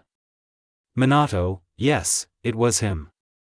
And you forgive me for that, Naruto. Kushina told me the truth. You did the right thing by protecting her, he said in a guilty tone, his head hanging down. Naruto, okay, I'm not offended. But in the future, think about your words. Okay? Minato, yes, finally. After 5 minutes of waiting. Naruto, finally, here they come. Tsunade, there's no one here. And I don't see anyone. Naruto, I'm just a good censor, that's all, he said with a smile. Hiruzen, Naruto, aren't you thinking of leaving ANBU after the wedding? All eyes turned to him. Naruto raised his eyes to the sky and looked at him. Naruto, I don't know. We'll see, I'll give you an answer anyway. At this time, not far from Konoha, Temari was in a sedan chair. It was tradition for the bride to be escorted in one. Temari was annoyed that she could walk on her own, but that was tradition. Her thoughts were interrupted by Gaara poking his head inside. Temari, what happened, Gaara? Gaara, are you okay, Temari? Temari and Kankuro were amazed at the changes in Gaara after that fight. Temari smiled and said, I'm fine, Gaara, I'm just worried. Gaara, don't worry, Uzumaki Naruto will protect you. I don't trust anyone else. Kankuro and Temari were amazed at how much he valued Naruto and his companionship. They couldn't have imagined such respect coming from Gaara. They were grateful to Naruto, who had transformed Gaara in an unimaginable way. Kankuro brought her out of her thoughts. Kankuro, wow. The two legendary Sannin, the bloody habanero, the fourth Hokage and the third Hokage are here. Temari stuck her head out and looked there, and indeed, there were those whom Kankuro named. When they reached the village gates, Temari stepped off the palanquin, revealing a beautifully dressed blonde with 4 pigtails. She had changed her outfit. Temari was now wearing a bright purple tunic with a short, dark blue skirt underneath. Her fan was once again fastened to her back with a red sash. The hairnets remained intact. Temari approached the Hokage first and bowed. Temari, hello 4th Sama, 3rd Sama, Kushina-sama, Jiraiya-sama, Tsunade-sama, Menma-san, Akemi-san. Minato, no need to do that, we can call each other by name, he said, scratching the back of his head and smiling stupidly. The others nodded in confirmation, and Temari went to Naruto. Temari, hello Naruto-san, she said, bowing. Naruto, hello Temari-san, he said, bowing in response. The murmurings died down when they saw Gaara walking towards Naruto, smiling at him, but the silence dragged on and Naruto decided to speak first. Hello Gaara, how are you? Gaara, it's okay Uzumaki Naruto. Naruto, please, can I just call you Naruto? he said, extending his hand for a handshake. Naruto's acquaintances watched with smiles, while the Suna shinobi looked on with fear, because this guy wasn't afraid of Gaara, but was smiling at him. Naruto noticed Kankuro standing far from everyone and decided to approach him. A drop of sweat rolled down Kankuro's face, because Naruto radiated an aura of steel and coldness, which he had sent at Kankuro for fun, but only slightly, and he was also taller than him. After all, if his height is 1.65, then Naruto's is 1.75, I hope I didn't overdo it. Naruto leaned towards Kankuro's ear and whispered. Stop being scared. You're sweating. He straightened up and extended his hand for a handshake, which Kankuro's trembling hand took. Minato, well, now I'll give you a place in the hotel. Naruto, father, if you don't mind, I'll move Temari, Gaara, and Kankuro into my house, to which Minato nodded, well, now if no one's against it, I want to talk to my fiancé. He said and teleported with Gaara and Temari to his house. While Kankuro stayed there and stood blinking. Near the mansion. Temari, wait, Naruto. Where's Kankuro? Naruto smiled guiltily and said. Oh, I forgot, he said and took Kankuro, who looked at him offendedly. Kankuro, how could you forget about me? You just talked about me there and forgot. Naruto, sorry. It just happened, he said smiling, and now I suggest we take a look at the house. They entered the garden, where Temari gasped at its beauty. There was no longer any trash or cherry blossom leaves, but a beautiful garden with a flowerbed of cosmos and hydrangeas. Kankuro muttered under his breath, and Gaara remained calm. They entered the house, where they were greeted by a beautifully renovated hallway. They took off their shoes and went into the guest room. Naruto, so now let's decide where we'll sleep. I'll sleep in my room. Kankuro will sleep in the room on the second floor. Gaara will sleep there too, and now Temari, she shuddered, thinking that he would force him to sleep with him, even though we know each other. Naruto ignored the brother's silent question, you will sleep in the new room, like Gaara. Someone in Konoha recently built it for us, he's the best builder and did everything quickly, and the clones helped too. The room is super, now I'll show you the rooms. Now our couple is sitting on the couch, chatting peacefully. Temari is lying on Naruto's lap, who is talking about his successes.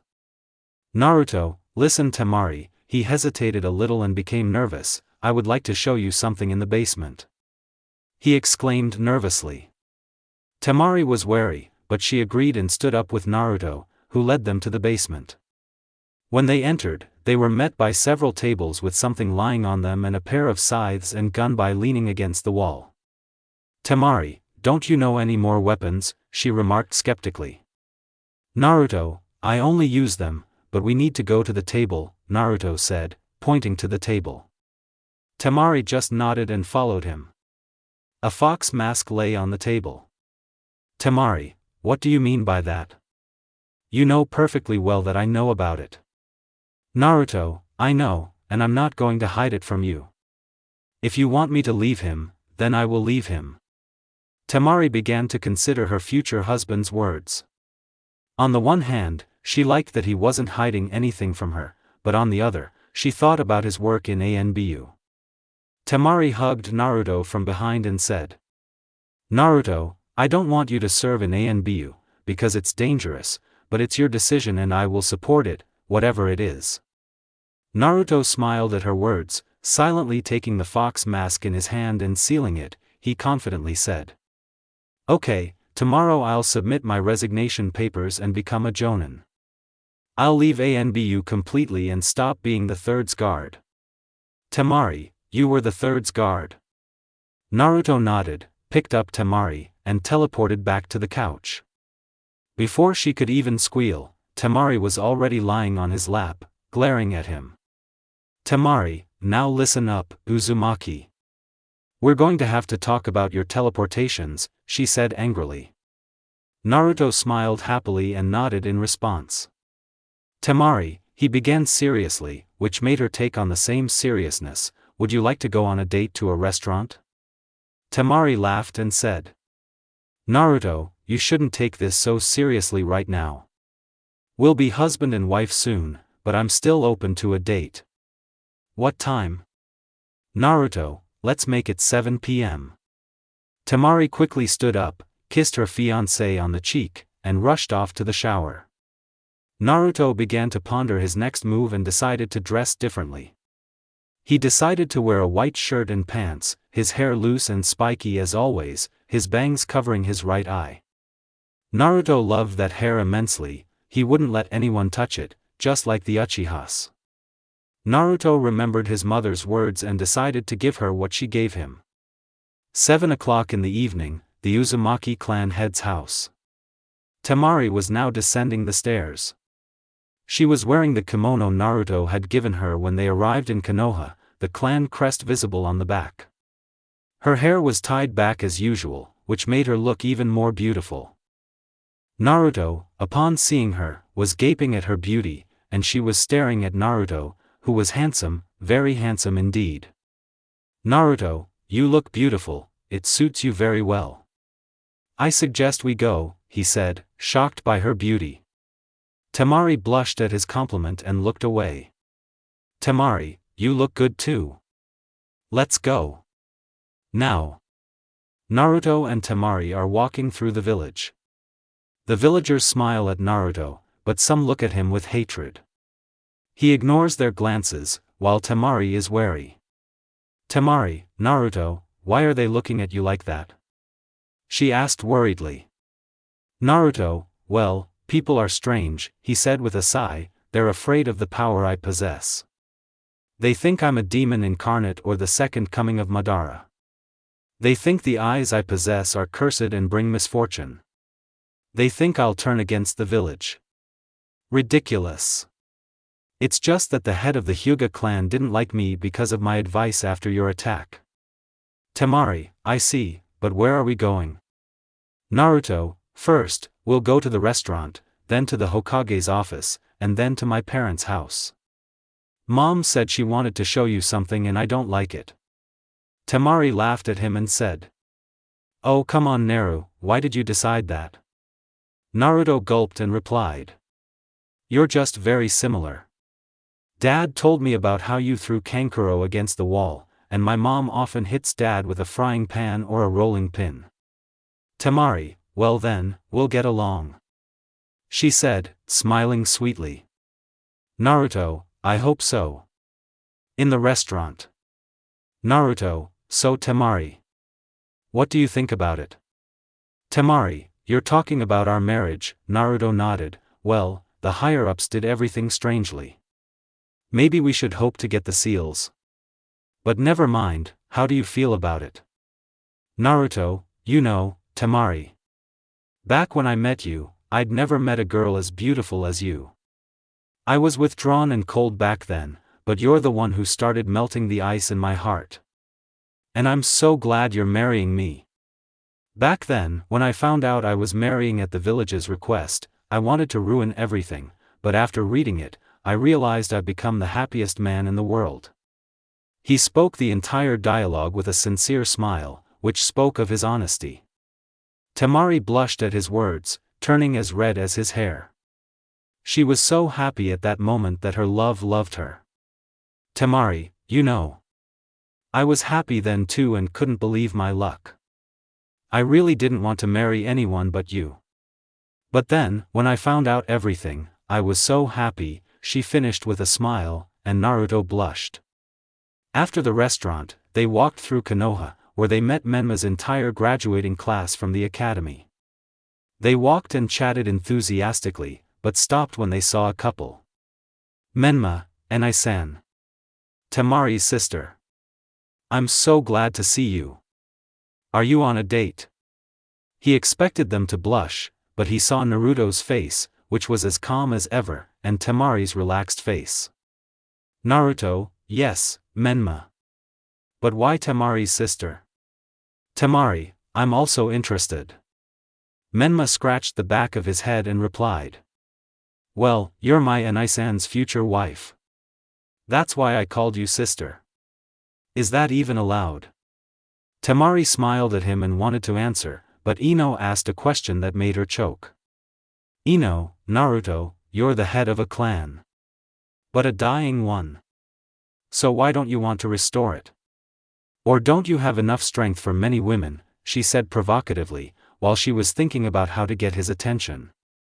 But to her disappointment, Naruto lazily turned his head towards her and replied. If you want to hit on me, don't get your hopes up. I have Uchiha genes, and they're monogamous, and I've already fallen in love. It's forever. If you're talking about polygamy, I don't want it, because you'll just be puppets in the hands of a puppeteer. I'm an Uzumaki, and we're the most resilient in the world. No one can beat us in endurance. And if you're talking about lemon, Uzumaki can do it for about 4 or 5 hours without a break, he said, shrugging, and the girls blushed at his words and began thinking about a monster in bed. Temari didn't blush at his words, but she choked, because satisfying him would be difficult. Naruto, if that's all, then we're busy right now and Menma shouldn't get drunk on sake, he said, smiling slightly, and the students were shocked that they were revealed so quickly. Menma, Enai-san. How did you notice? Naruto, your stomach is bigger than usual and flat, almost too flat. Don't worry, I'll tell Mom you're at Choji's house. Menma, thank you Enai-san. He said while hugging her. Naruto, go ahead already, he said in response. When everyone left, Temari approached Naruto and quietly asked. Naruto, is this true? Naruto, what are you talking about? Temari, I'm talking about 5 hours. Naruto, in bed? Yeah, right. But don't worry, I won't use you. If you say that's enough, I'll stop, but over time, your stamina will increase, he said, winking at her and immediately got hit on the head. Temari, enough Uzumaki and let's go already. Naruto picked up Temari in his arms and teleported to his father's head, where the village was visible as if on a boat. Temari, wow. It's beautiful here. Naruto, oh yeah. Konoha at night is so beautiful. And especially the sunset, it's like the sky's throat was cut. Naruto sat on his father's head and invited Temari to sit down, who immediately sat on his lap and began to look at Konoha, but then Naruto asked her to get up. Naruto, Temari, please stand up. She obediently stood up and froze in a silent question. Naruto stood silently, took a few breaths, and then knelt down and pulled out the ring his mother had given him. It was an Uzumaki clan ring, the same one every Uzumaki gave to his wife, and Kushina had it, for she held the Uzumaki clan's treasure, and that was where it was. Temari's heart began to beat faster. Naruto, Temari, I know we marry at the request of the villages, but I didn't want to break tradition. I love you very much, you are my sun that lights my path. You are the one who freed my feelings from the shackles of ice, and I hope that you will support me throughout my life. Temari, marry me. Temari threw herself into Naruto's arms, screaming, yes, the whole time. She was crying, but they were tears of joy. She kissed Naruto, and he kissed her back, but they didn't know they were being watched. It was Minato and Kushina. Kushina cried into Minato's cloak, and Minato only smiled sadly and hugged her back, remembering himself on that happy day. After 5 minutes they decided to leave so as not to disturb them. After their kiss, their lips were slightly swollen and bluish. It's also worth noting that there was no lemon. Naruto respected Temari's wish that her wedding night be her first lemon, but they decided it was okay to go beyond just kissing. And now they were walking to the Hokage's house. When they arrived, they knocked on the door, and Minato opened it. He was overjoyed and looked proudly at his son. Minato, so, Naruto, and Temari, I'm glad to see you. Temari, go to the kitchen. Kushina is waiting for you there, and Naruto and I will go to my office. Temari, hello Minato-san. Minato, maybe just Minato. Temari nodded and went to the kitchen. In the kitchen. Kushina, so, hello Temari. Temari, hello Kushina-san. Kushina, Temari please just Kushina. Temari nodded and Kushina continued. Kushina, so, Temari. Today I'm going to ask you some questions and then show you something. I'll tell you about Naruto and how to hit him if he doesn't listen. He's an Uzumaki, and we're all stubborn, but you'll quickly defeat him with your fan. So, let's start with cooking. Minato and Naruto had been sitting in the office for 2 hours already, talking and didn't understand why the girls were taking so long in the kitchen. Naruto, Dad, let's go. Stop sitting here. Minato, oh, let's go. When they went down to the kitchen they saw Kushina and Temari laughing out loud and Naruto whispered. It seems they got along. Minato nodded silently and they went to the table. A week passed. Every day he and Temari went for walks around Konoha. It must be said that they were very happy together. Temari also became a frequent visitor to his room, but the others didn't know this. And now Naruto is at home with his father and Menma, where they are getting ready for the wedding. Minato was wearing a white shirt and pants. He decided not to wear a forehead protector, so he let his hair down, but tied 2 strands of it with bandages. He wore shoes. Menma was wearing an orange shirt and blue pants. Menma's hair was shorter than his father's, and he had no problem managing it. He also wore shoes. Naruto decided to wear a white kimono with the Uzumaki clan crest on the back for the wedding. As always, he left his hair untouched and kept it in a spiky style, with his bangs covering his right eye. He wore shoes that suited him very well. Minato, so Naruto, have you learned your wedding speech? Naruto, what are you talking about? I've never read such boring stuff, he drawled lazily. Minato just smiled and said. You are as always. Meanwhile, Kushina and Temari were getting dressed. Naruto had asked his mother to stay with Temari and help her. Temari was wearing a blue wedding kimono. She had her hair tied in 2 ponytails. Now Naruto entered the temple where the ceremony was to take place. He calmly glanced at everyone and took note of the guests. Everyone was there: Sasuke's family, his team, Hiruzen, Itachi, Kakashi, Yugao and Gekko, several clan heads. Naruto didn't invite many people. He wanted to look only at his family. Naruto walked to the altar and waited for Temari to arrive. And then the door opened. In walked the most beautiful girl Naruto had ever seen. Everyone looked at her and couldn't look away. She was accompanied by her older brother, who was without his face paint. When Temari approached the altar, she stared at Naruto, and he stared at her. They missed Hiruzen's entire speech about being their officiant. I don't know who's at the wedding, so be it. And then it was their turn to drink sake.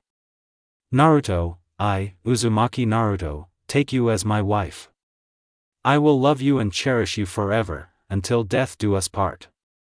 May our union be blessed by Kami-sama and the union of our people, he said, downing half a glass of sake and handing it to Temari.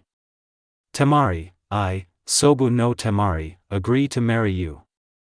I will love and support you forever, until death do us part. May our union be blessed by Kami-sama and the union of our people, she said, drinking sake. Naruto took out the rings and silently placed them on his bride's finger, and she repeated the same. Hiruzen, then you may kiss the bride. Naruto pressed his lips to the bride's and kissed her tenderly. The entire hall began clapping, and the parents of their children shed a small tear, remembering themselves at that moment. Naruto teleported to his home with Temari after the ceremony and said, You are beautiful, but we still have guests to welcome. Temari, you're right. I wish this would all be over soon. Naruto hugged her and bit her earlobe, getting a moan. Naruto, don't worry, I'll give you an unforgettable night tonight, he said, pulling away. Temari placed her hand on his stomach and said, I hope so. You're an Uzumaki, after all, and your endurance should pay off. Naruto, you're my wife now, and you don't have that much stamina, but over time, yours will improve. Uzumaki Temari sounds. There's a real commotion in the Uzumaki clan head's house right now. The entire house is filled with guests, all buzzing about the newlyweds.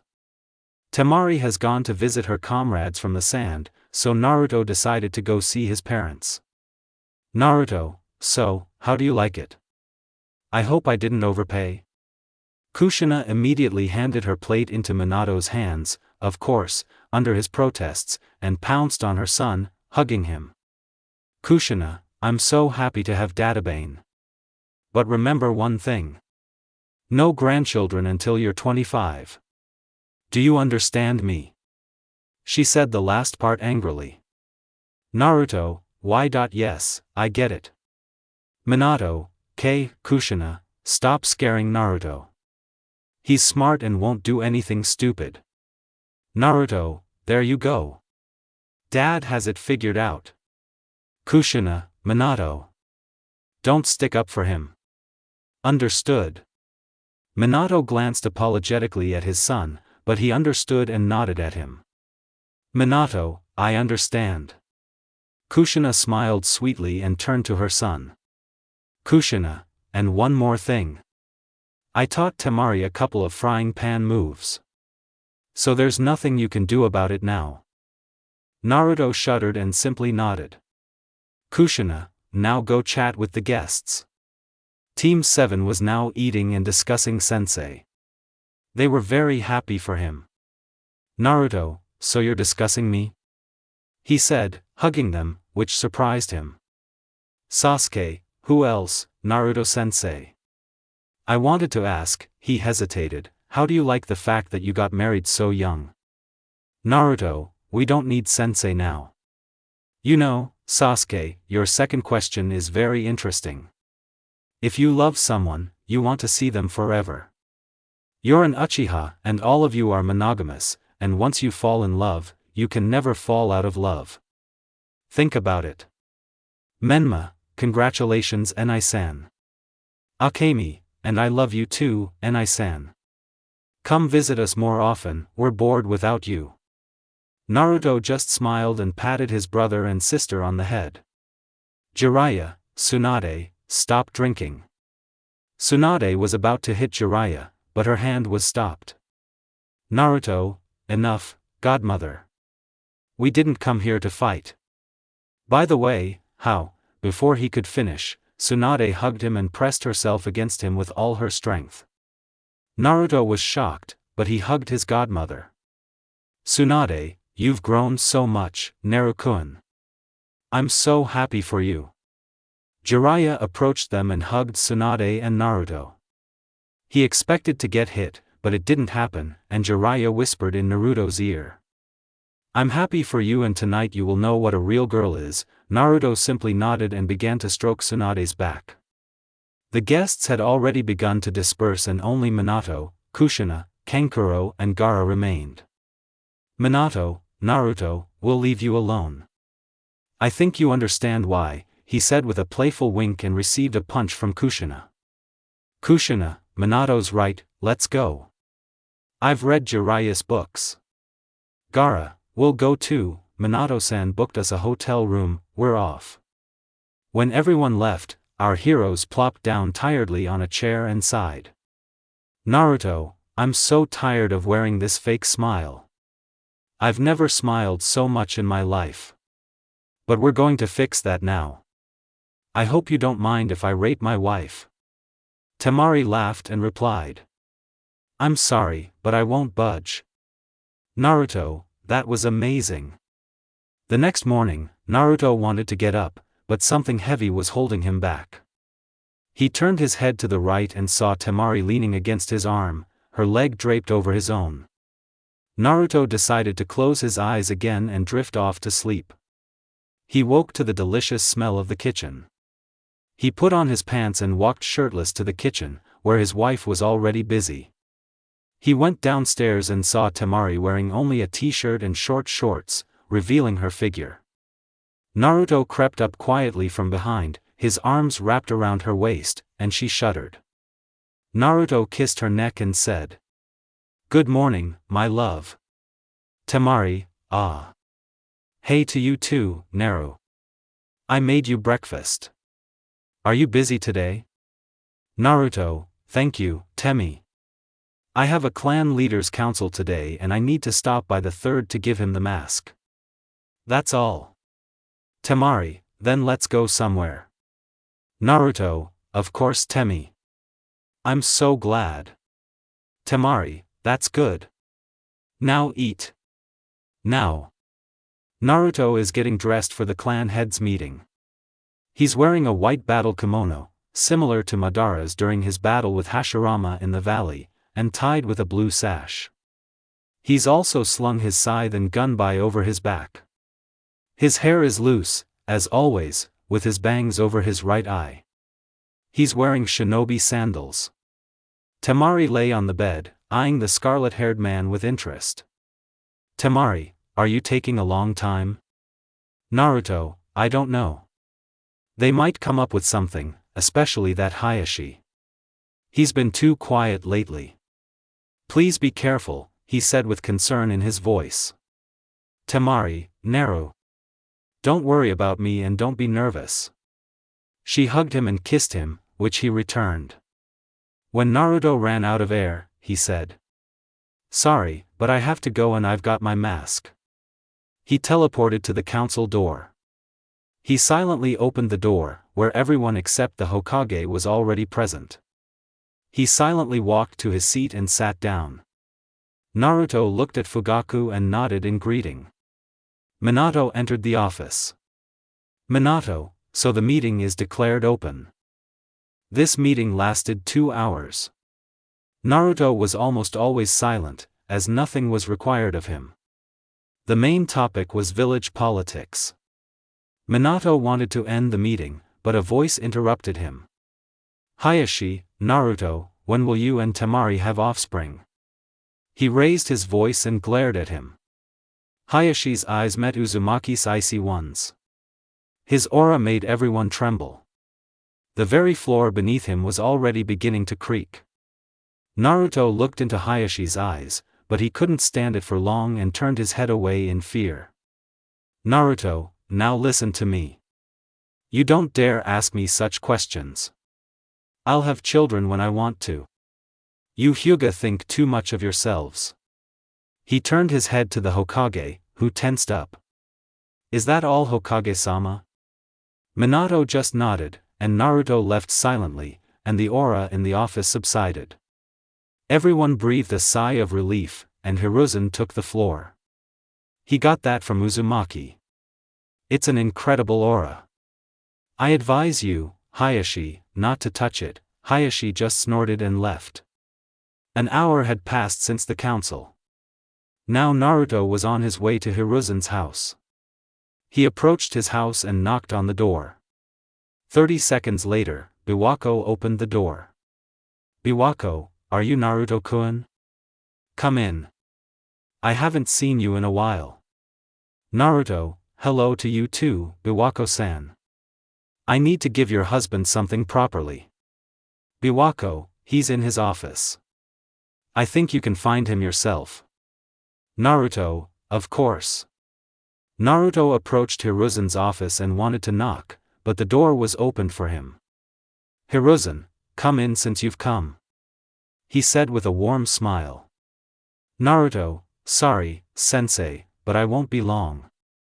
I came to give you the mask, he said, handing it over. Hiruzen, did Temari really have an influence? He asked, taking the mask. Naruto, no, it's my decision. Hiruzen, I propose one last task. In the grass village, my spies found 2 girls from the Uzumaki clan. More precisely, a daughter and mother. Naruto immediately went into shock. He couldn't even imagine anyone still alive. Naruto, did I hear you wrong? Are they alive? Hiruzen, yes, but mother is in bad condition. He wanted to finish, as Naruto was no longer in the office. Naruto teleported to the house's basement and immediately donned his armor. He emerged from the basement and ran into Temari, who immediately pouted and turned away. Temari, you said we were going for a walk, but you're going on a mission. Naruto, Temari, forgive me, but 2 Uzumaki were found in the grass village. It's urgent, and I'm sorry. He teleported to the village gates and ran toward the land of grass. He teleported several kilometers to save Chakra, and a few hours later he was at the country's border. Naruto paused for half an hour and then ran at full speed. And then he saw the village. He cast the old man's henge and approached the village gates. Guard, wait, who goes there? State your name. His tone wasn't friendly. He approached the old man, but Naruto said. Tsukuyami, the guard was nailed to the cross. He tried to break free of the genjutsu, but couldn't. He glanced around and noticed a scarlet-haired youth with strange eyes. Guard, who are you? Let me go. Naruto, my name is Uzumaki Naruto. What do you know about the Uzumaki in the village? The guard laughed and said. Another Uzumaki. The villages will be glad to see him. If you're talking about those in the villages, they're being raped and there are walking first aid kits. Naruto dispelled the genjutsu and chopped off the guard's head with his scythe. He removed his henge and headed for the village. Everyone glanced at him along the way. If the shinobi were rubbing their hands, then the villagers were wary. Naruto's thoughts were interrupted by screams. He ran towards them into an alley and saw a scene, 4 shinobi about to rape a red-haired girl and a second woman, also red-haired. An icy voice stopped them, making everyone shudder. Get out of here. Everyone turned to see a scarlet-haired man in white armor with a scythe and gunbai on his back. While the scarlet-haired ones looked on in shock, the shinobi grinned like maniacs. Shinobi, well, Uzumaki. Second shinobi, and the leader will indeed give it. A red flash and the screams of his comrades cut him off. He turned and looked at them. Both were missing arms and legs. He started to back away in fear, but instead crashed into the wall. Naruto, this village will pay for their suffering. Amaterasu. The alley erupted in screams. Naruto set 3 shinobi on fire and approached the shaking crimson-haired ones. Naruto, don't worry. I'm Uzumaki Naruto, the head of the Uzumaki clan in Konoha. I want to take you away from here. What's your name? Kimiko, Uzumaki Kimiko. And thank you, Naruto-sama. Karen, Uzumaki Karen. Naruto, with your permission, I will seal you in a scroll. I will be busy with this village, and you will be in my way. Naruto said about the village with a ferocious grin. Kimiko only nodded, for she knew such a grin and had seen it on other Uzumaki, but Karen was afraid. Don't worry, Karen, I won't hurt you. He took out the scroll and made seals. He wanted to leave the alley, but then the other shinobi and the village leader arrived. Naruto immediately took out his scythe and gunbai and activated his Sharingan, preparing to fight. Chapter: So, where's Uzumaki? Answer me. Your eyes are Uchiha, but your hair is Uzumaki. You're perfect, and you'll be perfect for our village's might. Capture him. All the shinobi attacked Naruto, but he simply tore through the crowd, severing every limb. He whirled in a dance, sparing no one. Flesh and blood flew at his armor.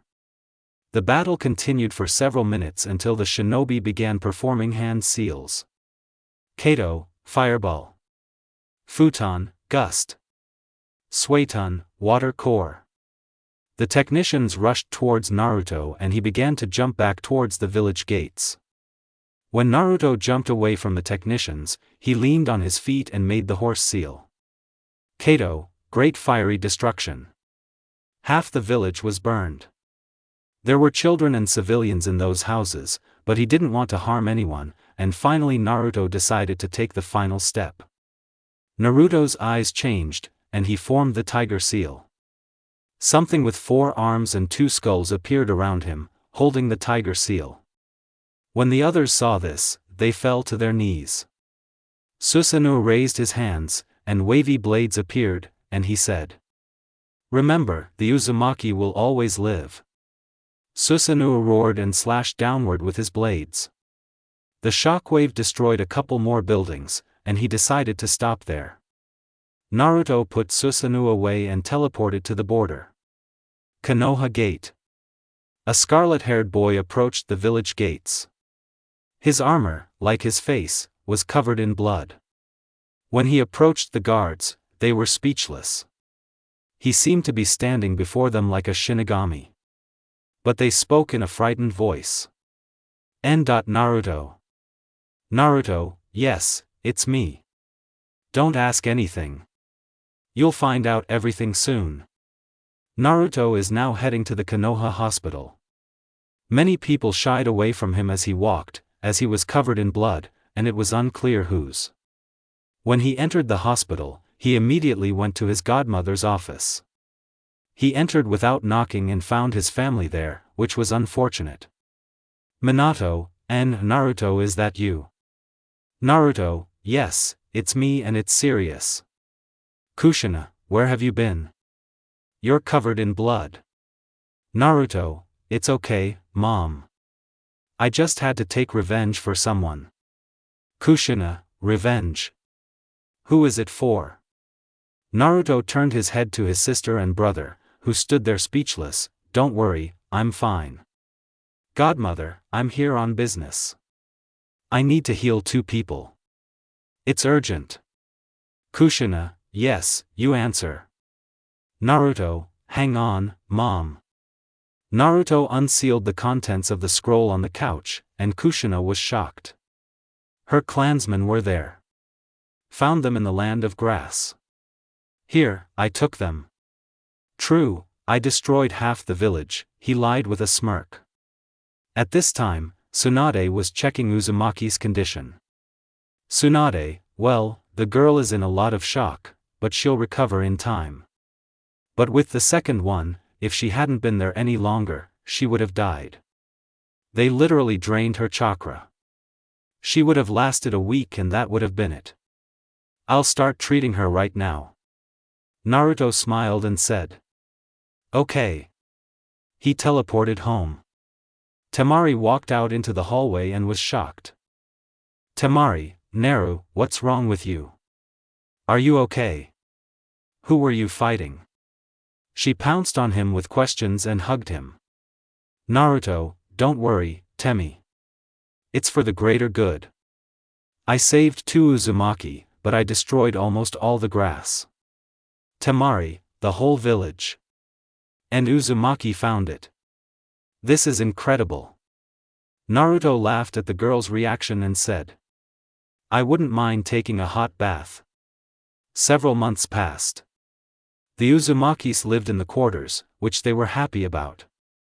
Naruto and Temari often relaxed, but sometimes Naruto would take missions.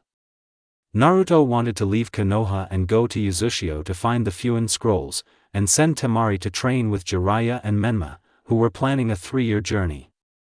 Now our heroes are lying on the bed, where Temari is catching her breath and tiredly twirling Naruto's hair. Temari, you're as amazing as always, Naru. She said breathlessly. Naruto smirked and replied. It's better for you. You know that my brother and sister's birthday is tomorrow, right? And what are we going to give them? He raised an eyebrow and asked. Temari, I've already thought about it and decided, maybe you could give them your kunai and katanas from your basement? That's a nice gift. And I'll give Akemi a fan. And I don't even know what to do with Menma, she finished, disappointed. Naruto, it's okay. Let's give Menma a gift from the both of us. Also, please don't stay there for long. There are some people there I don't like. Temari, who are you talking about? Naruto, the daimyo's son. When I was 5, he wanted to beat up Hinata, but I stopped him. After that, they blamed me for everything, and he said it was me who wanted to beat her, he said calmly. Temari, okay Naru, but now, she put her hand on his crotch and began to move it, do you want to continue? Naruto smirked and kissed her instead of answering. Now the Uzumaki family was walking through Konoha towards the Hokage's house.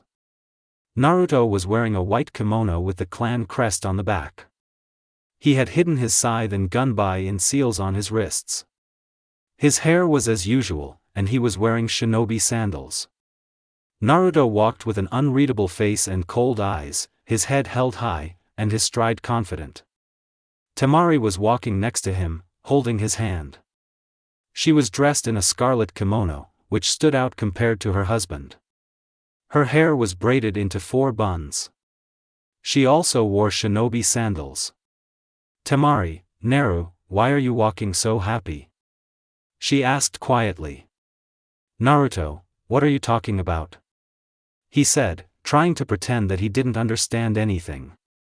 "Temari, I'm not a villager, I see how happy you are walking." "Naruto, well, what about me? We haven't had such a long marathon in a long time, so I'm happy," he grinned. Temari understood what he meant and blushed, lowering her head down to hide her red cheeks. At this time in the Namikaze house. "Kushina, where are they?" Kushina asked angrily. "Minato, calm down, Kushina." Naruto must have a reason for being late. Minato tried to reason with his wife.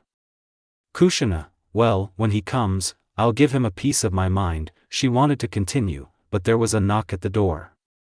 She went to open it, but her hair, parted into 9 sections, didn't exactly look welcoming. She opened the door and saw Naruto smiling at her. Kushina immediately hit him over the head with a frying pan. "Kushina, if you're late again, I'll kill you." "Got it." Naruto, "Got it, Mom, and sorry." Kushina immediately smiled sweetly and ran up to Temari, who hadn't noticed her husband had been hit and was immediately talking to her. Minato's head appeared from behind the door and he immediately approached Naruto. "Minato, I was trying to reason with you." "I'm sorry," he said, scratching the back of his head. "Naruto, it's okay, I'm used to it. Mine only hits with a fan, not a frying pan," he said with a smile, but stopped short because he felt the aura in their faces that he was threatening to kill them. "Temari, Naru, are you talking about us there?" Naruto immediately grabbed hold and did what always worked. He flew at top speed to Temari and hugged her. Temari's aura vanished. But Kushina was gone. Naruto looked at his father and nodded toward his mother. Minato tried to do the same, but was hit with a frying pan. Kushina lifted her chin and walked into the house. Naruto peeled himself away from Temari and told her to go get her mother, while Naruto walked up to his father and started laughing, offering him his hand. Naruto, things aren't that simple with Mom. Minato, that's for sure. Let's go inside. When they entered the house, they saw the Uchiha family and the daimyo, Jiraiya and Tsunade, simply talking calmly, and Temari and Kushina cooking, but Menma and Akima were nowhere to be found.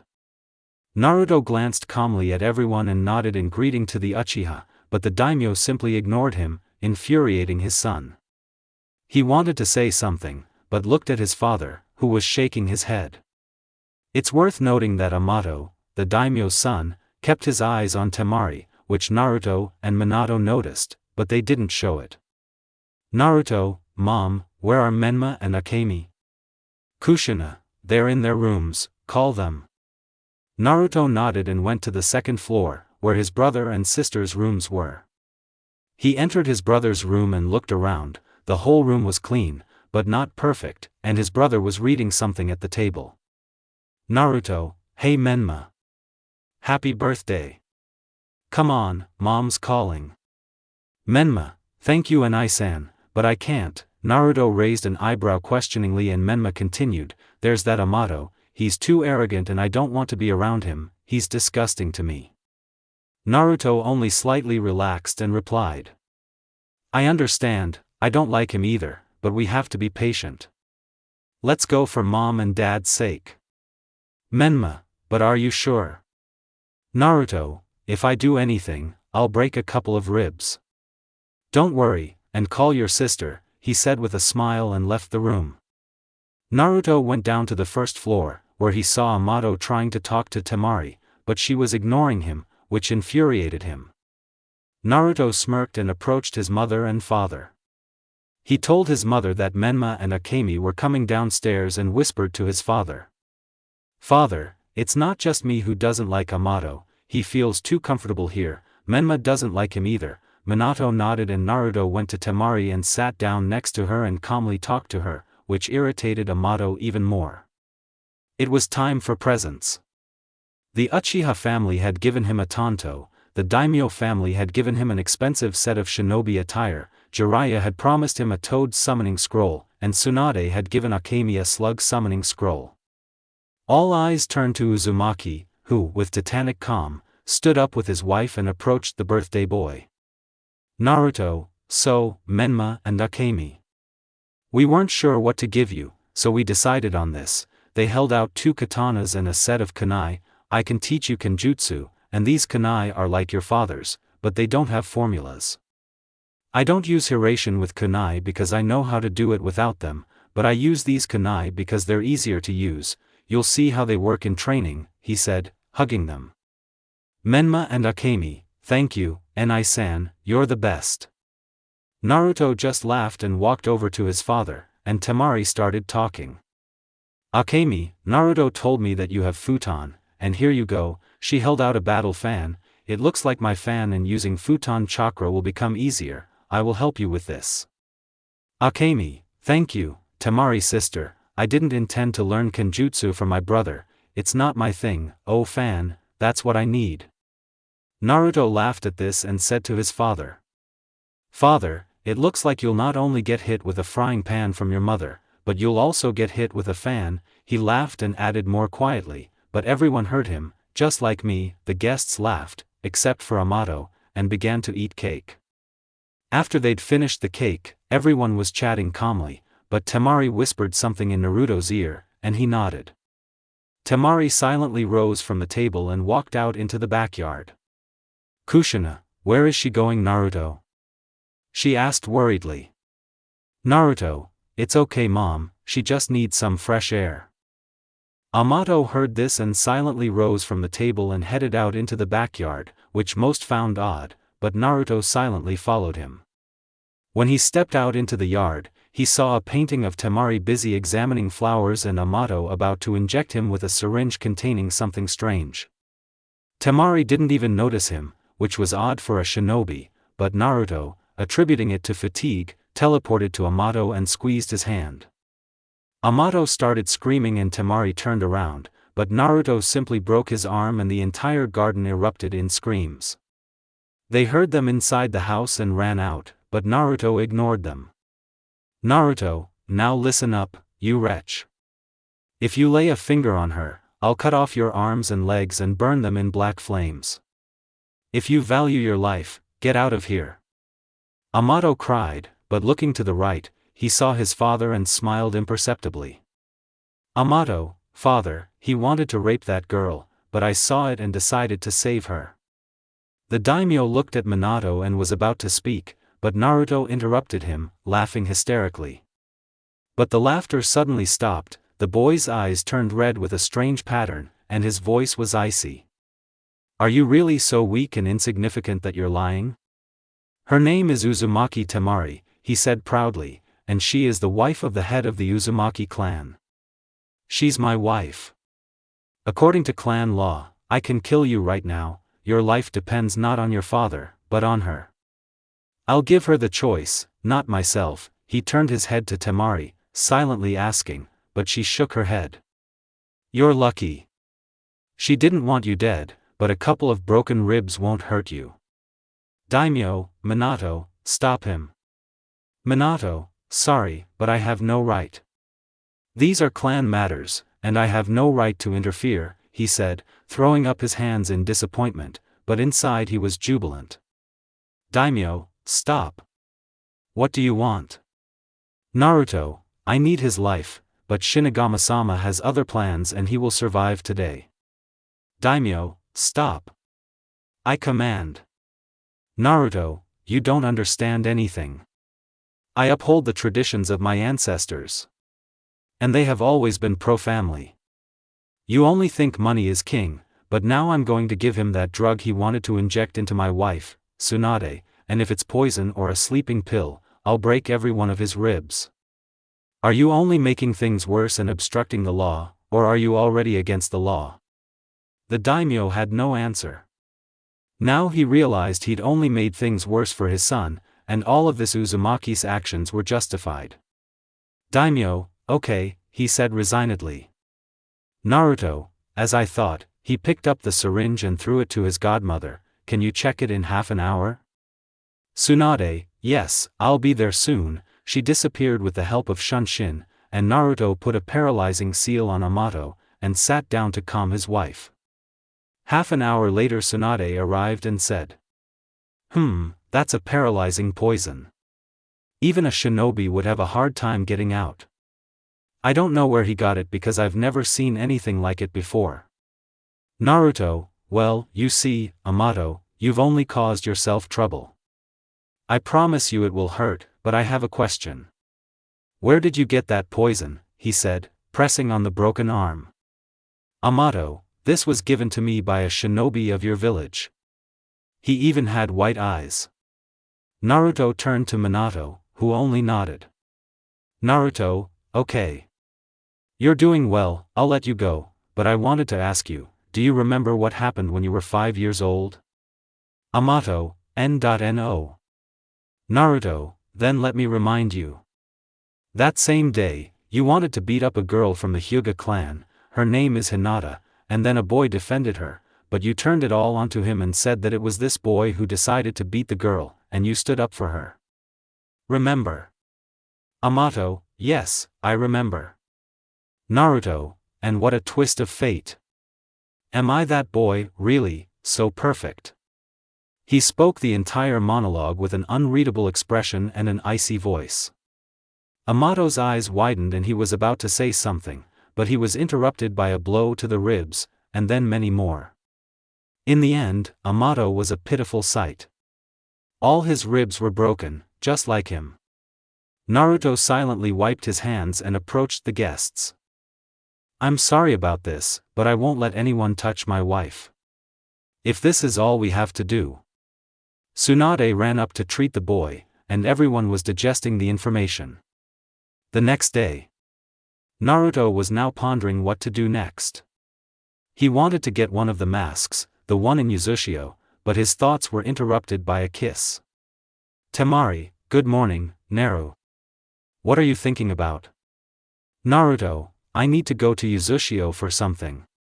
Temari, what will you do with the head of the Hyuga clan? Naruto, today, father will call a council, there we will confirm or deny with the help of my seal of truth. He said the name of the seal with pride. Temari, okay Naru, but how much time is left until the council? Naruto, well, about 2 hours, he said thoughtfully.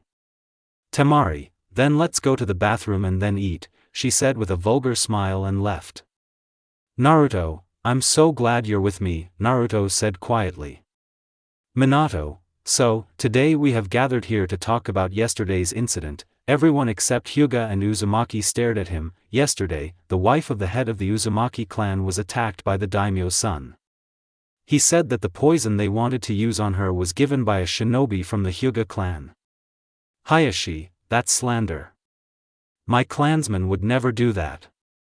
Naruto, that's what we want to find out. With the truth seal, you won't be hurt. He stood up and wanted to apply it, but Hayashi wanted to attack him and Naruto jumped back. You do realize you're obstructing justice, right? If you don't let me do this, you'll be declared a missing nin. Hayashi, you're just a boy and I don't have to obey you. What if this seal kills me? Naruto, Hokage-sama? Minato, Hayashi, let him do it. If Naruto-san kills you he will be declared a renegade. Hayashi panicked, which many people noticed, and Naruto put a seal. Naruto, so, how are the Hyuga related to Koharu and Hamura? Hayashi began to resist, but the seal did not allow him to do so for long. Hayashi, on the day of the attack and after the fourth's death, would have become Hokage and killed them. The Uzumaki were a great hindrance to me, and I wanted to turn them into mere products for my clan. Naruto seethed, but asked the next question. How are you connected with Amato? Hayashi, I gave him poison. After Temari's death or coma, you should have gone insane or been in a bad mental state. Minato, I think that's enough.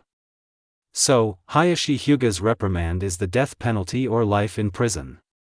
Raise your hands, who's for the death penalty? The heads of the Uchiha, Nara, Sarutobi, Akimichi, Aburame, Uzumaki clans, and Minato himself raised their hands.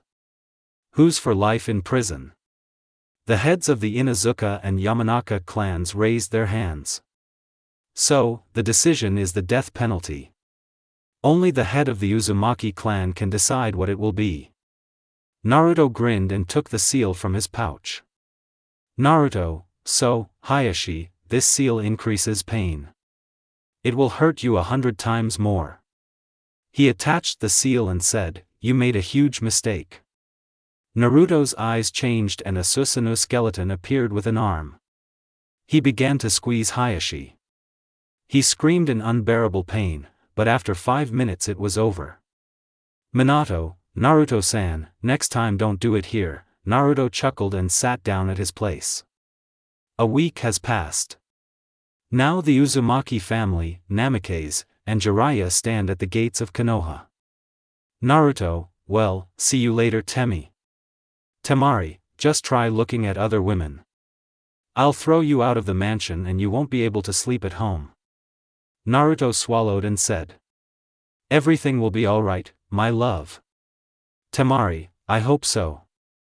Kushina, Jiraiya, don't you dare do something perverted to Menma and Akima. I'll disfigure you so badly your own mother won't recognize you. Temari, keep an eye on them. Temari, okay Kushina-san, I just need to go and train Akemi. Minato, and come back strong. I believe in you.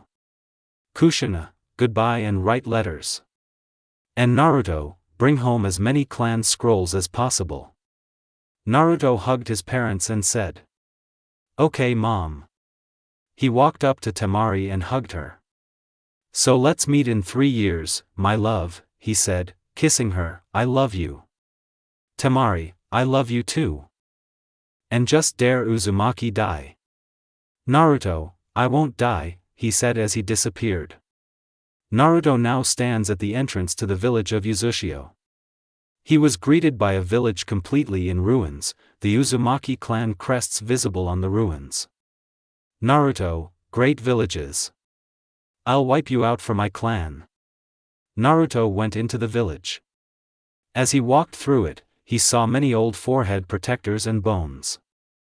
Everything was in ruins. He approached the statue and looked at it. He felt strange near it. He felt as if power was overwhelming him. Naruto cut his hand and ran it over the statue. It glowed brightly and something clicked. Naruto, what is that sound? He asked into the void. He circled the statue and noticed a hatch leading down. Naruto climbed down and saw several shelves of scrolls. Naruto, clan knowledge. Incredible. I can take it back to the clan in Konoha. Naruto continued down the hallway. The entire route was lined with shelves of scrolls, katanas, and Uzushio shinobi headbands. When he reached the end of the hallway, he saw a single Shinigami mask hanging on the wall. Naruto, this is the mask of our patron. Shinigami-sama. Naruto approached her and touched her, but he was blinded by the light and closed his eyes. When he opened them, he saw Shinigami in front of him and he immediately bowed. Naruto, hello, Shinigami-sama. I'm sorry I summoned you, but I don't know how it happened. Shinigami looked at Naruto for a long time. He noted everything about him. Naruto had intrigued him, and now he'd met him in person. Shinigami had been watching him his whole life. Shinigami, it was I who wanted to meet you, Uzumaki Naruto, he said in an empty voice. Naruto, but why Shinigami-sama? Shinigami, I've watched you my whole life, and you've intrigued me. But I can't say whether you're a worthy leader of the Uzumaki clan or not. Raise your head and look me in the eyes, he said in an emotionless voice, while thinking, if my theory is correct, then I wasn't wrong about him, and he's worthy. Naruto looked up and met yellow eyes. Naruto looked at him with respect, not feeling a shred of fear. Naruto, and how do I become worthy? Shinigami, that's no longer necessary. Naruto raised an eyebrow in silent question, and then continued, after looking into my eyes, you didn't tremble in fear when almost everyone else does. Even though I am the patron of the Uzumaki, not everyone could look me in the eye, only a few, and they became the heads of the Uzumaki. As with every head, I grant you the gift of Uzumaki Naruto and one mark. Naruto, what gift and what mark? Shinigami, I will place my mark on your scythe. This mark was shared by all the Uzumaki leaders.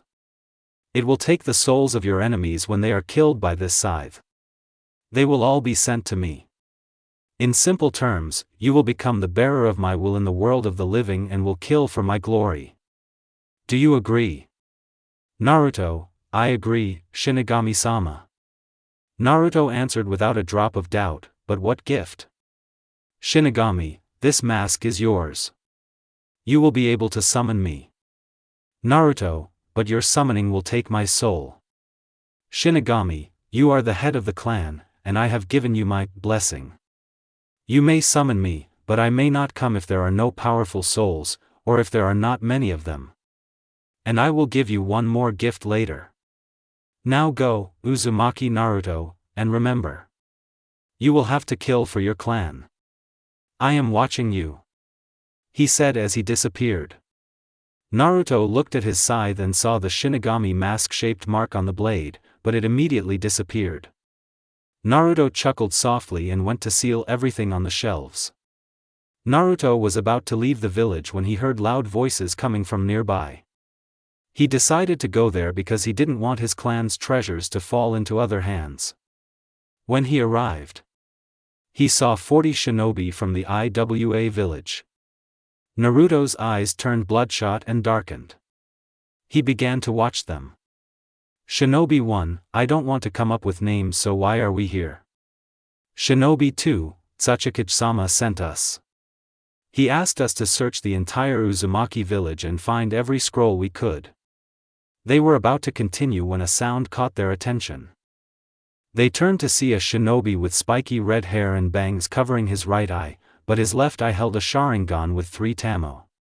He was dressed in white armor, and on his back were a scythe and gunbai. Shinobi 1, it's an Uzumaki. And he even has the Sharingan. Tsuchikage-sama will be pleased. Naruto looked at him with his Sharingan and said in an icy voice. You came to my homeland in vain. Shinobi 2, what did you say? He didn't have time to finish before his body was engulfed in black fire. The shinobi began screaming in agony and died of shock 2 minutes later. Naruto, I warned you. Naruto began walking towards the shinobi, who braced themselves. Naruto broke into a run and charged into the crowd of shinobi. He scattered them. As he knocked back another opponent, he sensed danger from behind. He turned around and saw a shinobi with a katana about to strike from above, but Naruto trapped him in a genjutsu and took the katana from him. Naruto, you are so pathetic, he said, cutting the shinobi's throat. Naruto threw away the katana and took his own. You will be the first victims of the Shinigami-sama. Be glad about this, because I wanted to kill you slowly, although no, he pointed at the shinobi, you will go to the Tsuchikage after I kill everyone. He began to move very quickly, cutting all the tendons in their legs. The shinobi fell, but only 2 remained who were standing. They were shaking with fear and could not do anything. Naruto, you're pathetic. Are you afraid of me? Pathetic. The shinobi of the stone are weak these days. He looked at the first shinobi and said, I seem to remember that you wanted to take me to the stone village. Now you will watch your comrades die, and then I will kill you. Naruto teleported to them and placed a paralysis seal on him. Why didn't you use techniques? You are the Jonin of the stone, aren't you? Shinobi, the commander ordered us captured, and we obeyed. Please let us go. Naruto, my ancestors also asked me not to attack them, but they were destroyed because of their power. And now you beg me for mercy. You killed children, women, and the elderly. He broke into a scream. I will not forgive you. You are not to blame for that destruction, but you wanted to take my clan scrolls. I will not forgive you. Naruto began to slowly slit each of their throats. Horror was visible on the faces of the two, and he approached them. Shinobi 1, let us go. Forgive us. You will never see us again. Naruto, of course, you will be dead, but your comrade will live. Shinobi 1, I ask for my family. Naruto, everyone, he waved his hand towards the Whirlpool village, had a family, and your ancestors spared no one. Purple ribs began to appear around Naruto, with the hand with which he took Shinobi and began to squeeze him. This technique is called Susanoo. The last thing you will feel. Shinobi looked into Uzumaki's eyes, but saw nothing but contempt. Last Shinobi, what do you want? Why did you let me live? Naruto, I need you to deliver information to little Inoki. Tell him that Uzumaki Naruto will kill every shinobi of the IWA who lays a finger on Uzushio or Uzumaki. Tell him that I have the power of Uchiha Madara's eyes.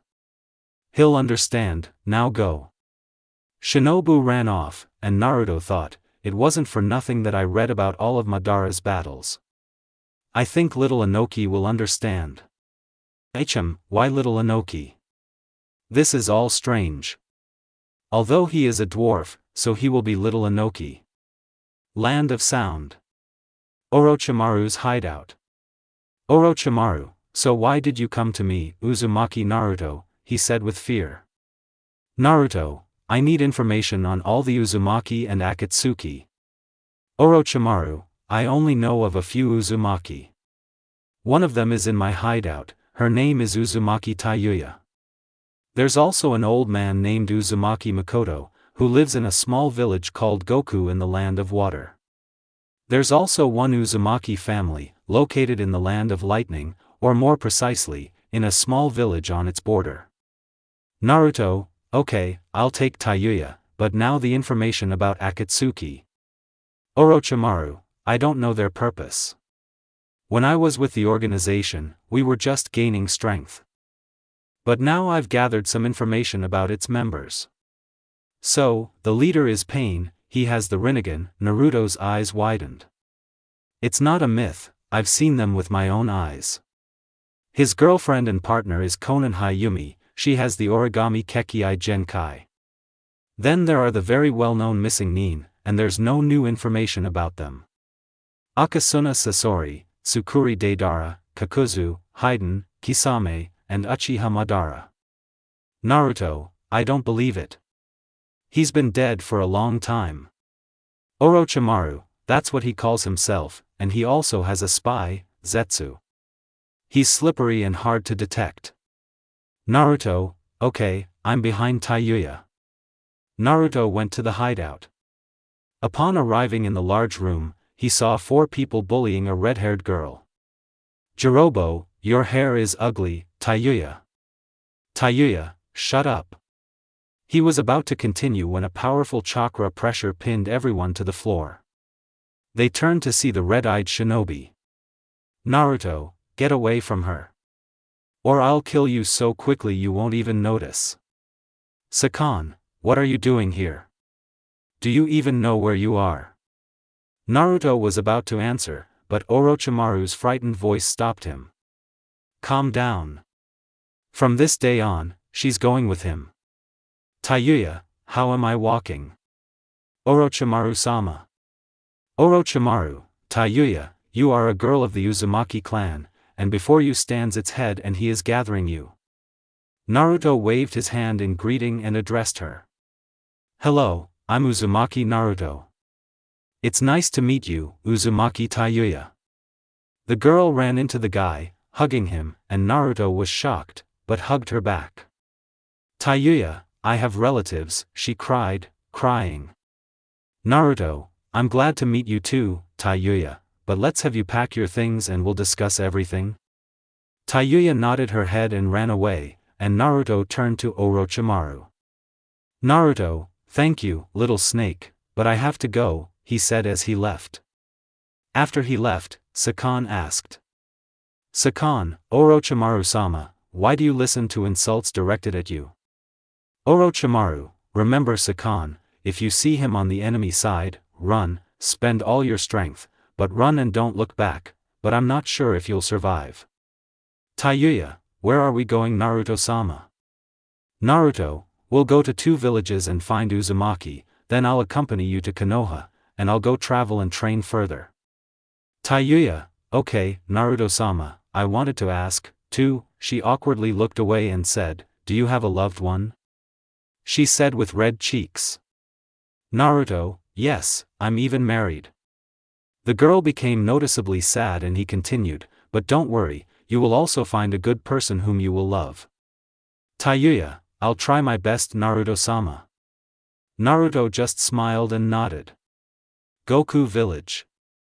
Naruto was now walking through the village, looking around. He would have continued doing so, but he noticed a red-haired girl walking into an alleyway, and he ran after her. He entered the alleyway and saw that the old man had stopped. Old man, who are you? Naruto, I am Uzumaki Naruto, and this is Uzumaki Taiyuya and we are looking for an old man from the Uzumaki clan. The old man turned to them and said. You found him and why do you need me? Naruto, I am the head of the Uzumaki clan in Konoha. Currently, besides you, there are Uzumaki Kushina, Uzumaki Karen, Uzumaki Taiyuya, myself, and Uzumaki Kimiko. What is your name? Makoto, my name is Uzumaki Makoto and what do you want from me? Naruto, I want you to come with me to Konoha. There's a home and a clan there that you almost lost. The old man thought about this and nodded. Naruto, great, now we're off to the land of lightning. Makoto, why? Naruto, there's still Uzumaki there. A small village. The land of lightning. The Uzumakis walked through the village and looked around trying to find Uzumaki, but they heard a scream and were called there. When they reached the alley, they saw 10 Kyumo Jonin approaching the girl with clearly ill intentions. They were about to dishonor the girl when they shuddered at the aura of terror that enveloped them. They slowly turned their heads back and saw 3 scarlet-haired men, but the one in white armor struck terror into them.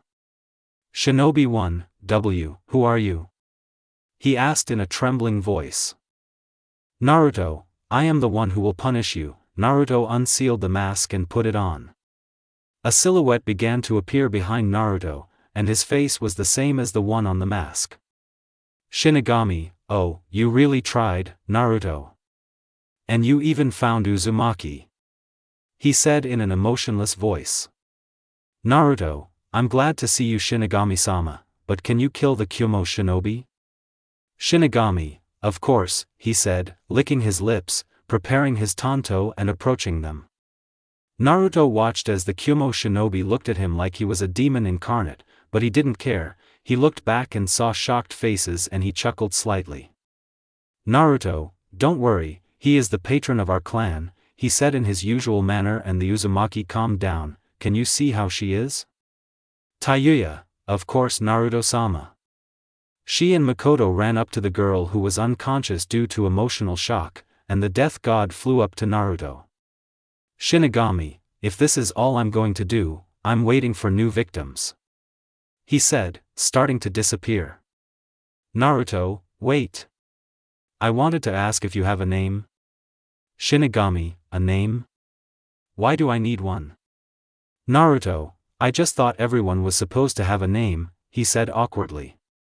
Shinigami, you're right, it exists and my name is Ryuk, he said with pride that was out of place for him. Naruto, that's a nice name, Ryuk. Can I call you by your first name? He said with a hint of fear, as this was the first time Naruto had addressed God by his first name and the informal, you. Ryuk, as you wish, but I am waiting for new souls, he said, disappearing completely. Naruto, so Ryuk? Interesting.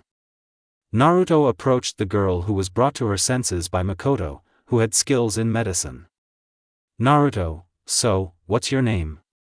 Ellen, my name is Ellen Uzumaki, she answered and didn't understand why she gave her last name.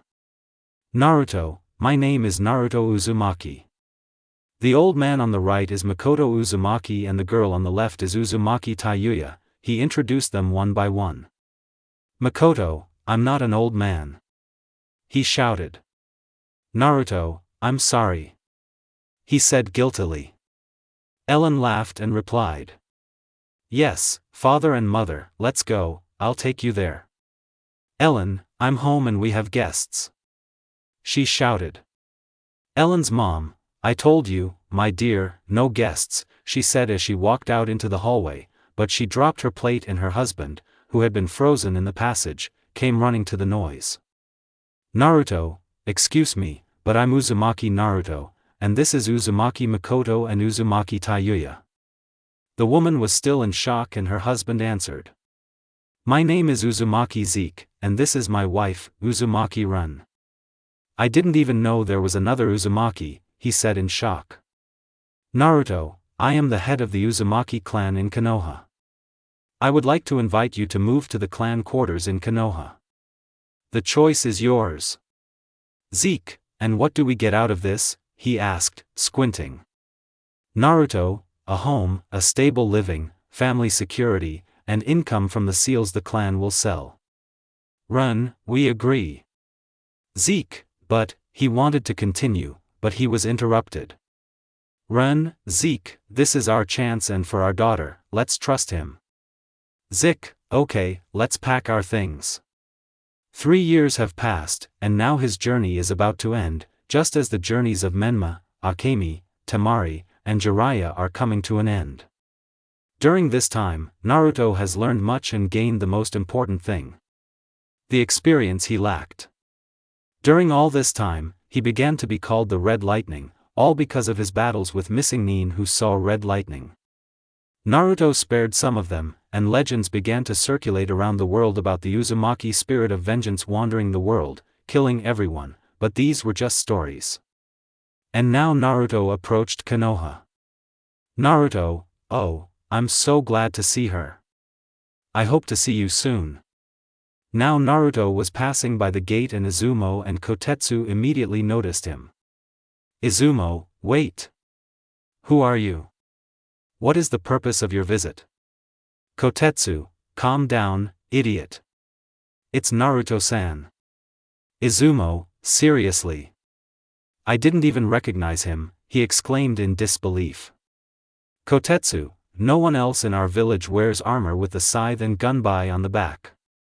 Izumo, forgive me and go on, he said guiltily.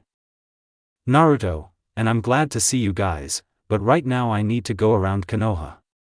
We'll talk later, he waved goodbye. Naruto strolled through the center of the village, seeing happy faces, but also occasional ones of exhaustion, which he didn't like.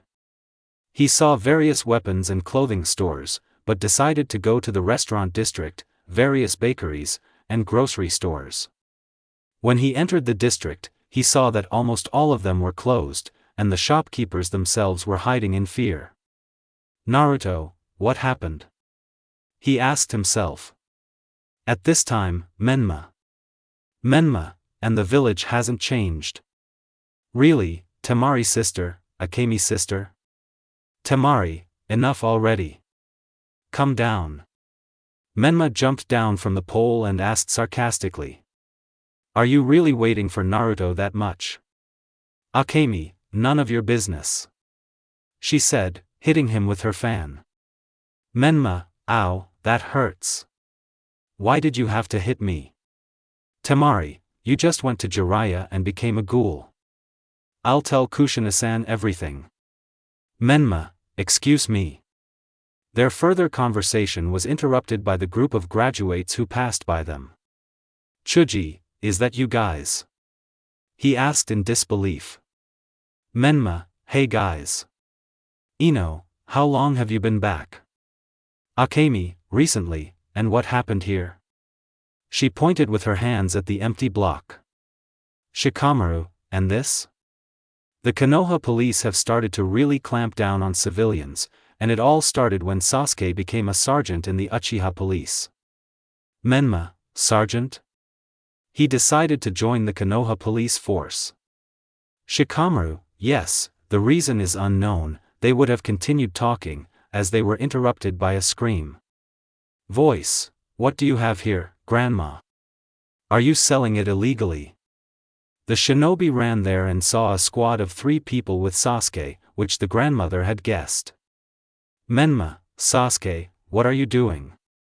Menma asked angrily, let go of the granny. Sasuke, go away Namikaze. He prepared the tanto that was on his back, and Menma began to take out a kunai. Chuji, hey guys, don't do this. Sasuke, Menma, I hope you've gotten stronger, he said, activating his Sharingan and running towards Menma. A figure on the roof of the establishment was watching all of this. She sat with one knee tucked under her, her hand on her other knee, who knows, like Madara sat and waited. Figure, I think it's time to intervene. She, the figure, jumped down. As you can imagine, it was Naruto. Just as Menma and Sasuke were about to hit each other, Naruto appeared between them, jumping up and down, doing a split in the air, and punched both of them in the stomach, knocking the wind out of them. Naruto, what are you doing here? Everyone looked at the source of the sound and was stunned, while the 2 girls began admiring the boy.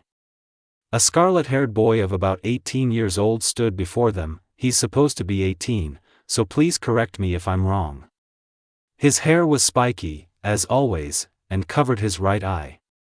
His face was perfect. He wore white armor, and underneath it, the Uzumaki clan's battle kimono. He had black gloves, like Madara's.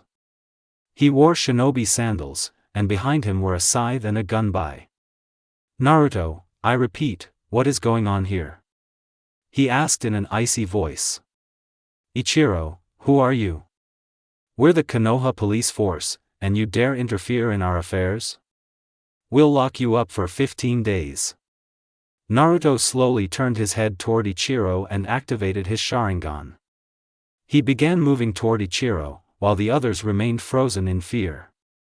Naruto stepped up close to Ichiro and lifted him by the throat. Naruto, you really want to dance with me? He said with a simple face. The audience was horrified by the guy, but not Temari, because she recognized him immediately. Naruto, silence? As I thought, he said, lowering him to the ground, my name is Uzumaki Naruto, I am the head of the Uzumaki clan in Konoha. It's been a while, guys, he said with a small hand. Naruto wanted to continue, but Temari hugged him with all her strength, and Naruto began to choke. Naruto, let go, you're choking my ass, the hero barely managed to say. Temari let go of the guy and immediately kissed Naruto, who responded, but after 30 seconds they separated. Temari, I'm glad to see you Naru. Naruto, just like me, he said, smiling affectionately. He turned to Sasuke, who was glaring at him, and Naruto's gaze changed. He looked at Sasuke so coldly that Sasuke's knees began to tremble. Sasuke, we're leaving, he was about to leave, when Naruto's voice stopped him. Naruto, I'll report this to Fugaku. Pray you don't get fired. Naruto turned to Menma and Akemi and opened his arms for a hug, so why aren't you hugging your big brother? They immediately pounced on him, knocking him down.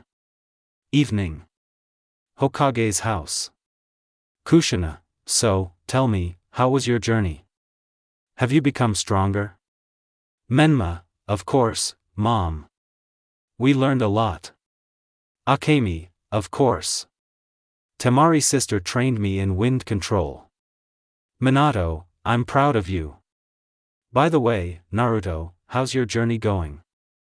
I heard you've already earned a nickname and stories are being told about you. Naruto, father, I was just gaining combat experience, he said, shrugging his shoulders, but apparently the stories began when little Oanoki found out about me or the entire land of stone. Kushina, baby. Naruto, I don't care who he is, his village was in the alliance and they destroyed the maelstrom. They were lucky I didn't destroy the stone, he chuckled. Minato, enough about politics and villages.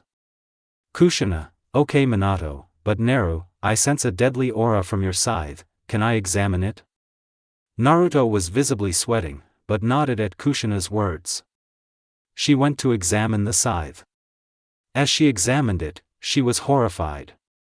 A mark had appeared on the scythe, something she had already heard about from her parents' stories. This mark was that of the death god.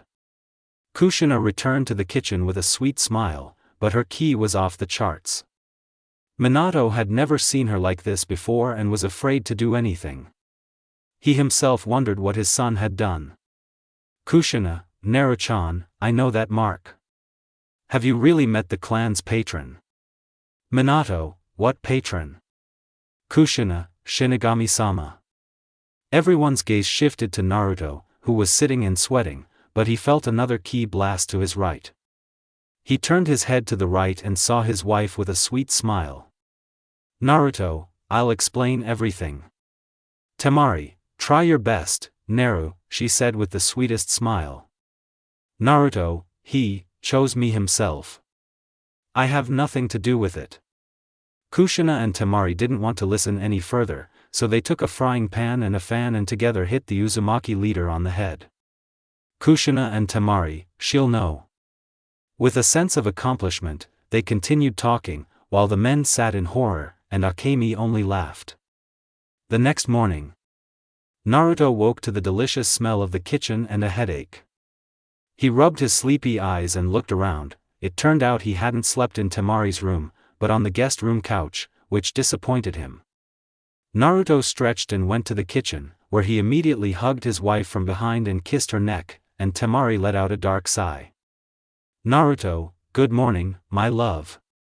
Why didn't I sleep with you? Temari, good morning Naru. I was upset with you yesterday for your agreement with Shinigami. Naruto, forgive me, he said guiltily. Temari, I'll think about it. What are you going to do today? Naruto, we need to resolve the conflict with the police. Temari, good job Naru. After breakfast, Naruto decided to wash the dishes, and Temari watched him, but remembered something and came up to Naruto from behind and hugged him from behind. Temari, I'm waiting for you upstairs, my love, she whispered languidly, her hand on his abs. Naruto immediately sped up, and within minutes the dishes were clean. He immediately flew into the room, so fast he didn't expect it. Upon entering, he found his wife lying naked. Temari, you've been waiting a long time, Naruto, I've been waiting for you. Naruto, I'm sorry. There will be another hentai next. Naruto approached the girl and leaned over her, kissing her. His lips captured hers. Their kiss was filled with passion. Naruto ran his tongue over her teeth and entered her mouth. His tongue explored her mouth, and his hands roamed her body, exploring every inch of her. Breaking away from her coveted lips, he moved to her neck. He began to lightly suck on the area, eliciting moans from her. Her hands explored the guy's torso, but she was helpless, for his caresses were too good. Naruto moved down to her breasts. He on a nipple, sometimes nibbling on it, causing her body to tremble. Temari, enough Naru, nowre. The girl struggled to turn the guy over and began to undress him herself. Once he was done, Temari began kissing his neck and collarbones. She slowly moved down to his abs, and she decided to use her hands. Her deft hand slipped between the elastic of his boxers. Naruto, oh. Oh Temari. Naruto didn't hesitate, so he immediately pressed himself against the girl's genitals, causing her to moan. They held this position for 20 minutes and came simultaneously. Naruto, that was incredible, Temari, but that's not all. I haven't seen you in 3 years and I'm going to make it up to you completely. The guy said breathlessly. Temari, you're amazing. I never thought I'd let you out of bed. Let's test my stamina, which I've been training for. Naruto just smirked and loomed over the girl. 5 hours later. Temari, That was incredible, she said, breathlessly. Naruto, I'm glad to please you, Temi. Temari draped her leg over the boy in a possessive manner and began running her nails down his chest. His hair, like the girl's, was all over the bed, and the bed itself was completely rumpled. Naruto, your stamina amazes me, Temi. You didn't waste any time. Temari, I'm glad you liked it. What are you going to do now? Naruto, now we'll lie down together, and then I'll go to Fugaku. Temari, maybe then? Naruto, wasn't that enough for you? Temari, well, why should we waste time? Naruto, okay then, he said, drowning in the kiss. An hour later. Naruto, well, I'm going. Temi, rest. Temari, don't be late, she said tiredly. Naruto simply nodded and started getting ready. He dressed as usual. He decided to be prepared for anything, otherwise he didn't like Ichiro. After leaving the district, Naruto walked through Konoha with a relaxed gait. He would have continued like this, but 3 people stood around him. He recognized them as the Uchiha of yesterday. Naruto, do you need something? He asked calmly. Ichiro, yesterday you prevented us from restoring order on the streets and now you're going to jail. Naruto, that's the stupidest accusation imaginable. I'm the clan head, after all, and clan heads can only be detained with the Hokage's permission, he said coldly. Ichiro, you humiliated the honor of the Uchiha clan yesterday and you won't get out of here without handcuffs. A crowd of people watched all this and everyone was interested in what would happen next. Naruto, I'm giving you one last chance to leave, I don't want to dance with you. You're so boring. Ichiro, how dare you? Naruto just sighed and with one easy movement sealed the 2 Uchiha in a scroll and put a paralyzing seal on Ichiro. Naruto, you're the last one, he said tiredly. Naruto simply hoisted him over his shoulder and carried him to Konoha, heading for the Uchiha quarters. When they arrived, Naruto was ushered in without a word, and Naruto walked to the Uchiha clan head's house. The entire way, Naruto felt the piercing gazes directed at Ichiro, but he ignored them. He knocked on the clan head's door, and Mikoto opened it. Mikoto, oh, Naruto-kun. It's been a while. Who's that on your shoulder? Naruto, bad cop, can I see Fugaku? Mikoto, come on in. He's on the 2nd floor. Naruto went up to the 2nd floor and without knocking entered the office, where, to his surprise, his father was also there. Naruto, Fugaku what the, he asked without formalities. Fugaku, what happened Naruto? Naruto, first your police are threatening ordinary citizens, and now they've decided to take me to the police station. Fugaku, can you give me their names? Naruto, I have 2 in my scroll, here's another one, Naruto said, throwing Ichiro on the floor, and the last one is Sasuke, your son. Yesterday he attacked Menma in the middle of the block. Fugaku, I'll handle it and I apologize. Naruto, it's good that no one was hurt, I hope you understand me. Fugaku, yes, of course, he said, glaring at Ichiro. Minato, that's why I'm here, I needed to discuss the police's actions. Naruto, I hope we don't have any misunderstandings in the future. The next morning, Naruto and Temari were summoned to the Hokage's office. When he entered, he saw Team 7 with Sasuke, which came as a surprise to Naruto. Minato, so, everyone, we've received word that the 5th Kazekage has been kidnapped by Akatsuki, specifically Tsukuri Deidara and Akasuna Sasori. Your mission is to return Gaara to Suna and, if possible, eliminate the Akatsuki pair. The office fell silent after this news. No one expected this from Akatsuki. Temari was in the worst possible mood right now, just like me. The news made her shudder and her legs buckle, but Naruto hugged her just in time and began to calm her down. Naruto, Hokage-sama, the task is clear, but we need Irionen. Minato nodded in agreement and said. Shizun will go with you, she is the best melee nin after Tsunade-sama. Naruto, okay, we'll leave in 30 minutes. Temari, I'm afraid of Naru, I don't want Gaara to die. Naruto, don't worry, everything will be fine, but I don't trust the old people from your village. Temari merely nodded in agreement and waited for the rest of the team at the gate. When everyone arrived, Naruto silently turned toward the village exit, but dropped a few words. Temari will lead us into the desert, and until then, I will. I hope there are no objections. Kakashi, good. Everyone just shook their heads, and Naruto noticed how Sasuke's fists clenched and he smirked.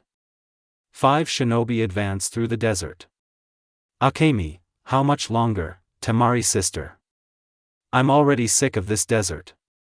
Temari, no, just wait a little longer.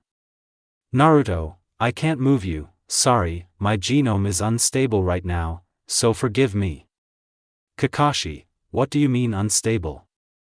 Naruto, teleportation is very difficult, after one of those the body hurts and aches a lot.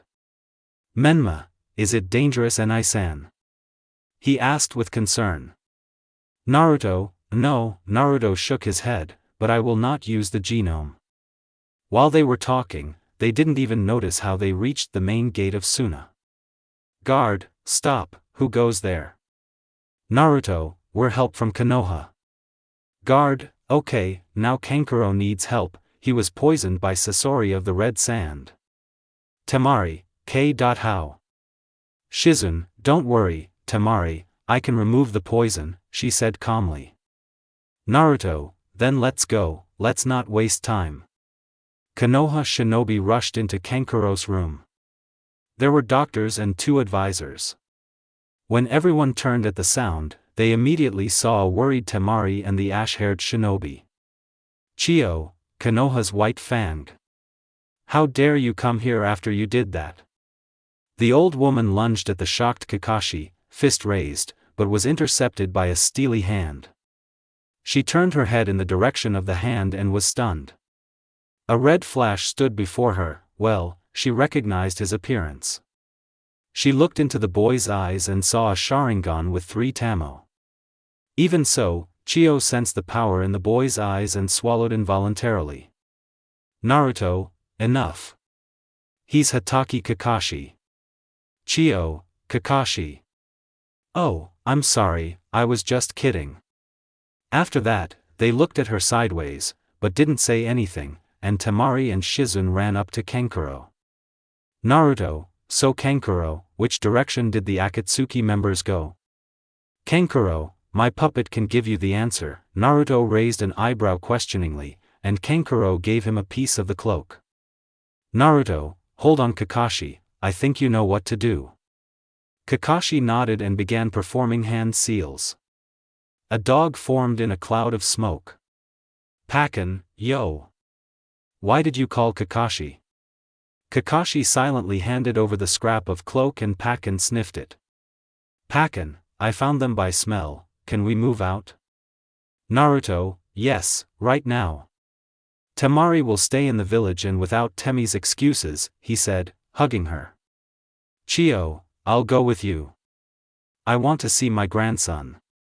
Naruto, okay, just don't get in the way. For his words he received an elbow in the side from Temari. Kakashi, it's time to move. Team 7 stands in front of a large boulder that blocked the entrance. Kakashi, Naruto, will you remove the seal? Naruto, it's quick, and I can break the stone. He jumped onto the boulder and began drawing symbols. When he finished, he uttered a solitary voice. Removal. Naruto jumped off the boulder and stood in front of it. He raised his hand and clenched it, turning it into a fist and punching the boulder. For those who didn't realize, he put chakra into the blow. Menma, you have great punching power, just like Grandma Tsunade. Naruto merely smirked and entered the cave, where he spotted holograms of Akatsuki figures and 2 people. One of them was sitting on the Kazekage's corpse. He had slanted blue eyes and long blonde hair, part of which he kept in a ponytail and the rest loose. The bangs hanging over his left eye concealed the magnifying device on his eye, indicating his specialty in long-range combat. The other was a hunched old man. He had a ponytail and a strange bandage around his lower face. Deidara, Sasori Dano, art is explosions. Sasori, Deidara, art is eternal beauty and we have guests. Deidara, yes, I see, I will show them my art. Naruto simply looked at them with an impassive expression, his arms crossed over his chest. The rest of his team members were tense and stood at attention. Menma, what did you do to Gaara? Answer me. He wanted to rush at Deidara, but Naruto's hand stopped him. Menma looked at his brother in confusion and decided to ask a question. Menma, why are you holding me back, Enai-san? Naruto, can't you see? They're watching us. Everyone's gaze shifted to the distance and they peered in. Sure enough, members of the organization were watching them, mostly Naruto. Naruto, so, listen to me carefully. I'll perform this dance alone. Menma and Akemi are Jinchuriki. It's best if no one knows their level of power. You'll only get in my way now. And Kakashi, keep an eye on Menma. Kakashi, enough. You can't stand against them alone. Naruto, Kakashi, they are no match for me, I won't even be able to warm up. Naruto silently took a step towards Akatsuki and looked at all its members with an impassive gaze, but stopped his gaze on two members of the organization, namely Deidara and Sasori. Naruto, so I hope you hang me and don't die prematurely, because the Shinigami need you. Deidara, what are you talking about? I'll show you art. Sasori, enough, Deidara, this might be our last fight. He scares me. Deidara, enough, Sasori-dan. He was about to continue when he heard footsteps. Deidara and Sasori turned toward the sound and saw Uzumaki slowly approaching. Naruto, I could have killed you 10 times already, but it's no fun. Now, let our dance begin. Naruto moved behind the blonde and raised his leg for a strike, but the latter dodged and created a bird out of clay. He took Gaara's body and was about to fly out of the cave, but Naruto's voice prevented him from doing so. Naruto, you're not leaving here, you haven't danced with me yet. Naruto threw 4 kunai in a square shape. The kunai glowed green and he said, Barrier of green lights. The square containing Deidara, Sasori, and Naruto glowed green, and a square became visible in the cave, barring anyone from entering. Deidara attempted to breach the barrier with his attacks, but Naruto's voice dashed his hopes. Naruto, I told you, no one will leave here until I'm given a decent dance. This barrier is my creation, and it will only fall if I die. Amuse me. Sasori studied his opponent carefully. Unlike Deidara, he didn't mince words and always studied his opponent. And now he knew this fight would be very difficult. His thoughts were interrupted by explosions. Deidara, how do you like my art? He looked at the point where the explosions were, but heard a voice behind him. Naruto, it's pathetic. Naruto stabbed Deidara with a kunai, but it was a clay clone. The real Deidara was on the other side. He stood there, holding a concentration seal, and yelled. Art is an explosion. Cats. Unfortunately for Deidara, there was no explosion. Deidara, why didn't my art explode? Naruto, I told you it was pathetic. I used lightning. I only used 2 kunai and that's it. Deidara looked closely at his bird and saw a kunai there. Barely visible. Scarlet lightning streaked across it. Deidara, so that's it. He wanted to create a dragon out of clay, but Sasori's voice stopped him. Sasori, calm down, Deidara. If you make a dragon, you'll blow both you and me up. We'll have to defeat it without using massive attacks. Deidara grumbled under his breath, but agreed. Naruto, I hope you show me something else. Sasori unsealed the third Kazekage doll, and Deidara began preparing the clay. Naruto, interesting, he muttered. Naruto formed a one-handed seal and whispered, "Fire release, great fireball." The jutsu flew straight at Sasori, but the Kazekage stood in its way, protecting it with iron sand. When the dust settled, Sasori looked at where Naruto had been, specifically next to Deidara's bird. "Naruto, now that I have sealed Gaara's body, we can continue dancing." He moved behind Sasori and with one sharp blow broke his Hirako puppet. "Sasori, it's been a while since I've been free.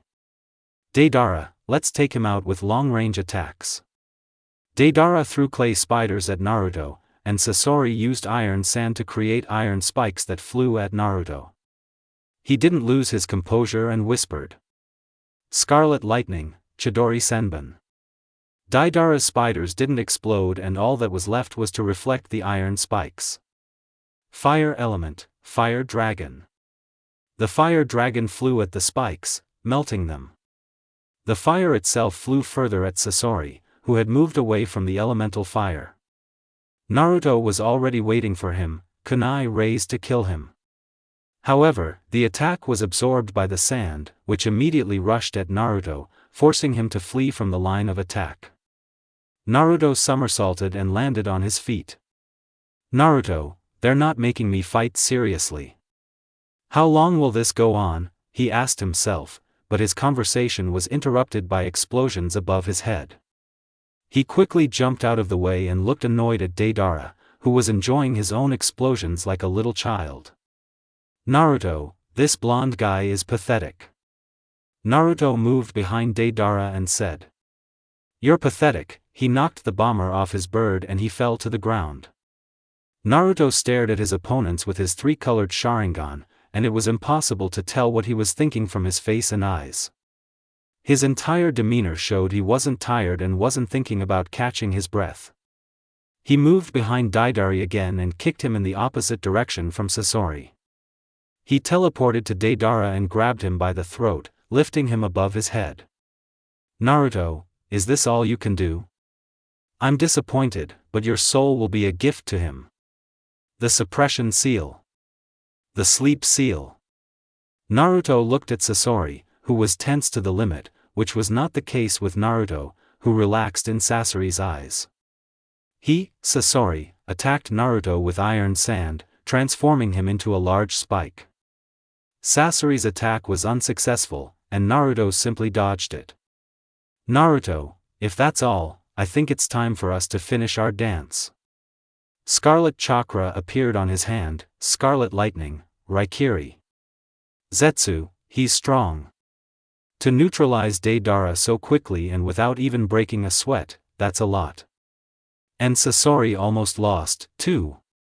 Pain, watch his every move. You may encounter him in the future and the information we can get now will help us in the future. Haiden, enough. I'll sacrifice him and that's it. As you understand, I made Haiden a non-swearer. Kakuzu, calm down, Haiden. Haiden, what did you say? Kisame, Kakuzu is right, Haiden, calm down and just watch. Pain, you'll keep an eye on him, Zetsu.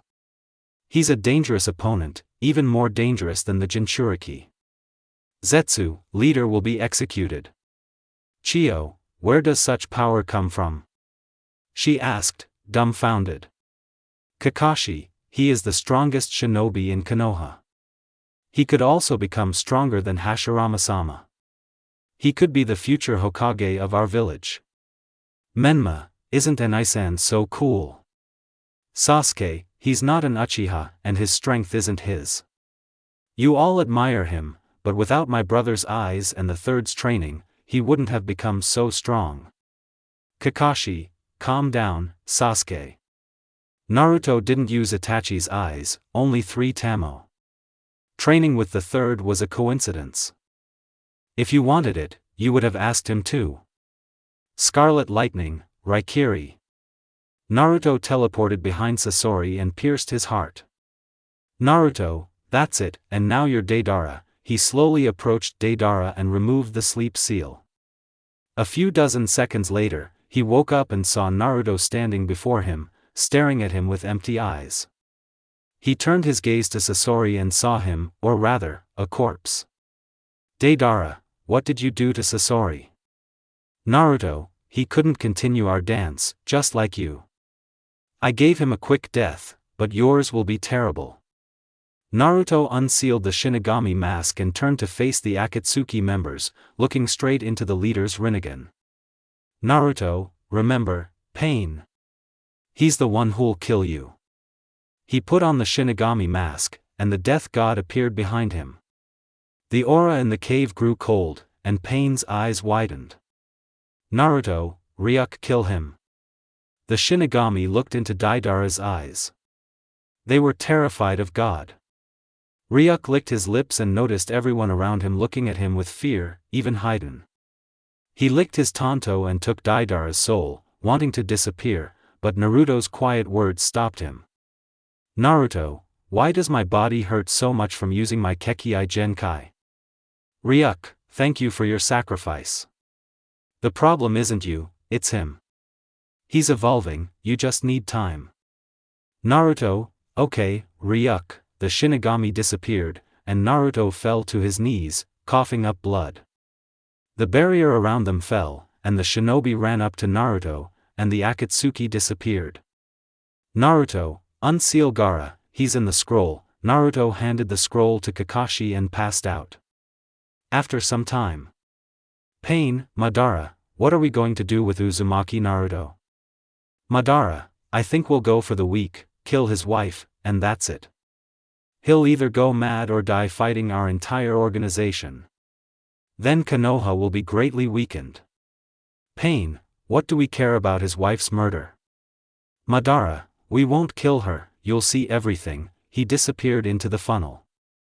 Naruto woke up in a hospital room. The first thing he saw was a white ceiling. The smell of medicine hit his nose, and he slowly opened his eyes. When he did, he saw Temari sleeping on his lap. Naruto only smiled lightly at his wife and gently nudged her shoulder. Naruto, Temi, wake up, he said tenderly. Temari slowly opened her eyes and turned her head toward the voice. She saw her husband and smiled happily. Temari, Naru. I'm so glad you're okay. If you only knew how worried I was. Naruto, I'm sorry, I overdid it, he said guiltily and continued more quietly and regretfully, Temi, I'm sorry about Gaara. Temari, don't worry Naru, Gaara is alive, Chiyo-sama resurrected him using the resurrection technique, but she died. Naruto, I'm glad Gaara is alive.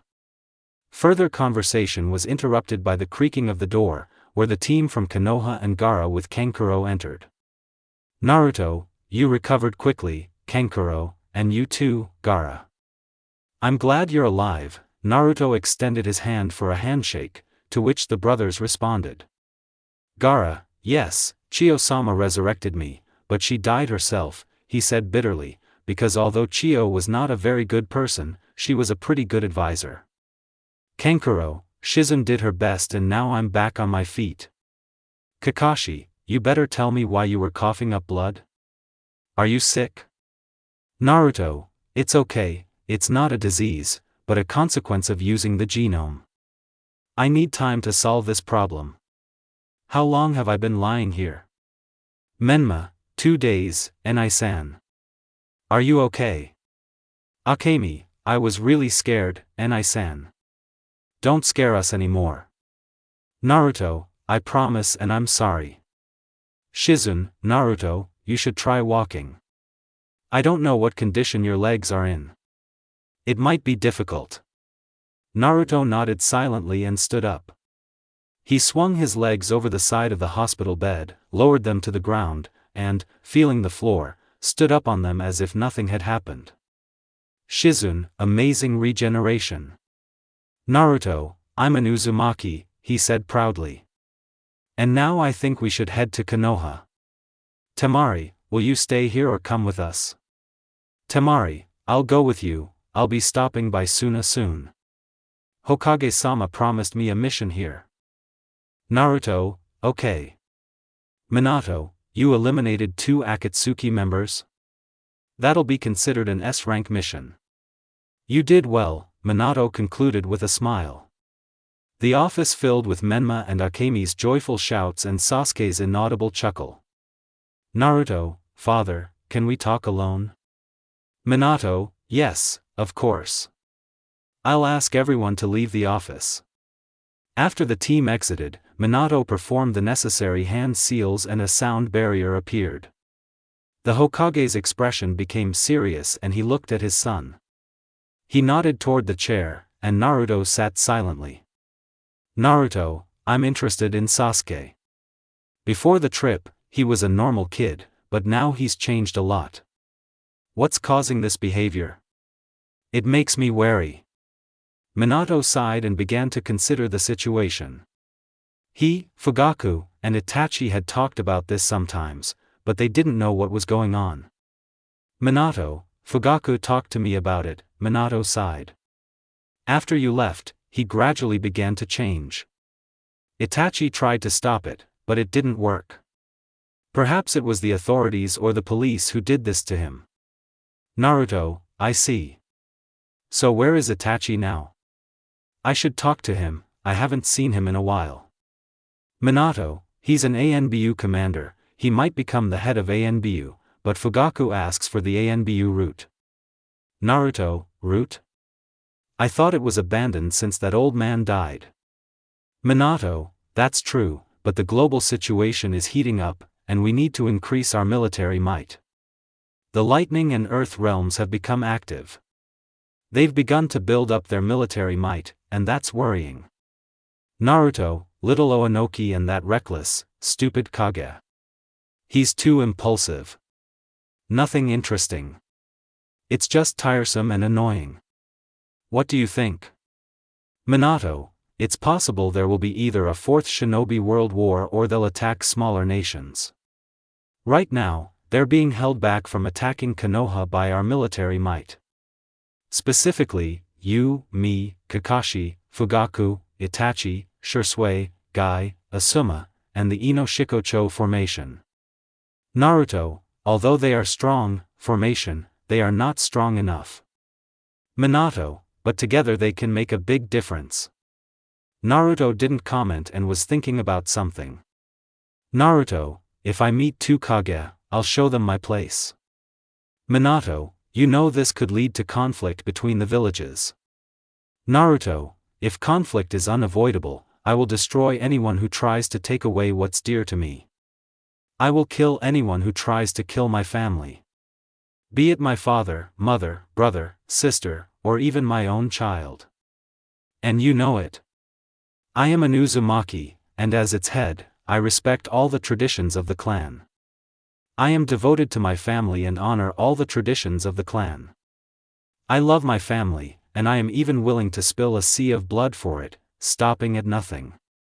If any of my family dies, I will spill a sea of blood and walk over corpses to the pinnacle of my vengeance. Naruto's visible eye narrowed dangerously. The swirling lights in his eye made the scene even more terrifying. Naruto silently left his father's office. When Minato saw his son leave, he sighed. Minato, it scares me to think that my son would do such a thing. What do you think, Sensei Jiraiya and Sandaime-sama? Minato had noticed them long ago, since it was his sensei who broke the barrier. Third, I expected this from Naruto, he is Uzumaki and he will stop at nothing. Jiraiya, but to say that while looking into your own father's eyes? Third, he was never patient or a liar. If he didn't like something, he told it like it was. He never lied. Perhaps his behavior only changes around Temari. Tower of Pain. Rain Village. Pain, so Madara, what's the plan? Madara, I corrected it. Pain, and how so? Madara, it doesn't matter, but we'll need a free prison cell for a long time. Pain, why? Madara, be patient, Nagato, you'll see. We'll soon have a new member, and I'll join too, but I'll play the fool. Conan, who is this? Madara, Uchiha Sasuke, I've been brainwashing him for a long time. He'll be the perfect pawn. He wants power, and I'll give it to him, and then I'll kill him. A week had passed since his last mission. Naruto had been resting all week, but Menma was nagging him, urging him to fight the entire academy graduating class. He argued that they lacked experience, and Naruto eventually agreed. Naruto strolled calmly through the village alone, as Temari was away on a mission and should be back soon. Naruto, I know you've been following me for half a day, come out or I'll use force. 3 heads appeared from behind Naruto, emerging from the alley. Naruto recognized them immediately. They were Menma's 3 friends, specifically Konohamaru, Udon, and Moegi. Konohamaru, how did you know about us? Naruto, I've noticed you for a long time, and what do you want from me? He raised an eyebrow, but his face remained impassive. Konohamaru, we are Team Konohamaru and we want you to train us. Naruto looked at them carefully, then turned around and said one last thing. No. Konohamaru, what do you mean no? Please. Naruto was no longer there, which Konohamaru noticed. He looked sadly at his teammates. Konohamaru, sorry guys. Moegi, it's okay, Konohamaru. Udon, it's probably because of me. Naruto, so, is everyone here? Menma, yes. We will defeat you, brother. Naruto, to be fair, I won't be using the Eternal Manjikyu Sharingan or my scythe. Menma, and why isn't Kosu here? You're used to fighting her. Naruto, in battle, I get excited and can go too far, accidentally injuring you, and that's tantamount to a death sentence, because after that, you're sent to the Shinigami. Everyone gulped and realized how dangerous this opponent was, because he could send an opponent into Shinigami's stomach with a simple wound. Naruto, so, let's fight without killing or seriously injuring anyone. Good luck. Let's begin. Everyone disappeared from view, and Naruto crossed his arms over his chest, it's all pathos, and waited. He could clearly sense each of them, but decided to give them a chance. At this time in the bushes. Menma, okay, guys, we can't defeat our brother unless we work together. We need a plan. Shikamaru, your task will be to distract him as much as possible. Ino will play a key role. Using the Yamanaka clan's technique, she will enter his mind, and victory will be ours. Everyone just nodded and the main striking force ran out of the bushes. Naruto, if you're going to attack me head-on, it's pointless. I thought you had a plan. I'm disappointed. Menma, no, it's not. Menma attacked his brother with taijutsu, where he simply missed his brother. He dodged all the blows playfully. But sensing something was wrong behind him, he dodged it. He saw Choji rushing towards him. Choji, meet tank. Choji flew straight at Naruto, who simply jumped over him and punched Menma in the face, but it was only a clone. The original appeared behind him and screamed. Rasengan. Menma's technique struck Naruto in the back, but his body was replaced by a log, while Uzumaki himself sat in a tree and watched, amused. Naruto, it's time to dance. Naruto jumped from a tree branch toward Menma and struck him in the face. Menma barely dodged the blow, but more rapid strikes followed, which he barely managed to contain. Naruto, brother, if this is all, then I think it's time to call it a day. Akemi appeared behind Naruto, hitting him with her wind, sending him flying into an empty clearing. Naruto rose to his feet and brushed the dust from his shoulders. He then performed a one-handed seal, demonstrating his mastery of the elements. Fire element, great fireball. The fireball flew straight into the forest, burning everything in its path. Suddenly, Naruto was attacked by Neji and Hinata, who used the clan style to hit him, but Naruto simply dodged the blows, sometimes touching the opponent's arms with 2 fingers. Naruto, you've lost. Fuinjutsu, paralysis seal. The siblings' bodies were covered in symbols, and they were powerless to do anything. They admitted defeat. Naruto was attacked by Menma, Kyoji, Akemi, Shino and Kiba. For Naruto it was no problem to dodge their attacks, but bothered even Shikamaru's shadows, so Naruto decided to quickly part with them, but heard. Technique of consciousness transference. Naruto's eyes widened as he realized that this technique could cause the blonde to suffer mental trauma. Ino found herself in the crimson-haired man's subconscious. The first thing she saw was the ocean and a small house on the shore. She walked toward the house and entered, but her legs immediately gave way as soon as she stepped inside. She saw a lot of blood and a ghost. Ino, Kade, who are you? Unknown, I'm a Shinigami. Or rather, part of his power, now get out of here. She was overcome by an inhuman pressure of ki. Ino woke up in the real world and immediately screamed. Everyone immediately noticed her and ran to her, but Naruto just shook his head.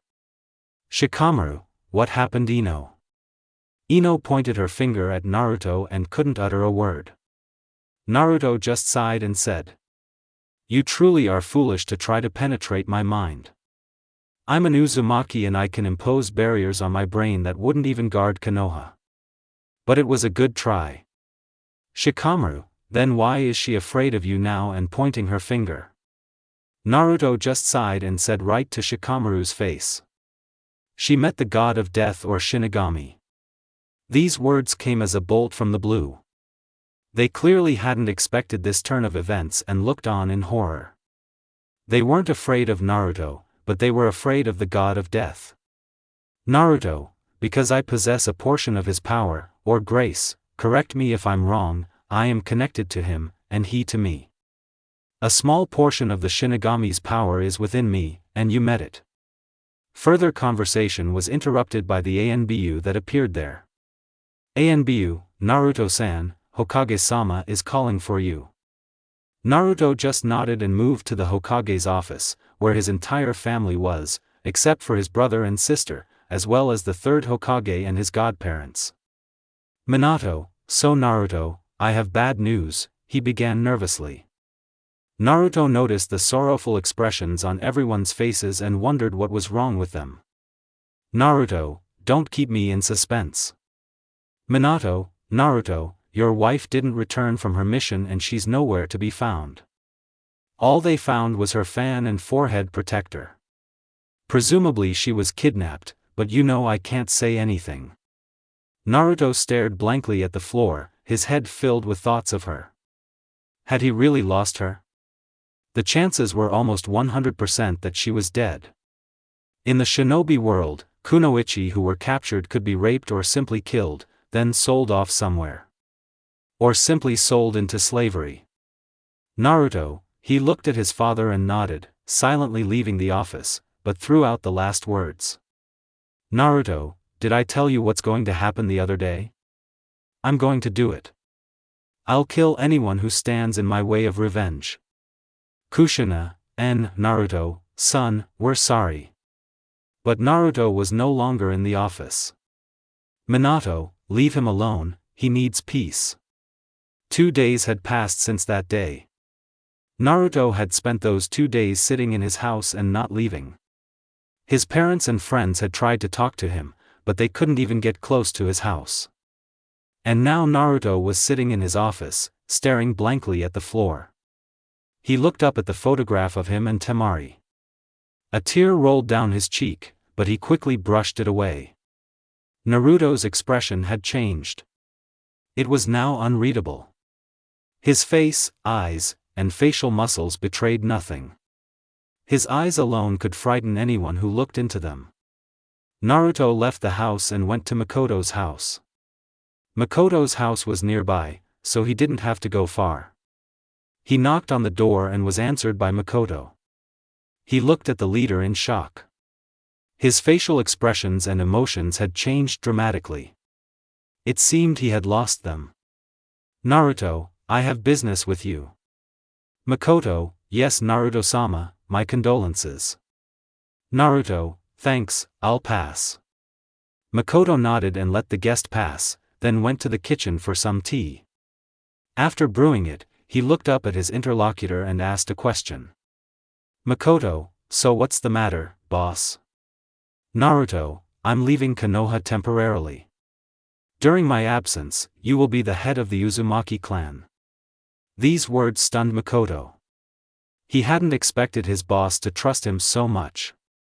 He couldn't understand why he and not his mother, so he decided to ask the question that most interested him. Makoto, why me and not Kushana-san? Naruto, you lived in Uzushio and helped the Uzukage. I know that. You'll make a better leader. This is a temporary measure I need to take. I need to visit the land of Earth. Makoto, okay, I'll try to live up to your expectations. Naruto, okay, I'll go. And no one should know where I'm going. Good luck. Naruto left Makoto's house and went to his own house to pack. He'd mostly just need the scrolls, the armor, the scythe, and the gun by night. Naruto was already at the Konoha gates. He was about to leave when he heard a voice. Unknown, are you going to leave without saying goodbye? Naruto turned his head towards the sound and saw Itachi with his father. Naruto, yes, that's how it should be. I left instructions with Makoto. I think if you need me, you'll find me. Don't make me a missing nin. Think of a task that you can send me later. Itachi, Sasuke might not be the same anymore. Be wary of him and be careful. Now, farewell. Naruto teleported away from Konoha. The first place he wanted to visit was the sand. He had to apologize to Temari's brothers. Night. Naruto was already in the village of Sand. He walked through the empty streets toward the Kazekage's house. 5 minutes later, he saw his mansion. He knocked on the door and waited for an answer. A minute later, Kankuro emerged, bags under his eyes. Naruto, Kankuro, is Gaara home? His voice was emotionless. Kankuro, you even came here. Naruto, where is Gaara? Kankuro, he's in the kitchen. He shouted with displeasure. Naruto entered the house and went to the kitchen. Upon entering, he saw Gaara, who looked even more tired. Naruto silently approached him and knelt down in front of him. He didn't want to do this, but he felt very guilty. He promised himself he would never kneel again. Naruto bowed his head and said, Naruto, Gaara, I'm sorry. I'm wrong towards you, towards Kankuro. I didn't protect her, and I'm sorry.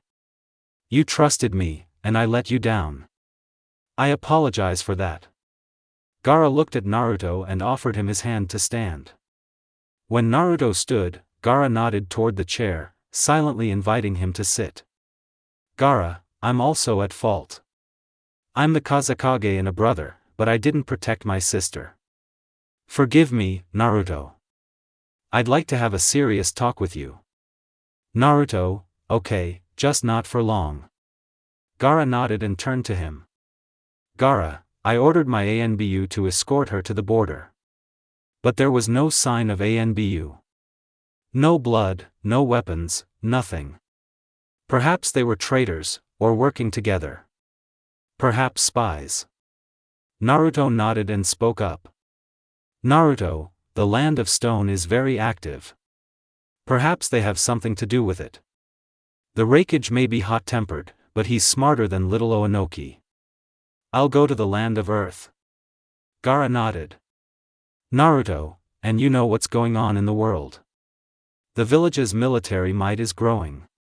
A new war is possible. And then there's Akatsuki.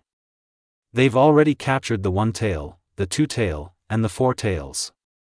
I'll destroy that organization if I get the chance.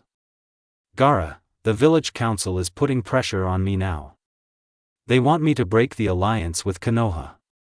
I'll be considering eliminating the council. Naruto stood up and said, Good luck Gaara, I'll go. He teleported outside the village gates. Naruto was walking through the country of Earth when he suddenly sensed two sources of chakra. Naruto stopped and crossed his arms over his chest. Not far away at this time.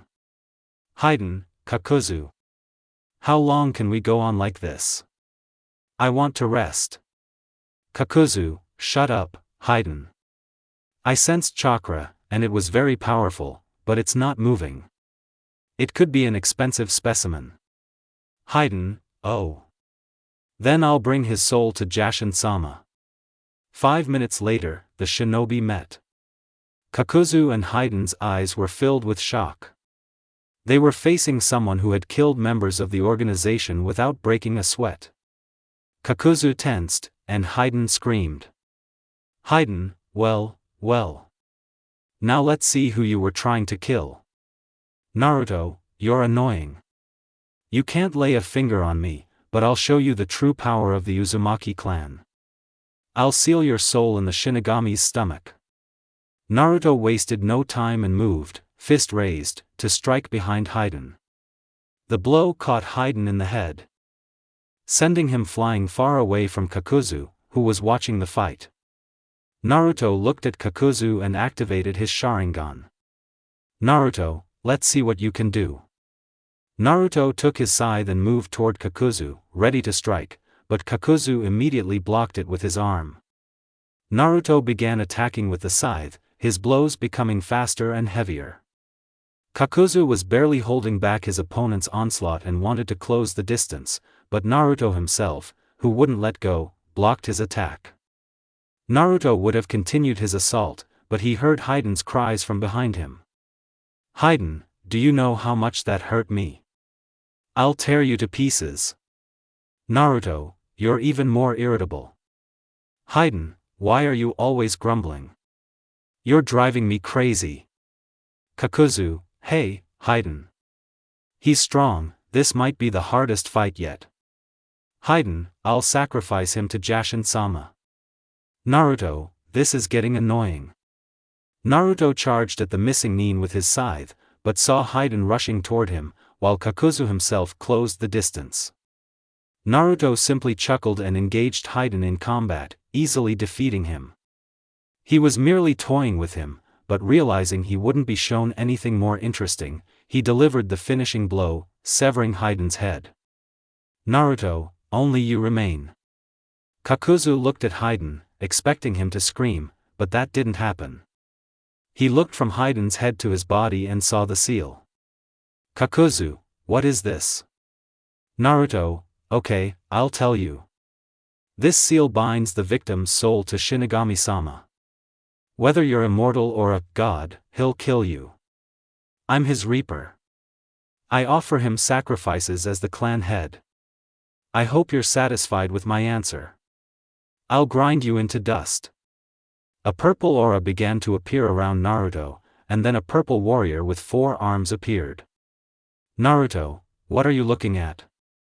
Haven't you ever seen Susanoo? This is only the first stage. I can create it complete and destroy countries with just one swing of my blade. Now disappear. 4 blades appeared above his head in Susanoo's hands and he brought them down on Kakuzu. The blades crashed into the ground, creating dust. When the dust settled, Naruto saw only a puddle of blood and torn pieces. Naruto, 2 weaklings. Now to IWA. Oanoki kid, I'll tear your village apart if you don't tell me where it is. Shinobi, Tsuchikage-sama. A shinobi in white armor and red hair has been spotted in the land of Earth. He has strong chakra, what should we do? Anoki began to think.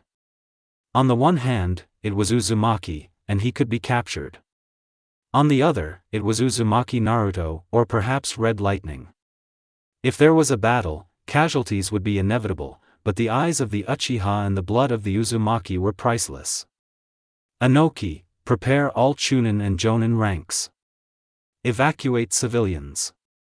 Everyone be prepared for attack. Shinobi, hide Tsuchikage-sama. Oanoki, well, let's see you, Uzumaki Naruto. You will answer for the shinobi of my village, he said into the void. Naruto stood in front of the village walls. His arms were crossed over his chest, and his gaze was expressionless. His gaze only scanned the IWA shinobi standing across from him. Anoki, surrender, Uzumaki. I promise nothing will happen to you. Naruto looked at the old man and said.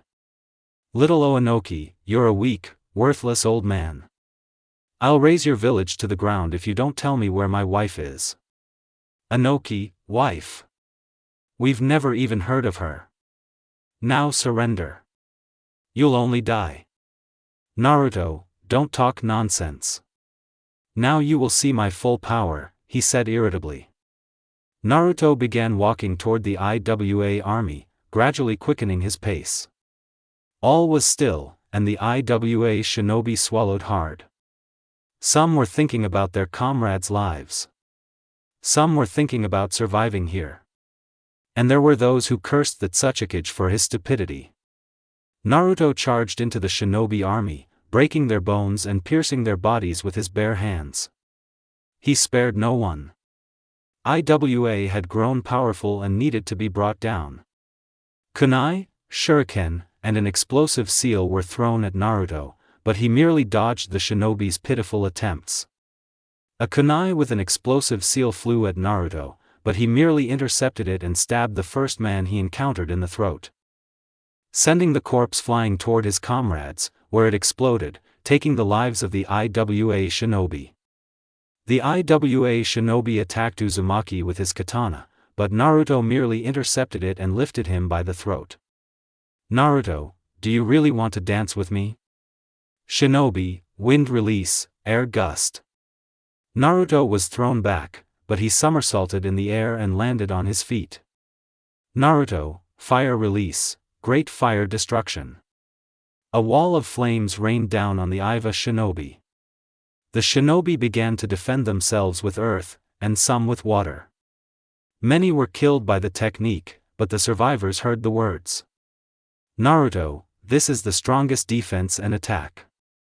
To see it means death. The complete Susanoo. Naruto, I can see the despair in your eyes. You are worthless.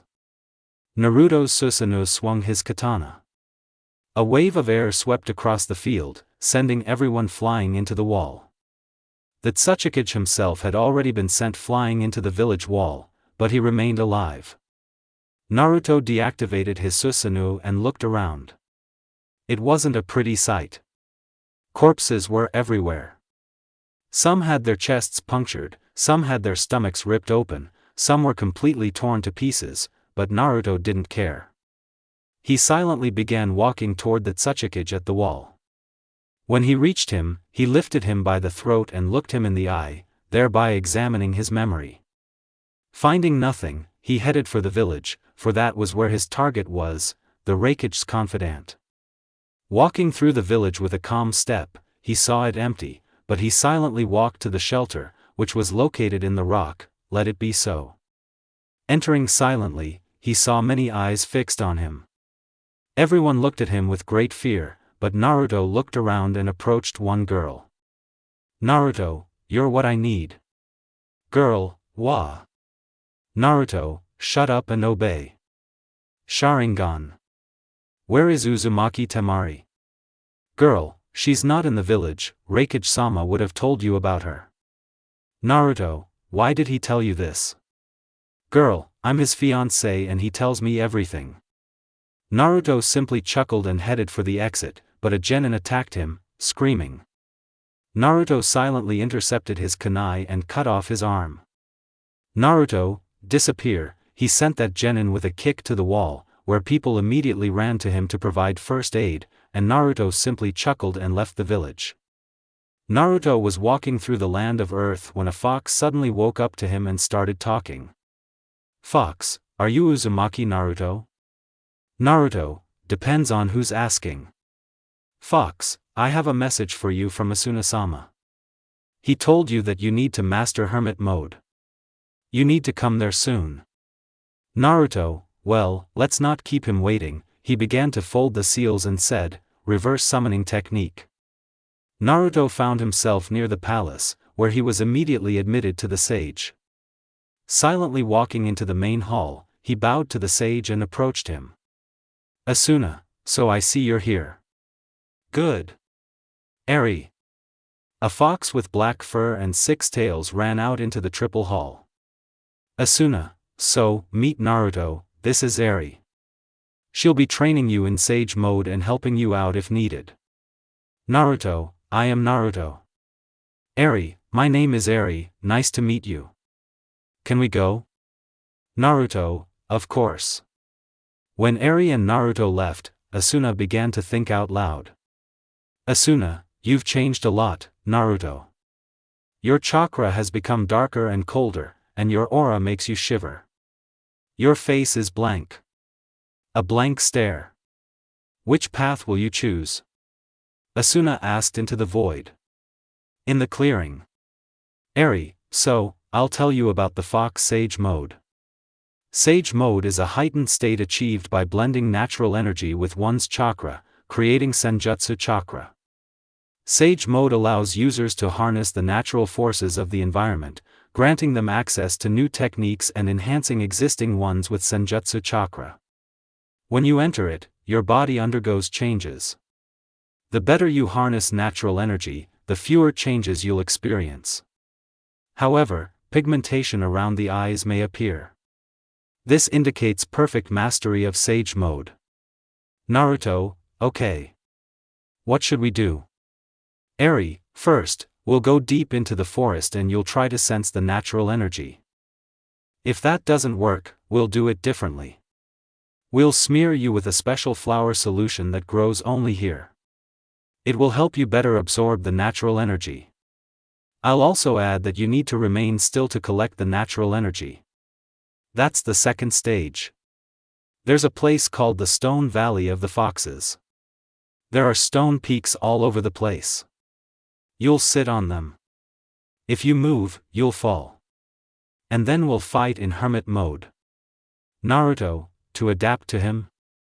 Eri, that's right. Now let's go. In Konoha. A meeting is currently taking place in the council building, which was interrupted by Shinobi, who brazenly entered the office. Minato, you must have a good reason to interrupt a council meeting. Shinobi, sorry, Hokage-sama. But we've learned that almost all of the IWA shinobi were killed. Only the Tsuchikage and a few shinobi remain alive. Patrols say it was a shinobi in white armor with red hair. The council chamber sat wide-eyed, everyone except Makoto Uzumaki, who was grinning from ear to ear, for now one country had paid for the destruction of the maelstrom. Minato only sighed and remembered his son's words, I love my family, and I'm even willing to spill a sea of blood for it, stopping at nothing. If anyone in my family dies, I'll spill a sea of blood and walk over corpses to reach the pinnacle of my vengeance. What are we going to do? Minato, nothing.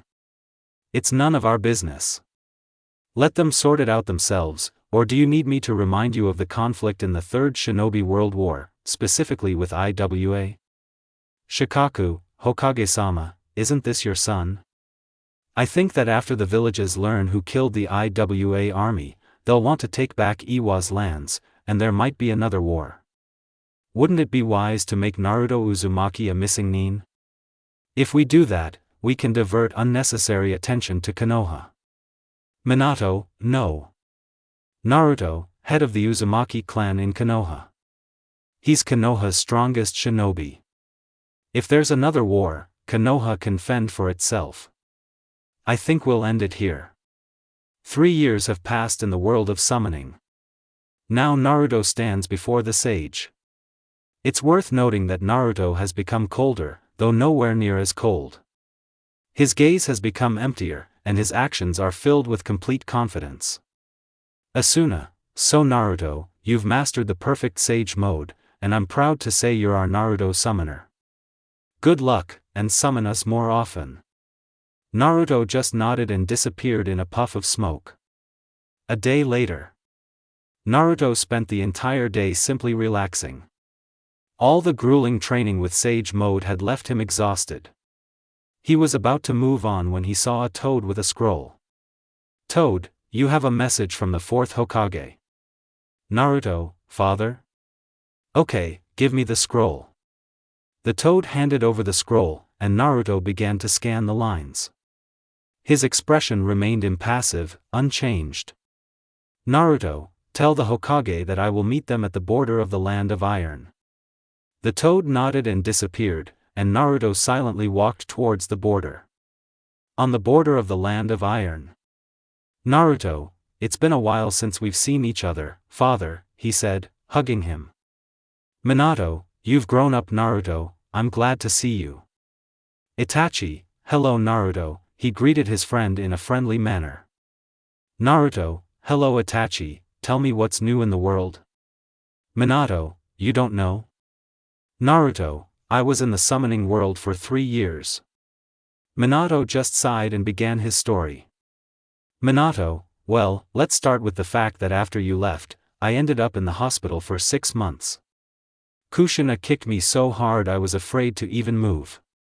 Menma and Akemi are really worried about you and miss you. Naruto nodded. Minato, I also heard about your adventure in the Land of Earth. Tell me, was it necessary? Naruto simply raised his head to the sky and stopped. Naruto, yes, that was necessary. Minato, good. Konoha was attacked by the Akatsuki leader. Much of the village was destroyed, but we managed to defeat Pain with all our might. Also, Jiraiya is in bad shape right now. Naruto, what happened? Minato, he went to the Land of Rain alone. I thought we couldn't save him. Naruto. Okay, what's next? Minato, Uchiha Sasuke's departure from the village and the murder of his best friend. Naruto, best friend? Did he have friends? Minato, yes, Uchiha-kan. He was one of the Mangekyo Sharingan users. They found his body, but his eyes were gone. Maybe Sasuke took them. Naruto, Itachi, what do you think? Itachi, I will try to reason with my brother when we meet, but if he goes too far, I will kill him, he said decisively. Naruto, I was hoping for that answer. He turned his gaze to his father, anything else? Minato, yes, Menma has completed the Rasengan technique, he said proudly. Naruto, if that's the case, then she must be strong. Minato, that's right. Also, all the Jinchuriki were kidnapped. All except the 8 tails and 9 tails. Naruto, this is bad, but is there going to be a meeting about Akatsuki now? Minato, yes, Uchiha Sasuke was seen in the Land of Lightning wearing a cloak with red clouds. Naruto, he's an Akatsuki? Hm. I see. I'm just curious about his motive, that's all. Minato and Itachi merely nodded. Then Minato asked a very subtle question. Minato, any word on her? He asked quietly, but Itachi and Naruto knew who he was talking about. Naruto, no. I checked the memory of Oanoki's little one and the Rakich's bride, nothing about her. His gaze seemed to become even duller. Everyone continued the rest of the way in silence, but no one objected. Hey, where is the Hokage? He shouted angrily. May, I think we should wait a little. The door to the meeting opened and Minato and Itachi entered, but Naruto was not there. Hey, why are you late? And another bodyguard? Minato, sorry, we were just waiting for someone and he is my second bodyguard. Oanoki, so where is he? Naruto, I'm little Oanoki here. Naruto entered the office. I won't describe his appearance because everyone knows that he has armor, a scythe, and a gun by. It's been a while since we've seen each other. Oanoki, you. Naruto, that's a stupid question. Mifune, then I declare the 5 Kage Summit open. Hey, I gathered you here so that we could all unite and take down Akatsuki. They attacked my brother. Naruto, as far as I know, you didn't do anything to bring Yujido back to Ni, and simply handed her over to the Akatsuki. Hey, who are you? Naruto, me? The one who destroyed the entire IWA army without breaking a sweat. Hey, don't think that I'm the same as them." Lightning began to flash around the rakeage, and he hit the table in anger, but Naruto only looked at him with disappointment. "Naruto, the third rakeage strength is admirable, but you are a mere shadow of his power. You are hot-headed and foolish. I am disappointed." "Hey, yes, I will." "Naruto, you are weak," a voice sounded behind him, and the aura made everyone in this room tremble. "Mifune, I think that's enough. Minato, forgive me for that. I'd like for our villages to unite against Akatsuki. That would be the best option." Each Kage considered everything that had been said. They began to consider all the pros and cons. Gaara, Suna agrees.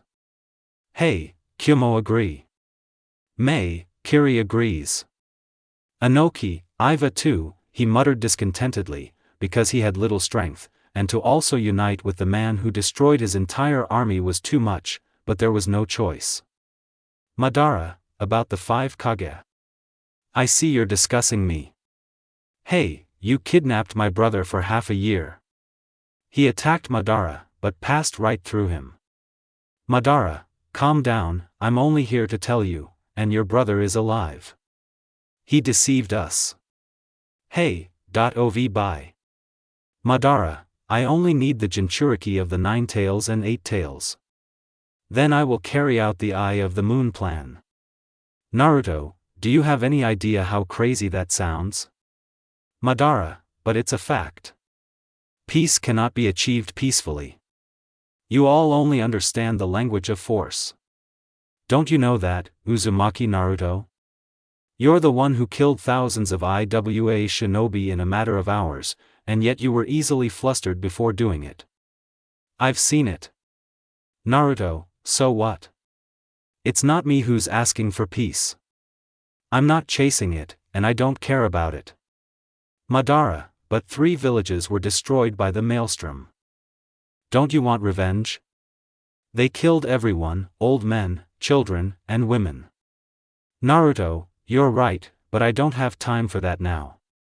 Madara, well, as you wish. Then I, Uchiha Madara, declare the 4th Shinobi World War upon you, he said, disappearing into Kamui's vortex. Naruto, father, do I really have to go back to the village? He said irritably. Minato, yes, you'll help Menma and Akemi subdue the fox.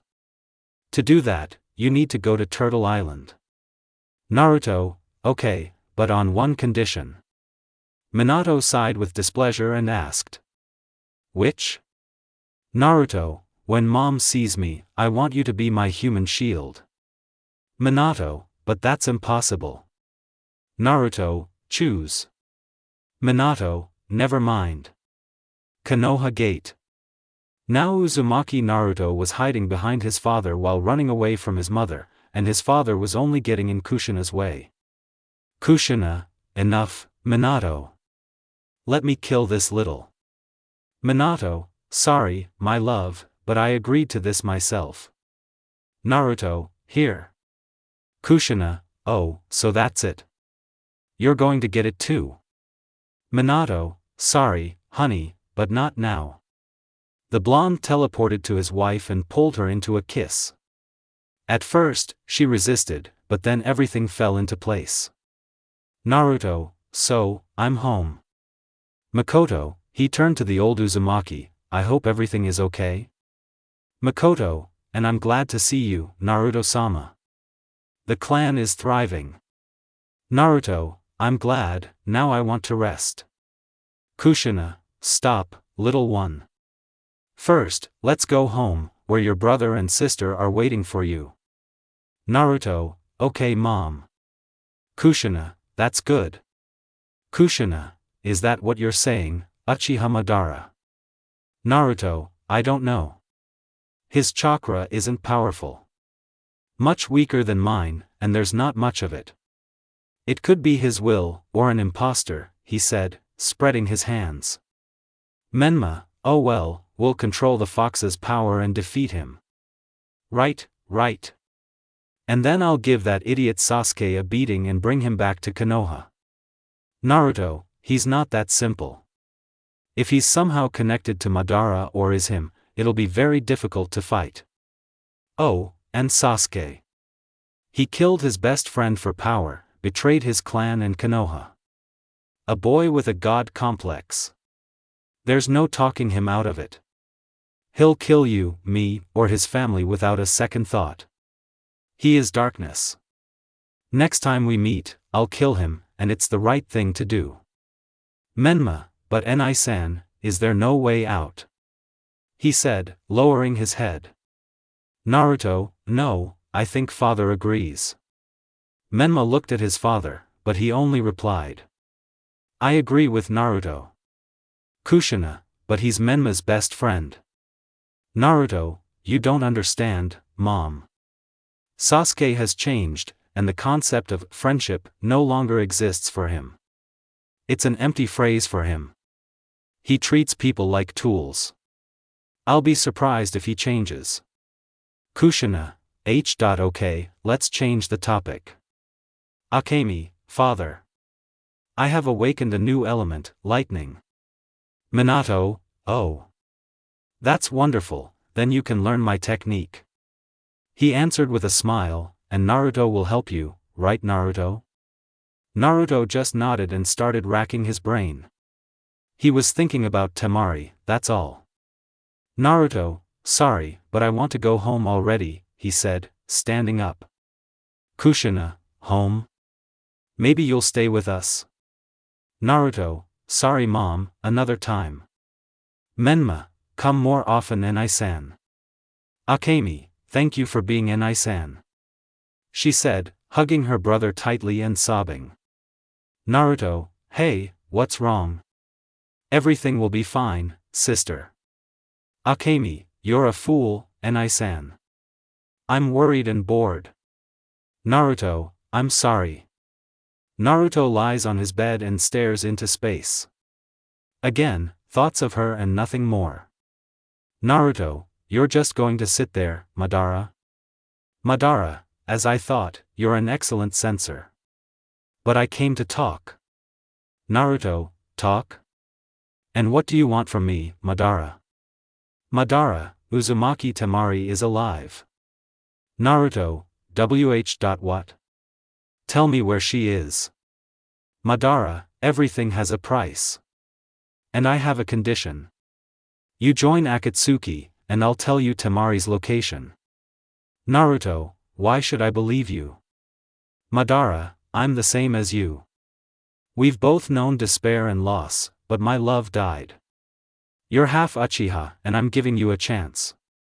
Naruto, lost your favorite and a spatial technique that's the same as Kakashi's? Then it all fits together. You're Uchiha Obito. Obito, bravo. I didn't think you'd figure it out so quickly. You're smart. So, what about my proposal? Naruto, I refuse, I don't need any handouts. I know you'll use me to kill me later, take my eyes, and then resurrect me for the war. Obito, smart, even too smart. Well then, we'll meet on the battlefield. He said, disappearing. Naruto plopped down tiredly on the bed and asked a question into the void. Naruto, where are you, my love? Naruto sat up all night without closing his eyes. He kept thinking about his wife. He also thought about Obito's words, but immediately dismissed those thoughts. He also thought about Obito's lies, because everything was going too well for him to talk about it. Perhaps Obito only wanted Naruto to destroy a few villages and weaken the future alliance, but that was just speculation. Rain Village. A meeting is currently taking place in Pain's main tower. All the surviving Akatsuki members, and they were few, are gathered there, Uchiha Obito, Uchiha Sasuke, Kabuto, who betrayed Orochimaru, Kisame Hashigeki, and Zetsu. Obito, so we're leaving this hideout no longer serves any purpose. I have another one in Earth Country. It will be perfect. Sasuke, okay, and I hope that with my new eyes I can kill Naruto, he said proudly, flashing his eternal Mangekyo Sharingan. Obito, I don't know, he's very strong. Even I would have a hard time fighting him. Zetsu, what's wrong with your clones? Zetsu, they're ready, but what will happen to the girl? Sasuke, what girl? Kisame, your opponent's wife, Uzumaki Temari. Sasuke, I'll take care of her, play with her first, and then kill her. Obito, you won't lay a finger on her. Sasuke, I didn't know you had moral values. Obito, I won't let you touch a common girl. She has nothing to do with this, and we won't rape her. He'll be here soon anyway. Sasuke, you mean Naruto? Obito, yes. Sasuke, so why don't we kill him right here on the spot? Kabuto, you're no match for him now. With the power of a Shinigami, the eyes of your clan, the Scarlet Lightning genome, and the Uzumaki clan chains, he's a dangerous opponent. Sasuke gritted his teeth. He hated this man. He had awakened the Sharingan without Uchiha parents. His father had always held Naruto up as an example, but Sasuke had always turned a blind eye. Now that Madara had revealed the truth, he wanted the man dead. In Sasuke's opinion, Naruto wasn't worthy of the power he possessed. He thought Naruto's strength was only due to the Uchiha's eyes. He was an Uzumaki, and in Sasuke's mind, only Uchihas were supposed to be the strongest, and Uzumaki ruined everything. Obito had drummed into his head that Sasuke would hate Uzumaki Naruto, hate Konoha.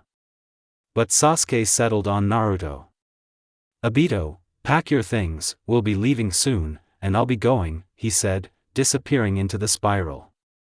In a dark room. A blonde girl lay in a dark room. Her hands were shackled to the wall with chakra-blocking cuffs. She was exhausted and shaking. She couldn't count the number of days she'd been there. The only people who had visited her were the masked fool and the blue-haired girl, but the latter only put down the food and left, while the masked man just fooled around. She would have continued to tremble if it weren't for the spiral that began to appear in the middle of the room. Obito, well then, hello Uzumaki Temari. Temari, who are you? She said in a weak voice. Obito, my name is Uchiha Madara, I came to tell you some news. Temari, go to .u. Obito, I wouldn't be so rude, we're talking about Uzumaki Naruto. Temari shuddered. She was already afraid for her husband. She understood that, with his Uchiha roots, he loved her more than anything and could fall into madness or even die. Obito, don't be so afraid. I'll tell you what he did with the stone when he was looking for you. Temari, what are you talking about? Obito, when Naruto learned you'd been kidnapped, he thought either IWA or Cloud had done it. When he arrived at IWA, he encountered Iwa's army. He spared only the Tsuchikage and a few Jonin. The rest he mercilessly killed. You should have seen that battlefield. There were body parts everywhere, burned corpses, bodies pierced by bare hands. There was agony. Screams, blood, organs. He was like a demon incarnate. And you still want to be with him? Obito asked. Temari, yes, she answered without a doubt, he is my husband and I, as his wife, am obliged to be by his side. Temari's words brought a genuine smile to Obito's face. He might have begun to believe in true love. Obito, okay, then I'll leave you here. Naruto will come and pick you up soon. Temari's eyes widened. She would see him. Her husband and love, the one who had destroyed the stone for her. She swore she would never bring Naruto to such a state again. Temari, thank you. Obito, see you Uzumaki Temari. Minato, so how did you see him at night? Naruto, sorry, father, but I need to get to AIM, I can't wait. I'll catch up with you in the land of lightning. Kushina, just keep an eye on Temari. I know you. You're always in a hurry. Naruto, Mom, everything will be fine. Akemi, I hope Temari's sister is okay. Say hi to her. Menma, yeah, and good luck there Enai-san. Naruto just nodded and teleported to Aim's gate. Finding no resistance, Naruto walked through the streets of the rain-stricken village. The streets were deserted, only occasionally passing various missing nin, who glanced back at our hero, who sported unusual weapons and armor and resembled a shinobi god. Walking through the streets, he reached the Tower of Pain, which he immediately entered without hesitation. The tower itself was very dark and damp. There were pipes and different rooms everywhere, but Naruto wasn't interested. He was looking for the source of the chakra. The only problem was that the tower walls blocked the chakra, making Naruto's search difficult. And so, running through the corridors, he finally felt it. Such familiar chakra. He hadn't felt it in so long that he'd forgotten what it felt like. Naruto quickly descended to the right place and burst into the room. His gaze immediately caught on a figure who was also staring at him. As they stared, Naruto began to tear up. Quickly approaching the girl, he immediately ripped off the handcuffs and pulled her into an embrace. The tears didn't stop flowing. The moment they'd been waiting for so long had arrived. Now nothing in this world was a problem for either of them. They loved each other and would never let each other go. Naruto, Temi. I'm so glad you're aka alive. He said tearfully. Temari, Naru, I missed you, I'm so glad to see you, and forgive me for making you worry, she said, calming down and quietly hugging her husband. Sometimes it seemed to her like he was just a little child, but in battle he was a ruthless shinobi. Naruto, sorry it took so long. Naruto's calm and quiet breathing began to tickle Temari's neck, and Naruto only tightened his embrace, afraid of losing her again. Temari, it's okay. Naruto, home now? Temari, yes, home. Naruto teleported to Konoha to his house, where he immediately sent his wife to the shower, and he himself went to get dressed for home. Coming out of the shower, Temari saw her husband setting the table. Quietly approaching him from behind, she hugged him, and Naruto simply allowed her to. He'd missed those hugs so much. So familiar and warm. Naruto, forgive me, Temi, but I'll have to leave you soon. Temari, what happened, Naru? Naruto, war, he said in one word, and Temari understood everything. She wanted to say something, but she was cut off. You're not going anywhere, you're still weak and you need rest. I can't lose you, and you know it. Temari, I understand, Naru. He turned to her and captured her lips with a kiss. So now we're going to control the Kyuubi's chakra. You can do it. Naruto and I will be helping you. Menma and Akemi simply nodded, their eyes filled with joy. They would become stronger and one step closer to their dreams. Menma would become Hokage, and Akemi, the strongest kunoichi. Naruto watched all of this. This big guy was already irritating him. His manner of speech, his shouting, and his appearance. Naruto naturally disliked loud people, but he loved Menma, Akemi, Kushina, and his wife, even if they irritated him a little. But this big guy was too irritating. He wanted to decapitate this source of his irritation and subjugate the Kyuubi with the power of his eyes, but he knew that wouldn't work. Right now, Naruto would prefer a warm bed with his wife. He hasn't told Gaara and Kankuro about it yet, though. Only his mother, Menma, and Akemi know about her. Naruto, stop it, you're annoying. Let's go faster. Menma, are you really impatient, Enai-san? Naruto, not at all. I'll help you and go dance on the battlefield, and you'll be here. Akemi, but won't we be with you? Naruto, not at first, you need to get used to the Kyuubi's chakra, and that takes a little time to get used to. Dance? Menma, that's what my brother calls a fight.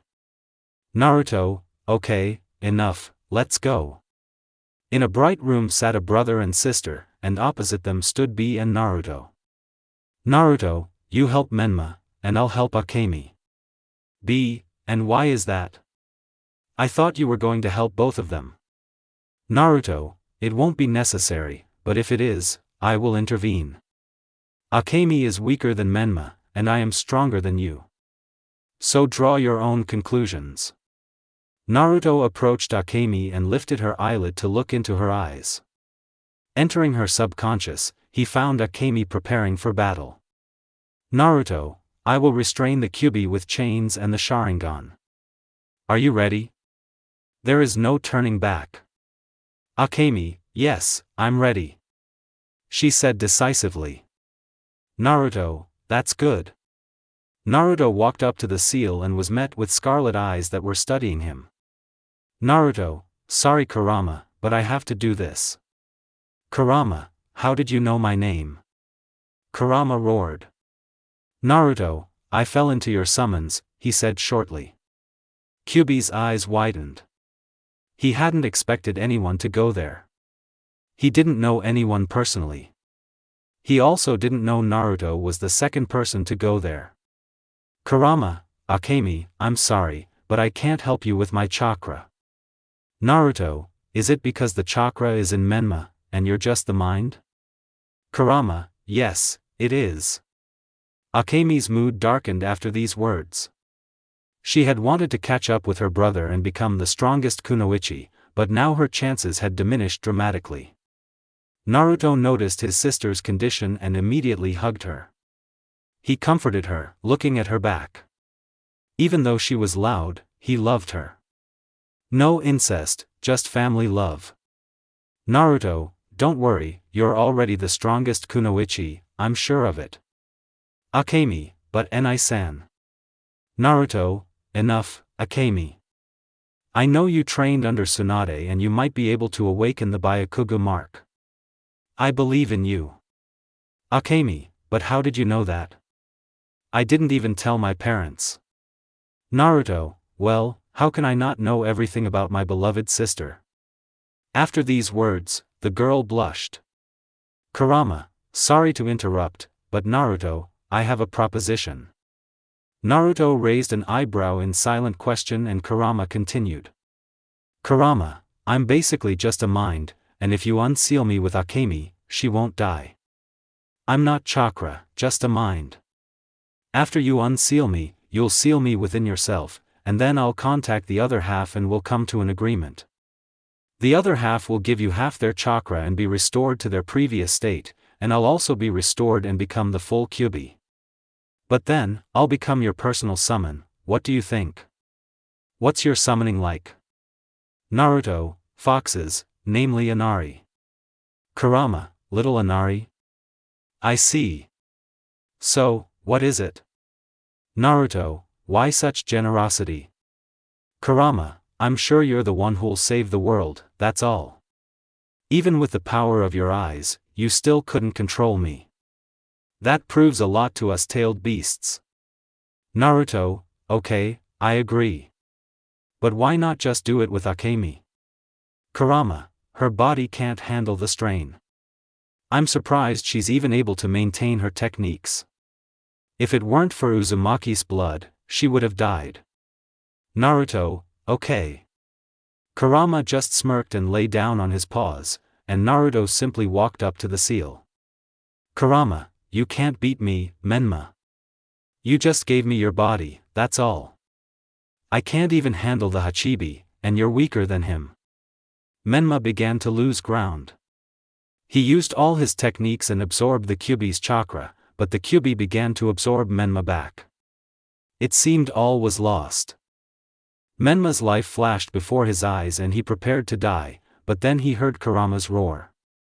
Opening his eyes, he saw the Kyuubi wrapped in black chakra chains that burned with the black flames of Amaterasu. Naruto, black flame chains. Don't even try, Kurama. If you move, you'll catch fire. Kurama, how did you know my name? And why do I feel my mind in you? He said with hatred. Naruto, and your mind was telling the truth. Now you look more like a rabid fox, but we can fix that. Menma, what's wrong with sister? Menma shouted, afraid to assume the worst. Naruto, she's fine, Kurama just said that her body is weak for the Kyuubi's power and I resealed Kurama into myself, and now I've come for half the chakra, and I'll also split your mind into 2 parts so that you can negotiate with the Kyuubi. Menma, good Enai-san. Naruto just chuckled and walked up to Kyuubi and touched his head. Naruto, so Kurama, can I summon you? Kurama, yes, but be patient for a little while, I need to restore my chakra. Naruto, okay, I'm counting on you. Further conversation was not allowed to take place. You're doing great, and don't worry, Akemi. You'll give anyone a run for their money. Naruto, don't hit on my sister. B immediately fell silent, and Naruto turned his gaze to Menma. Naruto, you'll be training with Kurama's chakra. You need the strength to fight Sasuke. You want to bring him back to Konoha, right? Menma, well, yes. Naruto, there you go. You think you can't just carry him? And if not, they'll carry him feet first to Konoha, and the one who kills him will be Itachi or me. Menma, I understand you Enai-san. Naruto, now you're a sister. I want you to be with the medic team, you're perfect now. Akemi, scratch Enai-san. I want to be ahead in the war. Naruto just sighed and placed his palm on the top of his sister's head. Naruto, I understand, but the troops need good medics, and I believe you're the best at that. Being trained by Tsunade, you should be the best. If I knew medic techniques, I'd be in your place. But as it is, I'm on the front lines. As the Alliance's strongest shinobi, that's my duty. Akemi, good Enai-san, she muttered discontentedly. Naruto just smiled and turned to his brother. Naruto, are you still here? Why can't I sense Kurama's chakra from you? Now, get training quickly, he ordered in a steely voice. Menma, yes. Naruto, let's go Akemi. He took his sister by the shoulders and moved to the camp. Naruto, another medic is here to see you. Naruto shouted and disappeared home. When he entered the house, he heard the voice of his mother and Temari and decided not to disturb them. He teleported back to the island. Kurama, Naruto. I sense Madara's chakra. Naruto, where? Kurama, in the north of the Sand Country, hurry. Madara, these bandanas say shinobi. Let's look at them. Madara jumped off the cliff and was about to run, but noticed a copy of himself in front of him, only it had scarlet hair and was wearing white armor. Naruto, I'm glad to see you Madara-san, I suggest we begin our dance. Madara, brat? Who the hell are you? Do you really think you're my equal? Naruto, my name is Uzumaki Naruto and no, I don't think so, I'm just interested in dancing with you and nothing more. Madara, dance, the god of shinobi raised an eyebrow, perhaps you will amuse me. Naruto moved behind Madara and attacked him with taijutsu. Naruto delivered swift, precise blows that were impossible to dodge, but not the god of shinobi. He dodged them, albeit with difficulty. This would have continued, but Naruto began to strike faster. Then the god of shinobi activated his eternal Mangekyo Sharingan. The blows stopped, and Madara began looking around, trying to find Naruto. Naruto, Scarlet Lightning, Raikiri. Madara's chest was pierced by Raikiri, and Madara's eyes were open in silent shock. Madara, you're so fast, are you really related to Isao Uzumaki? It's a shame I was old then, otherwise I would have danced with him. Naruto, exactly. Naruto tried to seal Madara, but he disintegrated into wooden fragments. Naruto activated his Sharingan and began searching for Madara, while Madara sat on a rock. Thinking. Madara, who is he? He has powerful and cold chakra, like mine, and also the familiar chakra of the Uchiha genes. Why do I feel like I'm doing something wrong when I fight him? Why do I feel such a close kinship with him? I never had a wife or an heir. Naruto, maybe you should stop sitting there. I haven't had time to enjoy the dance yet. Madara, are you kidding me? He flew at Naruto with great speed, but Naruto only jumped back to the Alliance troops. Naruto, hey, Gaara, the Kazekage approached him, if something happens to me, I ask you to take care of Temari. She's at my house right now, and I found her recently. Gaara just nodded and turned his gaze to the Uchiha, who bent at the knees and made one seal. Madara, fire release, great fire annihilation. The Alliance shinobi attempted to perform seals for the water release technique, but were stopped by the Kazekage's hand. Everyone looked at the Kazekage in confusion, but he merely pointed to Uzumaki, who had adopted a stance identical to Madara's. Naruto, fire release, great fire annihilation. Two walls of fire collided and began to fight. Madara and Naruto's fire was incredibly hot. It evaporated all the moisture from the ground so much that it cracked, but neither cared. They were captivated by the battle between them. Madara felt strange. For the first time on the battlefield, he didn't want to fight. He felt like he was with his own brother, Izuna. When their father forced them to train, Madara never wanted to fight his brother. He loved him more than anything and didn't want him to die, but after his death, Madara went mad. He began to fight a lot to quench his bloodlust. He wanted to quench his thirst for battle. Naruto, on the other hand, wanted to fight a relative. He knew that his great-grandfather was Uchiha Izuna and wanted to see his brother. He wanted to test the true strength of the Uchiha clan. In the battle, Naruto saw himself. He and Madara were so similar that it was no surprise. Having a family connection, it was bound to happen. Naruto, this is getting more interesting, he muttered, but Madara read it on his lips. Madara, I agree, you're the first non-Uchiha I can remember who can use the most powerful fire release techniques. I'm impressed. Perhaps you can reach his level, he muttered the last words and rushed at Naruto with renewed vigor. Madara's attacks were similar to Naruto's, something almost all the shinobi immediately noticed. They saw the physical strength and techniques of these two. They began to realize they would only be a hindrance and now stood aside. Madara had noticed the boy's taijutsu style even during his first attack, but he decided to confirm it. And now he was absolutely certain. This was his taijutsu style. The deadliest taijutsu style, and he had mastered it. Madara, this is my taijutsu style, isn't it?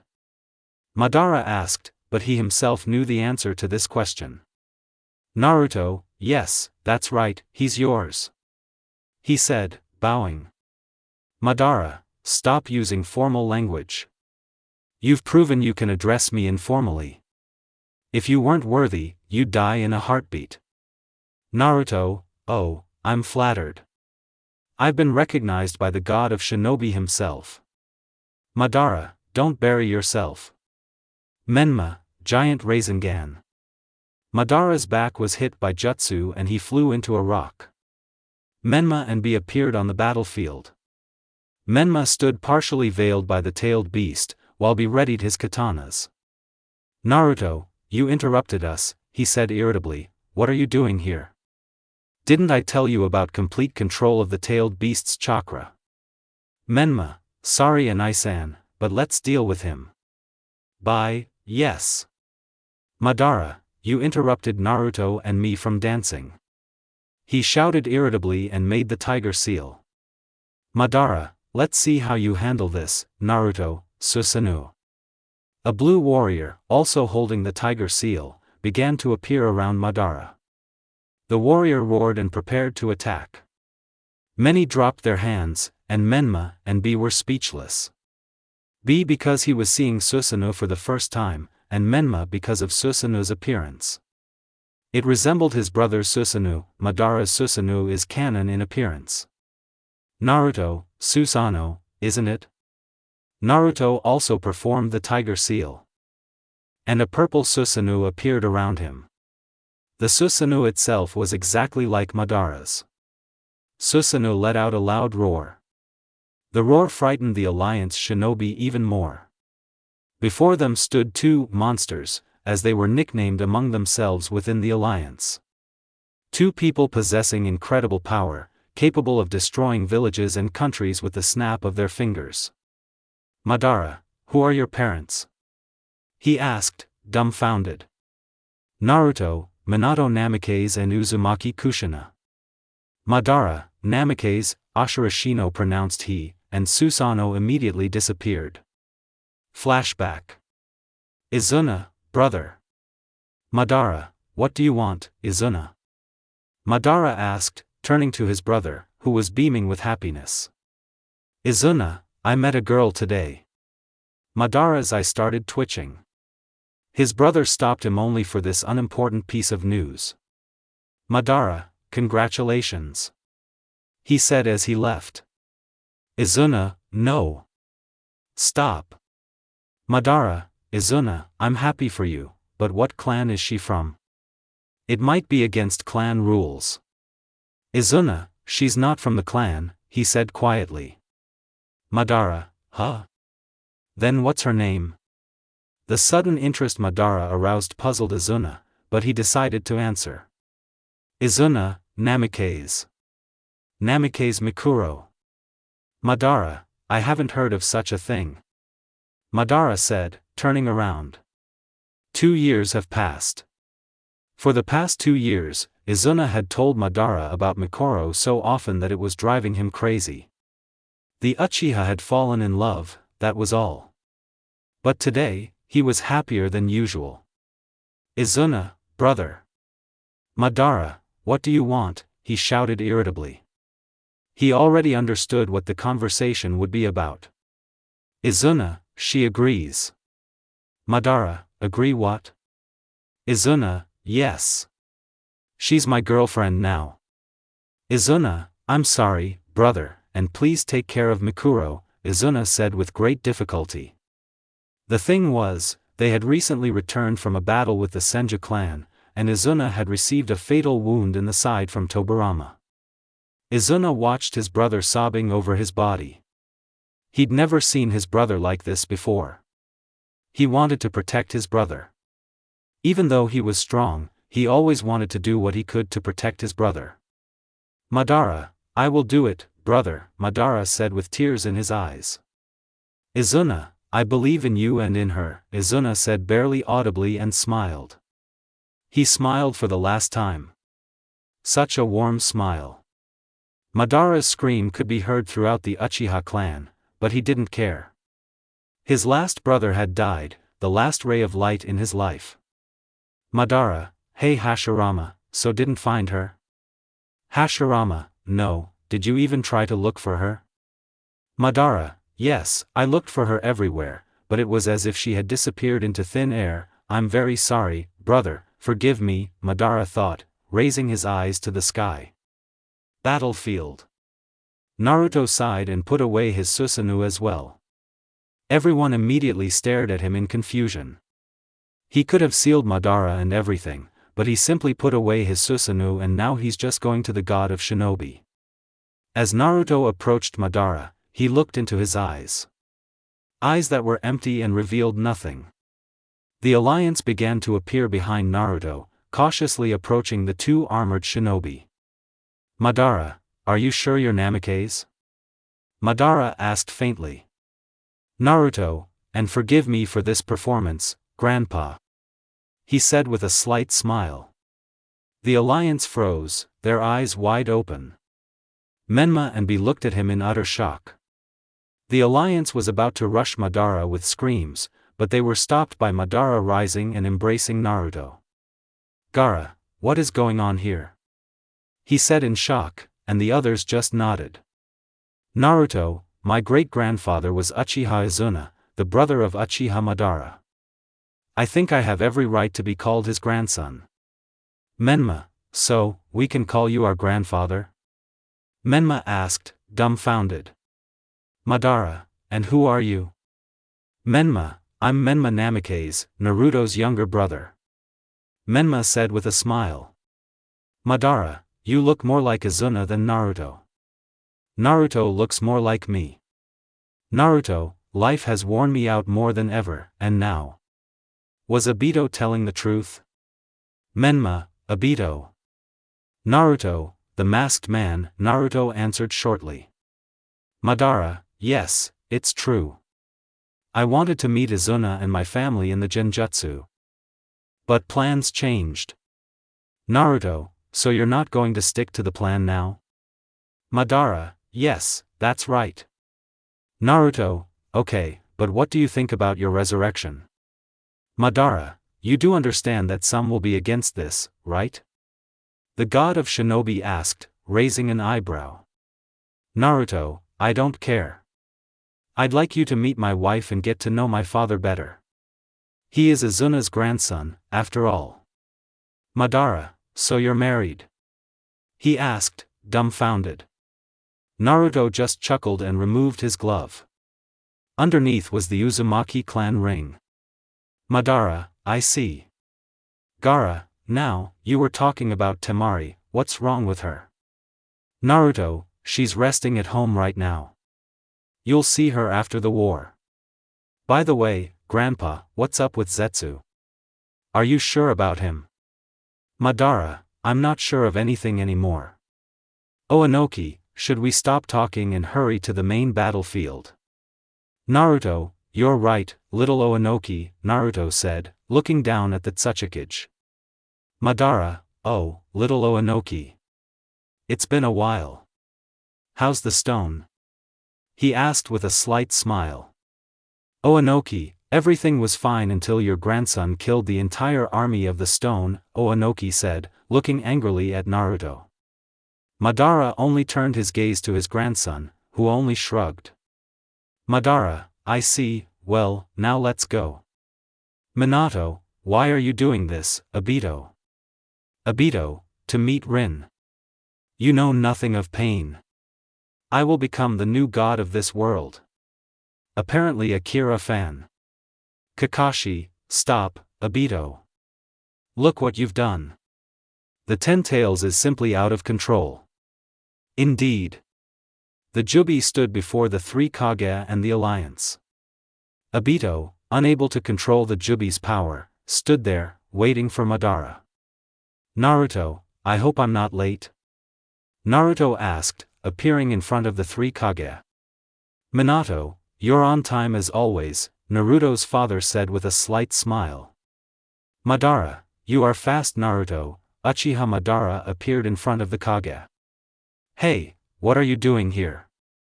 Hey shouted. Madara, are you all like this in Cloud? I'm just helping my grandson, so if you're going to stand there now, just get out of my way. May, how is this for a grandson? The Kage turned their gaze to Minato, who was only giggling and scratching the back of his head. Minato, well, I am the grandson of Uchiha Izuna, who was the brother of Uchiha Madara, Minato said with a nervous smile. Hey, and you didn't mention this. Naruto, will you stop fighting? You're acting like a girl, he said irritably. Madara, apparently Izuna's grandson. Obito, and you betrayed me, Madara. He asked angrily and began to absorb the Jubi, and the others just waited, including Sasuke. A few minutes later, Obito stood before the Shinobi Alliance. He had completely absorbed the Ten Tails. Sasuke, I'll go deal with Naruto. Obito, as you wish. Sasuke ducked down in front of Naruto and stopped several dozen meters in front of him. Sasuke, I'll finally kill you, Naruto. Naruto just looked at him lazily. Sasuke irritated him. Too irritable. Sasuke, and don't you dare look at me like that. Naruto, you're nothing but a pathetic brat consumed by the lust for power. You're worthless, dust beneath my feet. I'll crush you. Wipe you from the face of the earth. Everyone will forget you ever existed. I'll handle this, and you, Itachi, stay out of it. Itachi merely nodded. He tried to reason with his brother, but he either refused or ignored him. Itachi realized he had no choice and simply resigned himself. Itachi, good. Naruto, and Grandpa, don't kill Obito, he's still needed. Madara just nodded and took a step towards Obito. Sasuke, enough. Naruto only drew his scythe and gunbai, while Sasuke countered with his katana. He thought he had the advantage. He believed he could move faster with his katana than Naruto. Naruto moved behind Sasuke and tried to take his head off, but Sasuke held his katana out. The katana barely held Naruto's blow. The blow was powerful, even overwhelming. Naruto didn't stop there. He began striking with the scythe more and more frequently. Sasuke found it increasingly difficult to block the Uzumaki clan leader's attacks, and he decided to jump away. Jumping back, the Uchiha performed several hand seals and shouted, "Fire element, fireball." The fireball flew at Uzumaki, but he deflected his gunbai. Naruto, Uzumaki's reflection. The ball changed the direction of the Uchiha, but he jumped in the other direction. Naruto, you know I'm stronger than you, right? Sasuke, shut up. Uchiha made more seals and shouted again. Fire element, fire dragon. The dragon flew at Naruto, but he only chuckled and made the horse seal. Naruto, fire release, great fire annihilation. A wall of flame rushed toward the young Uchiha. Knowing he wouldn't have time to dodge, he closed his eyes. A second later, a purple Susanoo appeared around him. It was humanoid in shape, but it was enough to contain the fire technique. Sasuke, see. This is the true power of an Uchiha, the Uchiha said proudly. Naruto, yeah, I see it and shut up. You're annoying me, brat. Naruto performed the tiger seal and a purple Susanoo appeared, but it wasn't humanoid. It had legs, like in the fight between Madara and Hashirama after Izuna's death. Sasuke, looks like this is your limit. I'll show you the finished product. Sasuke created a complete Susanoo. It was enough. Naruto put away his Susanoo and looked back at the battlefield. All attention was focused on them, even Obito and Madara were watching the fight. Naruto chuckled and started to perform the tiger seal again, but a voice stopped him. Kurama, I have recovered. You can summon me. Naruto nodded and looked at Sasuke. Sasuke, what are you looking at? I'll finish you off. Naruto burst into laughter. Hysterical laughter echoed across the battlefield. Everyone looked at Uzumaki, who was laughing, in confusion. Naruto, I haven't had a dance like this in a long time. You're the first one to see it. Uzumaki shouted and made a summoning seal, summoning technique. Naruto, so, how do you like it? Naruto asked, standing on the nine tails. A roar echoed across the battlefield. The Kyuubi released its full ki. Even the seasoned shinobi's hands began to shake, even Minato's. He'd fought the Kyuubi before, but he hadn't experienced such bloodlust back then. Madara, apparently my grandson. He said with pride. Naruto, so, let's begin. Susanoo began to cover the Kyuubi's silhouette, and katanas began to appear in its paws. After this, the Kyuubi raised its katana to strike Sasuke, but he extended his Susanoo's katana. Sasuke's katana barely held back the nine-tails onslaught. Sasuke moved his Susanoo's body toward the Kyuubi and wanted to kick it to push it away, but Sasuke's Susanoo bound the Kyuubi's tails, preventing it from moving. Naruto, I think I've played with you enough. Kyuubi began preparing the tailed beast bomb. Sasuke realized things were bad and began actively trying to escape. He then considered recalling Susanoo, but it was too late. The tailed beast bomb was already complete, and he had no choice but to accept it. Naruto, well done. The Kyuubi fired a tailed beast bomb. Sasuke's Susanoo began to crack at the seams.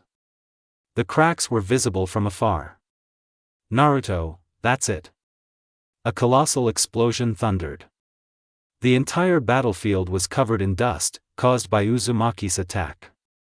When the dust settled on the battlefield, there were no longer two Susanoos, but now everyone saw the Uchiha lying down and the Uzumaki standing in front of him, who was without a scratch. Naruto, see. Your pride is your undoing. You made the biggest mistake of your life. You're an Uchiha and you trusted in the power of your eyes, while failing to see the truth. A fatal mistake. I was toying with you at first, but I could have ended the fight in the first minute.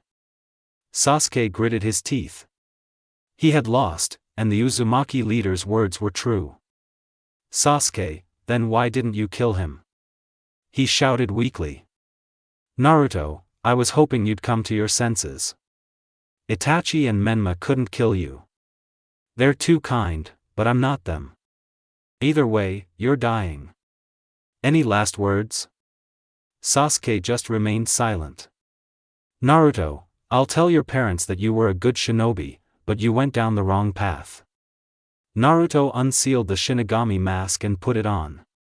The death god appeared behind him, looking at Naruto questioningly. Ryuk, what happened? Naruto, he's yours, just kill him quickly and don't disappear, we still have things to do, Naruto said, looking at the sky. The death god merely nodded and raised his tanto. Ryuk, why did you call me? Naruto, you can resurrect one person? Ryuk stared blankly at Uzumaki, then burst into a terrifying laugh. Everyone shuddered, even Obito and Madara. Ryuk, I am the god of death, not life, but if it's not a secret, who is he? Naruto, my grandfather, Uchiha Madara. Ryuk looked to the right and saw the god of shinobi staring blankly at the Shinigami. Ryuk, you're an interesting person, Uzumaki Naruto. I can't resurrect him, but I know a way, he said, looking at Uzumaki. Naruto, resurrection with the Rinnegan? I know that myself, but the price is too high. Ryuk, someone who uses the Rinnegan might not die. You'll transfer your chakra to them, and they'll resurrect them with their chakra, not their life force. Naruto, I didn't even know about this method, Uzumaki said, dumbfounded.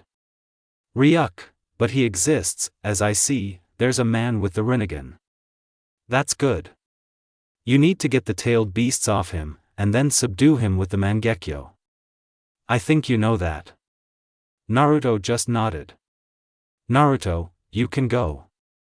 Ryuk, thank you for the sacrifice. The god of death said as he disappeared. Naruto sighed wearily. He was fed up with this war, but there was nothing he could do. Step by step, he was getting closer to Madara. The alliance sometimes took a step back. They saw the Uzumaki's strength and now feared him. They considered him equal in strength to Madara. Some even thought he would seek revenge for his clan. Madara, are you finished with him? Madara asked, looking at his grandson. Naruto, yes. Naruto turned his gaze to Itachi, take his body. Madara, you're an interesting one. Where did you get the eternal Mangekyo Sharingan? Naruto, I exchanged eyes with Itachi, and now Obito. I'm tired and don't feel like dancing. Stop. Obito, what? I can't stop. Naruto sighed. This was proving too much for him. Instead of a warm bed with his wife, he was here fighting. Naruto, then I have no choice. At top speed, he moved behind Obito. Even Madara's eternal Mangekyo Sharingan barely kept up with his movement, let alone Obito. He took a blow to the back and was sent flying. Naruto didn't stop there. He threw 4 kunai. Naruto, barrier of the 4 crimson flames. Only Madara, Obito and Naruto remained in the barrier. Behind the barrier. Minato, I thought that barrier could be used by 4 Kage-level shinobi, but Naruto only used kunai. The Kage merely nodded in agreement. They hadn't expected Madara's grandson to be capable of such a thing. Too many new things. Hey, does this mean that Uzumaki is at the level of the 4 Kage? He shouted. Minato, we all saw him summon the Kyuubi. So I guess it's true. He said proudly. A kunai fell near the Kage. 2 shinobi appeared next to him. One was in blue armor and had gray hair. Red stripes ran down his face. The second had red armor and black hair. Minato, impossible, who resurrected you? Hashirama, and who are you? Everyone turned their gaze to Minato, who began scratching his head and looking nervous. Minato turned around and pointed at his cloak. Minato, I am the fourth Hokage. The Hokage answered with a nervous smile. Hashirama, fourth. Is the village all right? Minato, well, yes. And who resurrected you? Tobirama, Orochimaru, he said he would help in the war. Hashirama, I thought it was the 5 Kage who created the barrier. If not you, then who? Minato, my son, Minato answered, smiling even more. Tobirama, a barrier like that all by itself? That's interesting. Hashirama, listen, fourth. What clan are you from? You just didn't name it. Minato, well, I'm clanless. I'm Minato Namikaze, the fourth answered with a slight smile. Hashirama suddenly became serious, as did Tobirama, who knew about Izuna's girlfriend. Hashirama, are you sure you're Namikaze? Minato, well, yes, I am Uchiha Izuna's grandson. Hashirama, oh. Madara would be incredibly happy. Ow! Hashirama cried out, getting hit on the head. Tobirama, you idiot big brother. Madara's in the barrier. Obito, aren't you tired of it? Your attacks are nothing. Naruto, listen, Grandpa, I have the last thing left in my arsenal and I'll try it. Madara, if it helps, then good. Naruto closed his eyes. A few dozen seconds later, red pigmentation appeared around Uzumaki's eyes. Uzumaki moved behind Obito with greater speed and cast a suppression seal. Obito, what have you done? Naruto, there's no point in trying to escape. This is my most powerful suppression seal. Now, I'll extract the tailed beasts. A few minutes later, everything was ready and Naruto dispelled the barrier. When the barrier fell, everyone hurried there. Madara glanced to the right, where he saw Hashirama. His eye twitched. While he was glad to see his old friend, he wasn't that happy. Naruto, now, Obito. Answer me one question, Uzumaki said, looking at the prone Obito, why did you give me Temari? Why did you tell me where she was? Obito looked up to the sky and said. She reminded me of her. I couldn't kill her or anything. She reminds me too much of her, but now it's over. Naruto, okay, now I'm going to use a powerful illusion technique on you. Don't try to escape. Uzumaki wanted to use Genjutsu, but saw that something black was covering Obito's body. Zetsu, I won't let you. The plan is almost complete. Naruto, you're late, and now. Amaterasu. Zetsu's body was covered in flames. Zetsu's screams were loud. They couldn't even be called screams. They were howls of agony. Naruto, now, full submission. Obito's eyes went blank and he began to perform hand seals. Hashirama, hello Madara. Madara merely chuckled and moved closer to Naruto. Obito was finishing his hand seals. Madara's eyes began to crumble, and the cracks on his face began to disappear. Meanwhile, Naruto was transferring chakra to Obito to keep him alive. After the technique ended, Uzumaki released the Genjutsu and Obito fell to the ground, while Uzumaki's breathing quickened. He'd expended too much chakra. Hashirama, hey, Madara, are you alive? And you won't even say hello? Madara, hello Hashirama and Tobirama, he spat out the last name. Tobirama, I'm glad to see you too, Madara, the second Hokage said with displeasure. Hashirama, listen, Madara. I'm glad to see you, he said, hugging him. Oh. Look, it's your copy, he said cheerfully, looking at Uzumaki. Uzumaki's eye twitched. Another irritant in his life.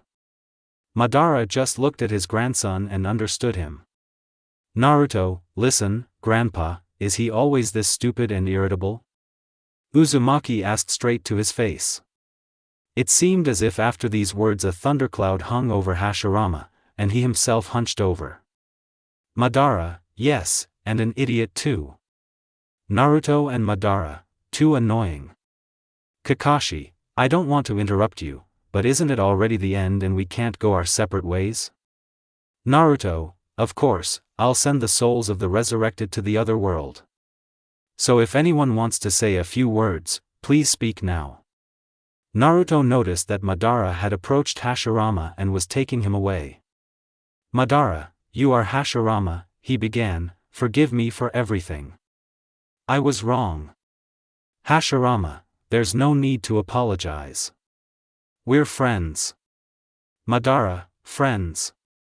You even consider me a friend after all this. Hashirama, well yes. An hour later. Naruto, I've regained some chakra. We can cancel the technique. Naruto, darling. I'm home. Teru, father. A 5-year-old girl with red hair ran out to meet her father. She immediately grabbed him with a death grip. A tall blonde followed. Her hair was tied into 4 buns. Temari, hello darling. Temari said, kissing her lips. Naruto, hello, my love, Naruto replied after the kiss. Teru, enough. You're not even embarrassed in front of me. The red-faced girl said. Naruto and Temari just laughed. Temari, what's your advice? Naruto, he was too tiring, he admitted honestly. Temari, what did you think? Things have gotten busier since the war. It's a good thing you gave up the Hokage post. Naruto, that's true. By the way, Teru, Naruto turned to his daughter, Grandpa Madara, my father and mother, and also my uncle and aunt will be coming to visit us today. The girl seemed to blossom at these words. She loved her family very much, and especially playing with Naruto and Madara's long hair. Temari, when will they come? Naruto, tonight, he answered shortly. Teru, go for a walk. Mom and I need to talk about something. Teru, well, father. Naruto, please. He begged. Temari watched all of this. She understood what her husband wanted from the first remark and was now giggling. Teru, okay then, the girl said discontentedly and ran out into the street. Naruto, finally. I can completely rest. Come here. Naruto said, picking up his wife. Temari, and you don't change. Temari said breathlessly.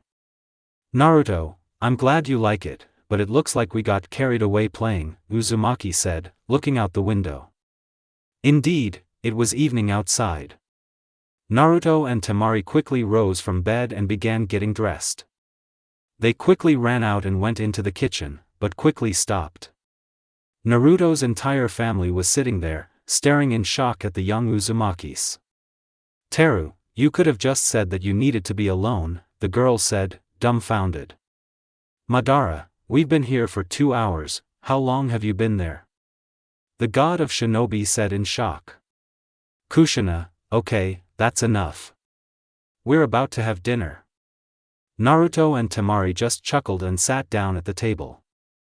Naruto, delicious. When did you manage to do this? Madara, while you were there, ahem, we were working here. The remark made Temari and Naruto blush slightly. After all, Temari can easily control her emotions. Naruto taught her. Naruto, so, Menma, when are you getting married? Akemi and Niji are getting married soon, and you and Hinata? Menma, yes, I'll be there soon. He said with displeasure. Madara, don't bother the young. They still have plenty of time. Naruto, okay, old man, okay. Naruto said mockingly. Madara, old man. Teru, okay, grandpa, said Naruto's daughter, climbing onto Madara's back and stroking his hair. Now the Uzumaki family is laughing their heads off. The great and terrible Madara Uchiha is sitting with a girl on his back, her hair tangled. Madara, they don't appreciate me. They just laugh. Madara said with a sigh and joined in the laughter. Naruto, bye. Uzumaki said goodbye to his family. Entering the house, he plopped down tiredly on the sofa, where his wife was waiting for him. She simply hugged her husband. Temari, I love you, Temari said quietly. Naruto, and I you, Uzumaki replied and kissed his wife on the cheek. His wife turned red as a lobster. Naruto, you're so shy when I kiss you on the cheek, Naruto said with a mischievous smile. Temari, you're a fool. She was about to hit her husband when she heard quiet footsteps coming from the stairs. Turning around, they saw their daughter sleepily rubbing her eyes. Teru, Mom, Dad. I can't sleep. Naruto, come here and you'll fall asleep in no time, beauty. Teru approached Naruto, who simply hugged her. Naruto's wife rested her head on his shoulder, and the girl rested her head on his side. Naruto himself looked at his family and was touched. He would never let his family die. He promised himself that he would. And that's the end of the story.